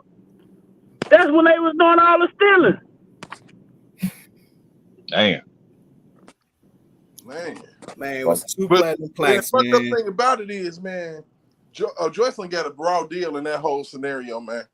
Because she got her ass whooped and all type of shit. You know, trying to save this nigga shit because they had been stealing. Motherfuckers was notified. That's why the thick chick was downstairs snapping on that heifer for stealing that. And that's why that's why it proved that, you know, and that's how everybody knew when the flip happened. Because guess what? This motherfucker ass was so mad that R. Kelly was choosing Joy over her. You going to jail, you and your man gonna be in jail. Neither one of y'all gonna be together. Because he told off on him. You know, now see the thing of it was you peep game on old girl conversation and precedence. Fuck all the bullshit and the smoke and mirrors. Precedents tell you the truth. It tells and like I said, I do not believe that was R.Kelly she was on the phone with. I still believe that was Larry on that damn phone call, because that did not sound like R.Kelly at all. And you brought up the point, Derek, also about the fact her demeanor on that phone call with him at that point. They're saying that she was R.Kelly. All they talk about, no, Bear, you lied to me, Joy assault charge, and she was talking all big and bad on that phone. So, though, right? But see, they had showed the emails to her from him and Joy talking about being together and her. But see, a lot of people missed the point that Greenberg had already said that they knew she was working. She was in the indictment. So bust this. It was like, okay, when she was kicking that damn box down the hallway, talking about something, you don't talk. He didn't tell you was going to jail. He tell you everything else. How would you know that? Because Tasha K said that she saw the emails that I gave to him, that where he was telling Joycelyn the same thing. Motherfucker, put all this shit together, bro. Both of y'all, my motherfucking girlfriend, well, I'm supposed to be telling y'all the same thing, though. No, but put all this shit together. See, There's so much shit that the government is hiding. And Judge Lenienweber need to not let these motherfuckers making mockery out of his courtroom, dog. It's so much hit. Why are you hiding shit? If you got a motherfucker, you got a motherfucker. Then you got a judge in New York trying to call the other judges, tell them what all that kind of thing. Wow, you got this man dead to rights, but you got to sneak emails and shit with motherfuckers. You gotta, you know what I'm saying? You gotta tell a Homeland Security motherfucker gotta tell a lawyer how to do some shit. To create a fake email account to communicate with accused.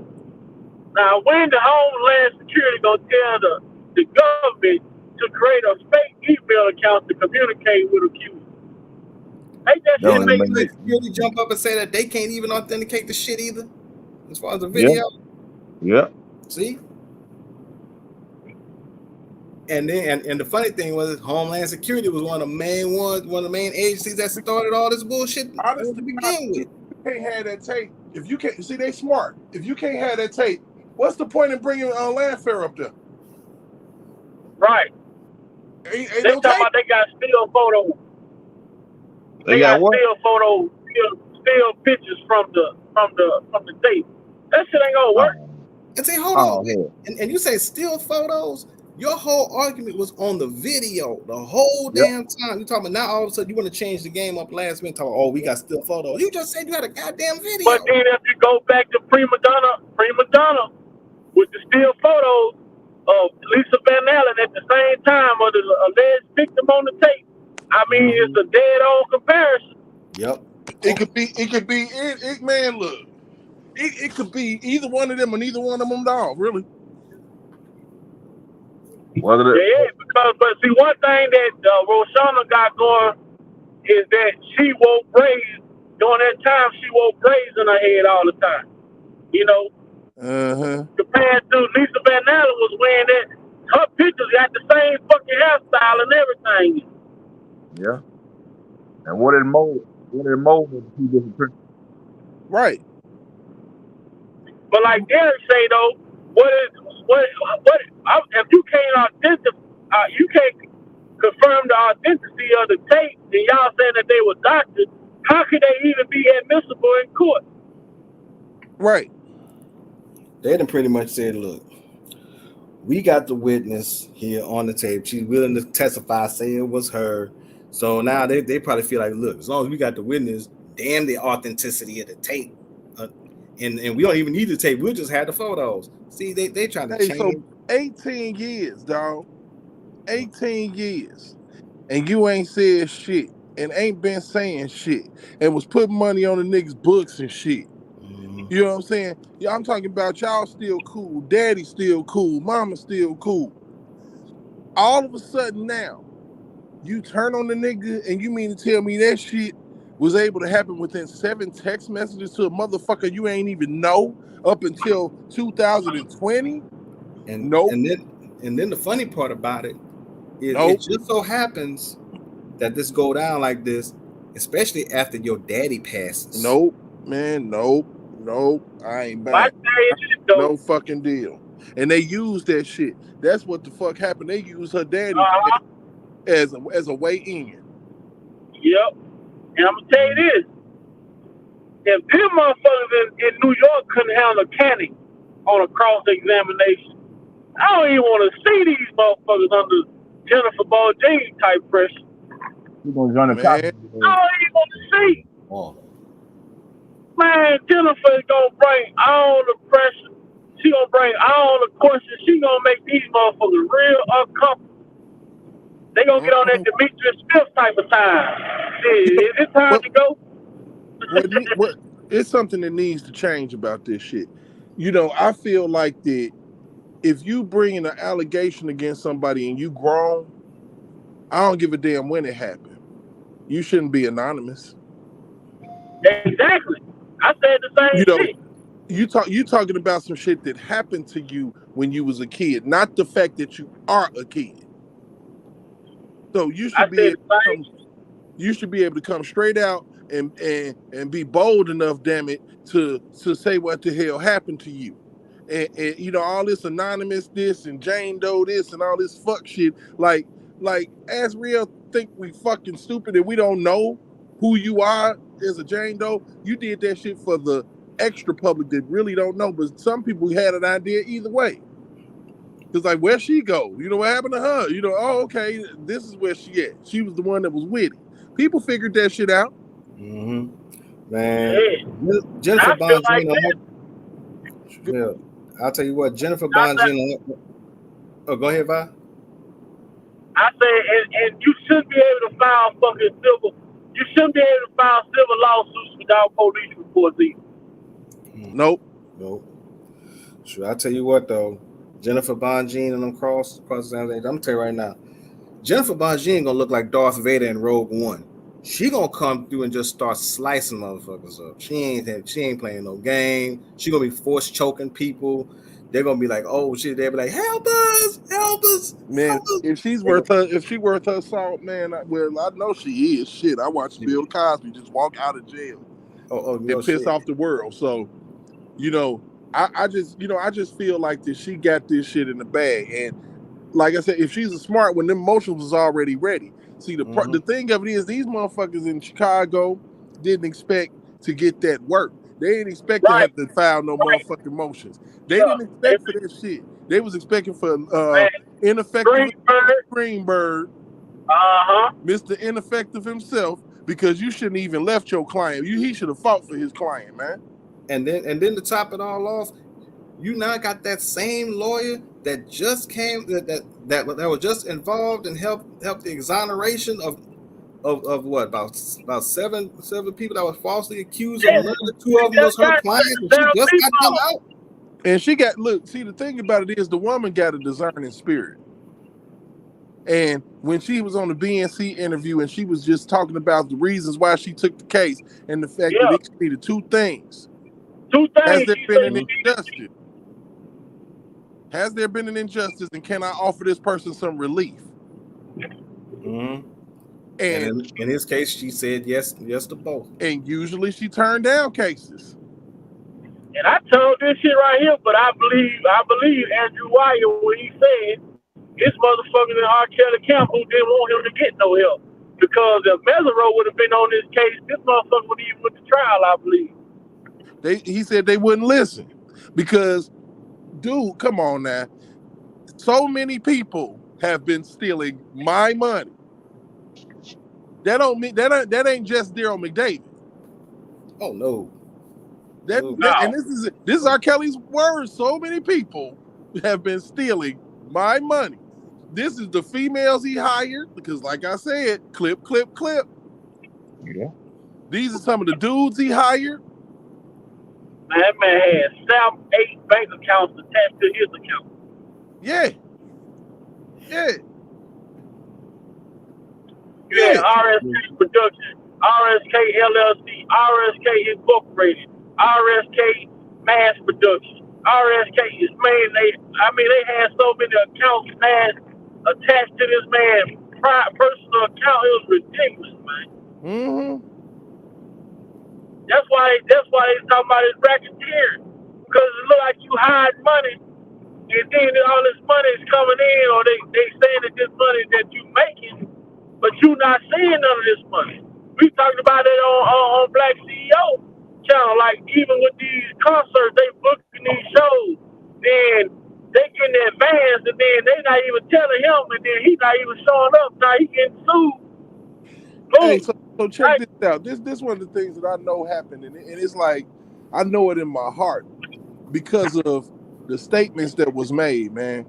You know, Michael Avenatti reached out to R.Kelly at some point, right?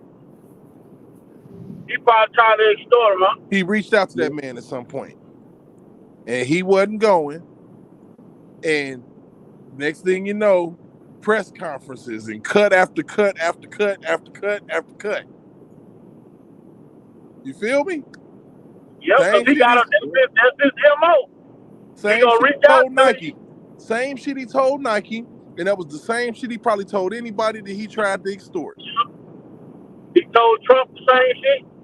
Right. He told everybody. That was his motive. He come out, he'll text you, and then he come back. Once you don't cooperate or pay that money up front, then he start this smear campaign. Right. Yep, it starts a smear campaign, especially a smear campaign in which you're actually trying to pave a pathway to the White House in the process. Right, because this motherfucker thought he was gonna be president. Yeah, and see that's what kills me. That's another thing a lot of people really don't want to see. I told people a long time ago, and I still stand by this, that R.Kelly is being used as an election tool and a political pawn. You can just look at all the politicians involved, all the moves that's being made, the movements are political. It's all there. It's all there. It's politics all around too. Old motherfucking mango head ass. He was running for high position in the NAACP for like a presidential position with the NAACP. He used his case too. Yeah, because I think he was the vice president. He was the vice president of the Atlanta branch of the NAACP, or the president was trying to move up nationally.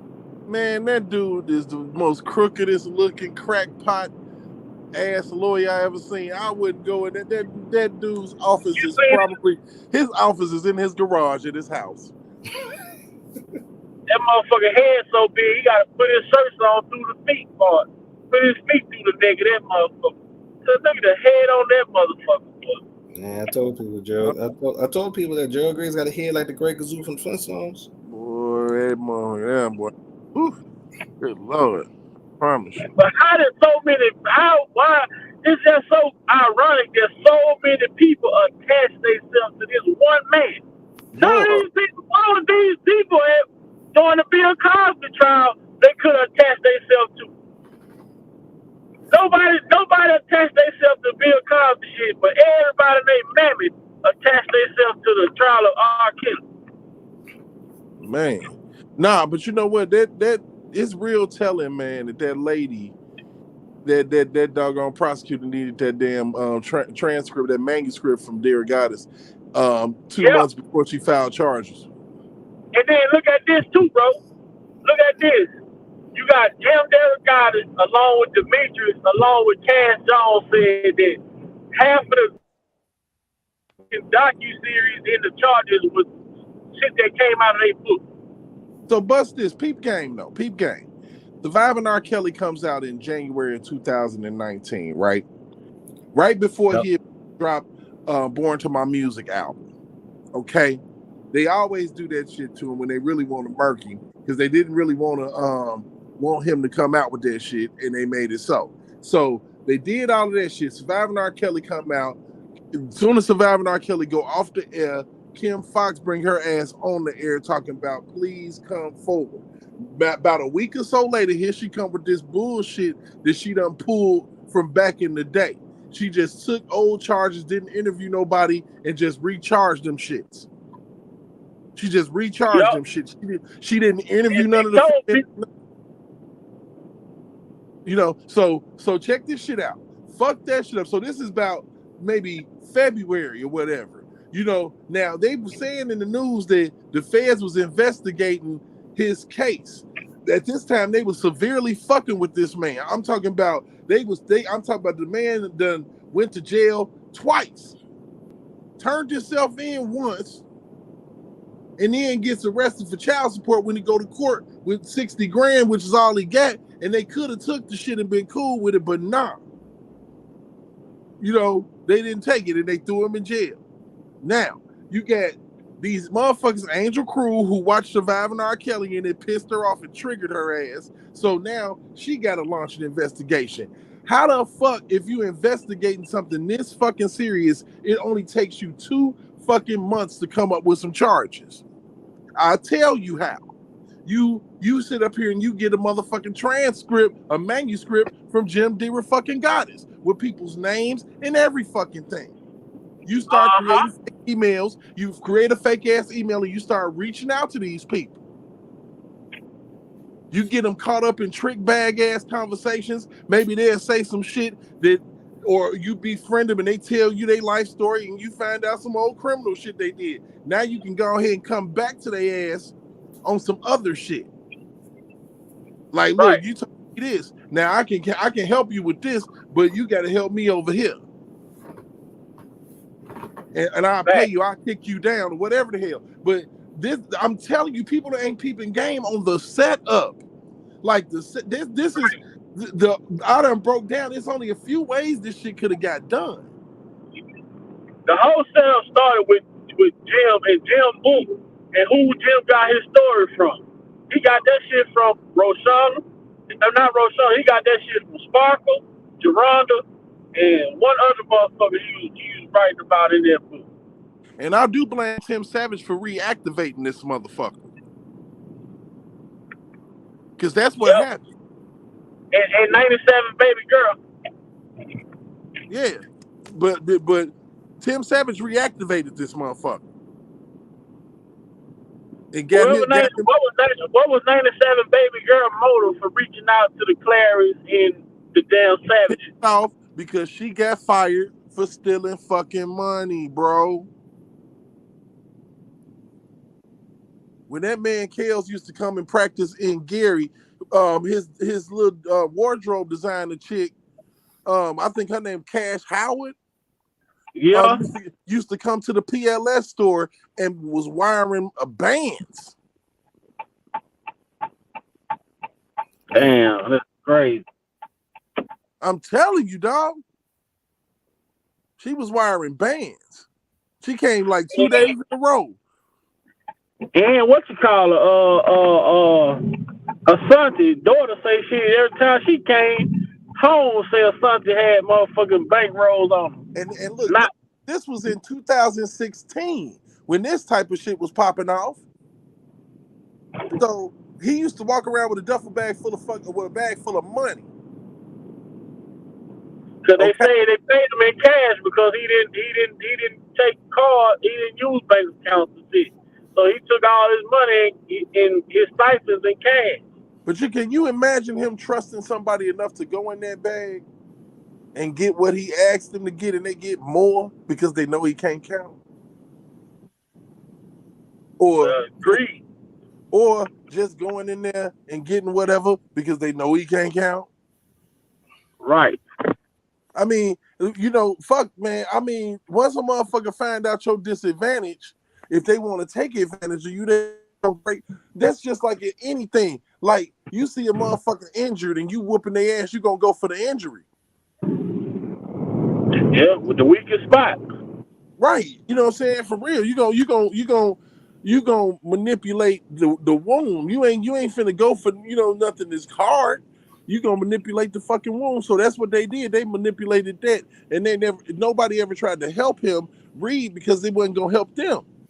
That's why I say the wife was. That's why I tell people all the time. I say the wife was just a sad fucking excuse.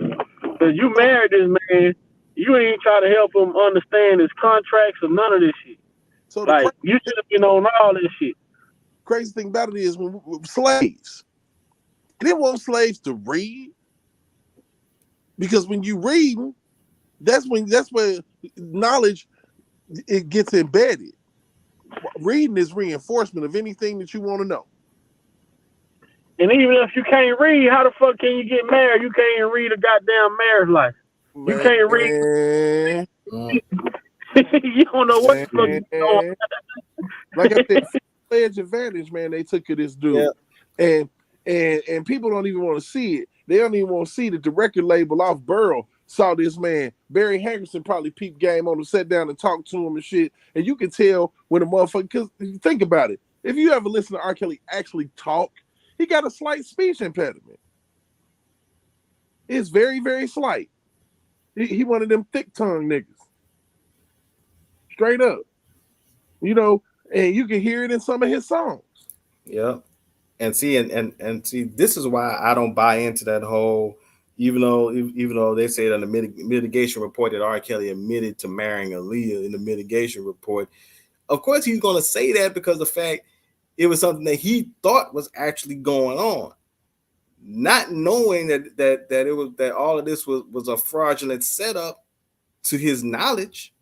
They probably convinced this man that they was going to marry them and they was going to be a power couple and it was going to help his career and her career and all that shit that they put in that man's ear.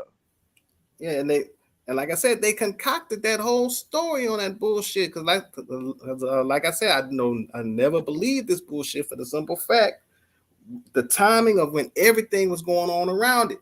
I bet you Cash Money he ain't admitted to no Aaliyah shit, man, because he got pending cases, man. He can't do that. Yeah, and I think that, like I said, it was in the mitigation report by the guy that was supposed to be the psychologist or whoever that interviewed him. I get to read that, bro. Do I believe that? No.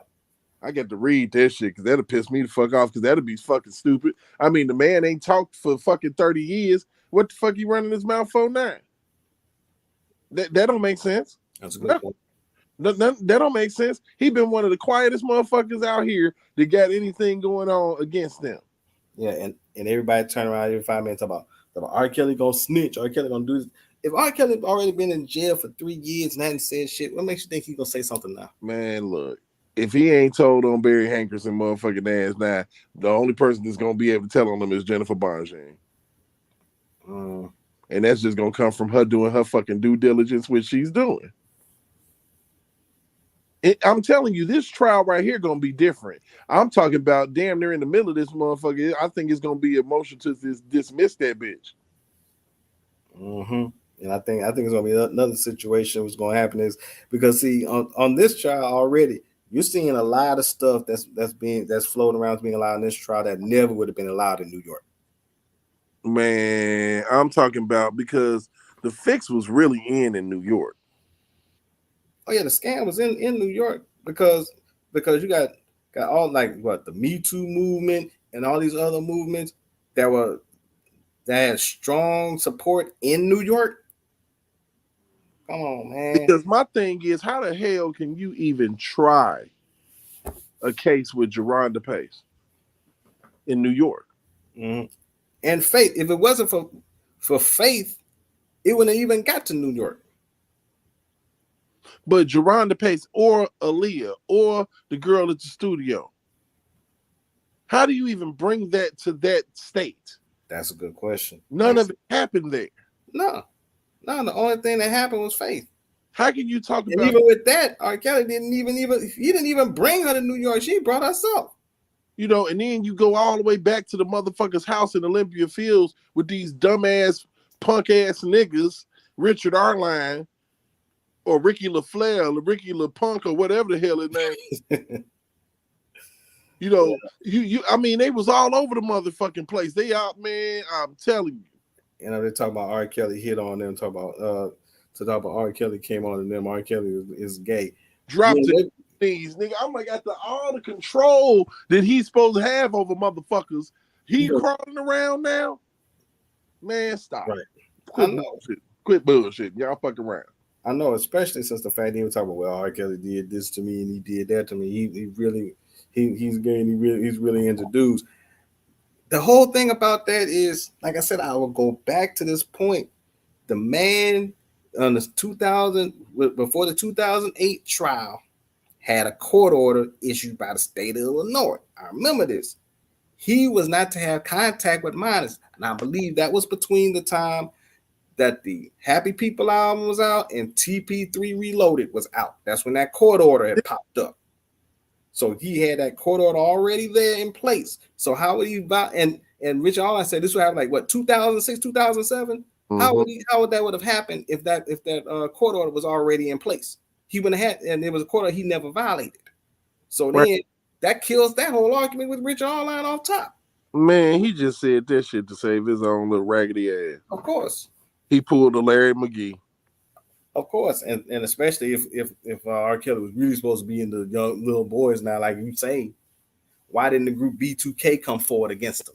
Right, and it's so easy, man, because see, the feds can get you in this motherfucking interrogation, talk shit till you, tell you how much time your ass might face if my fucking nobody will go to jail, man. I'm telling you, ain't nobody trying to go to jail for a second.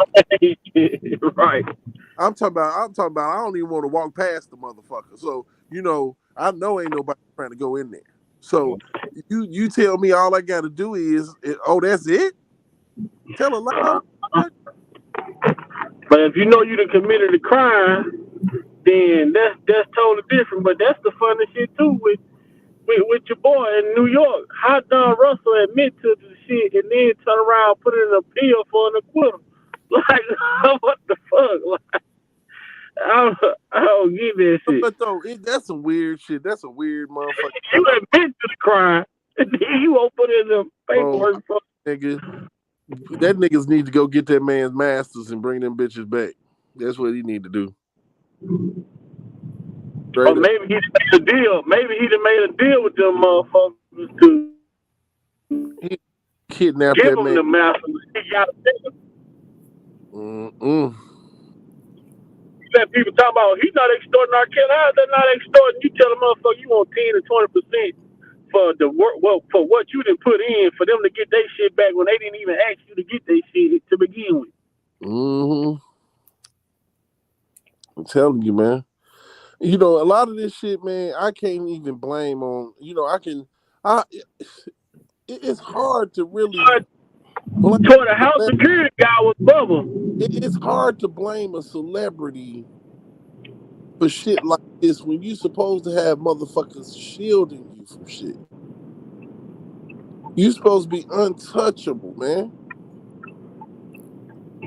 For real.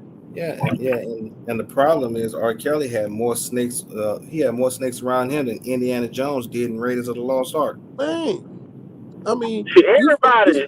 You supposed to be shielded from this type of shit. Like, how do a hood booger like Geronda Pace get anywhere near you? Bubba. And then you gotta look at this. Instead of Carrie trying to be a fucking brother to his brother, he's jealous because he want to be his brother. So I wonder if Bubba did Jim DeRogatis' tattoos. Probably so. Let's link it all the way up. Come on, man. I mean, I ain't no dummy. I'm like, Jim DeRogatis got a lot of motherfucking tattoos. I've been thinking this shit. And I won't be surprised if you take that motherfucking clothes off. He got a tattoo of R. Kelly somewhere on him. At this point, I wouldn't doubt it. Man, shit. It's crazy. Look, just think about it. I'm like, this motherfucker got a gang of tattoos and shit. I wonder who do his tattoos. Possibly Bubba. Yeah, but see, they were saying Bubba the one that motherfucker called Geronda coming over the fence, and then he let her in the house. No, the security dude, the dude that was on the security desk said he saw it, but he had to have let her in the house. Yeah, because she said that Bubba let her in the house to take the picture. How the fuck did she get in the house to take the pictures in the man's bedroom? And it's the pictures that she took to prove that she was in his house which led to her filing the lawsuit. And you know why that is? Because I'm gonna tell you something. She had to go in there with her phone by herself because otherwise, in celebrities' houses, they take your phone, man. But Kels wasn't even. No fucking But phone. he wasn't even in town. I bet you. If they go back to them fucking pictures that she put in that law, well, I'm probably sure it probably ain't no records of the lawsuit or what was involved with the paperwork part of it. But Bro, I bet he wasn't even there. Bro, you go into anybody's motherfucking mansion that got any type of motherfucking sense, they don't want you taking pictures of their shit, man. Pictures of nothing. So she ain't had no phone to because that's the first fucking thing you gonna do. The first day you get there, you gonna be snapping pictures like a motherfucker.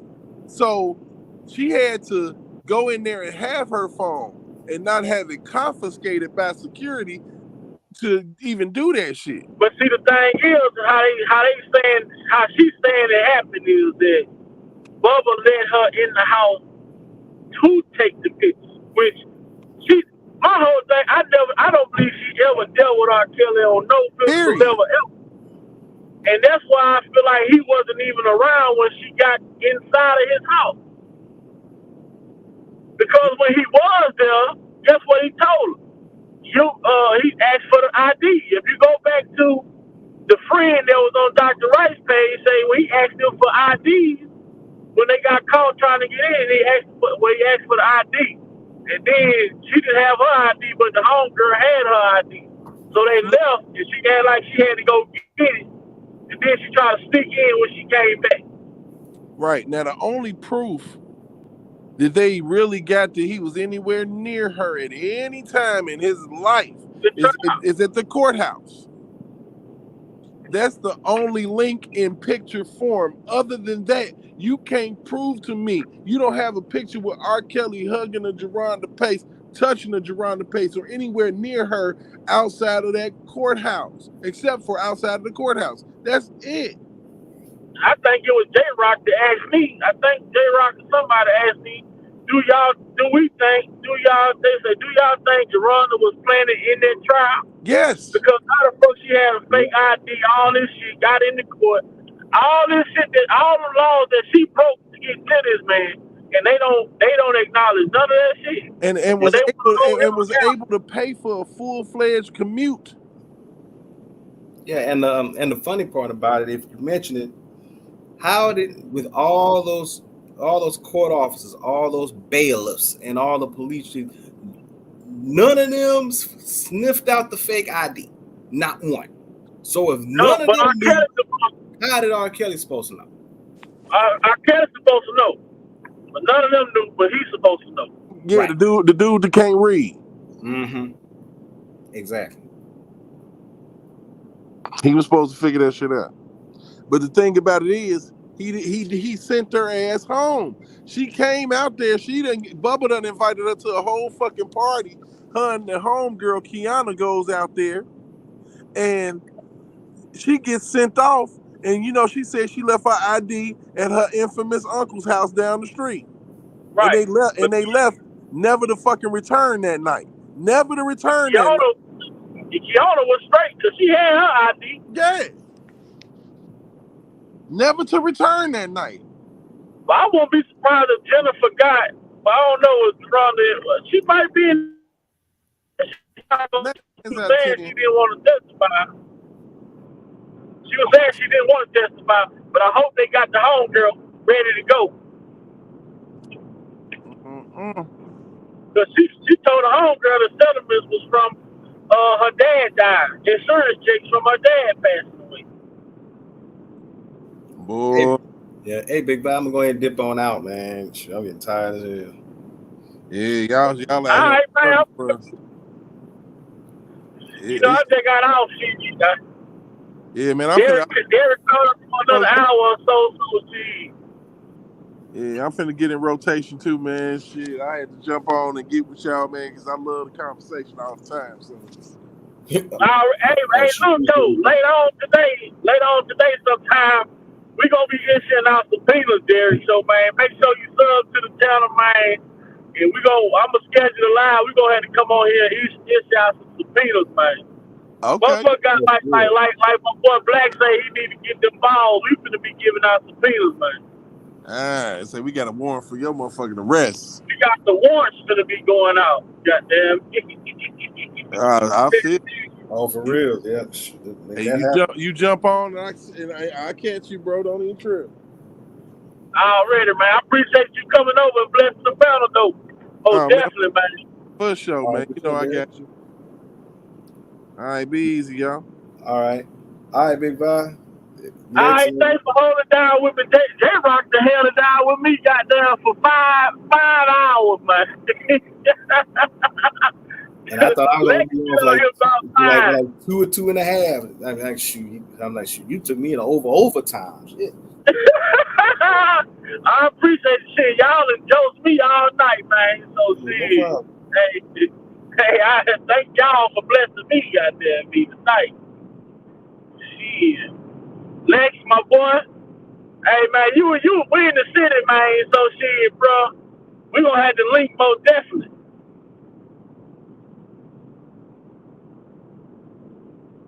My boy Lex, you sleep over there, man?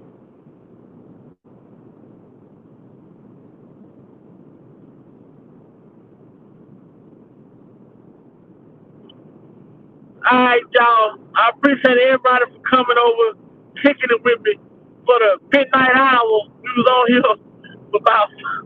We was Big Glenn. You done went to sleep and woke up. We still on here. This the same line. Thank y'all for coming over and kicking it with me tonight. Kicking it with me, Lex, J-Rock, Sir Miguel was on, and also we had Derek on. Man, thanks everybody for coming over and hanging with us tonight. Make sure y'all stay tuned for tonight, live later on tonight. We gonna be issuing warrants, subpoenaing people to show up. We issuing out subpoenas. So make sure y'all ready, lock and load to get y'all wine, get y'all beer, get y'all drinks, whatever it is y'all think is gonna help. And hey, we going up later on tonight, man.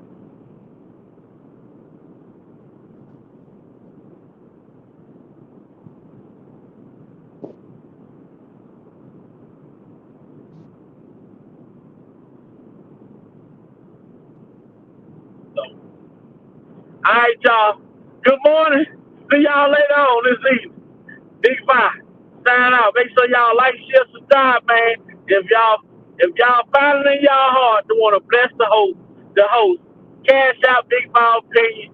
If y'all want to contact me at bigfiveopinion88@gmail.com. Like, share, subscribe to the channel. If you have a business, if you are a black-owned business owner, you have a business that you want to promote, Fridays, I will be dedicating Fridays to promote black-owned businesses, entrepreneurship. So if you own a business or any kind, anything that you do that you want to promote, email me at bigfiveopinion88@gmail.com and let me know what you got, and we can schedule a time so we can promote your business free of charge. Free of charge. So if you got a business that you're trying to promote, let me know what it is, and we're going to go from there. And last but not least, thanks everybody for coming.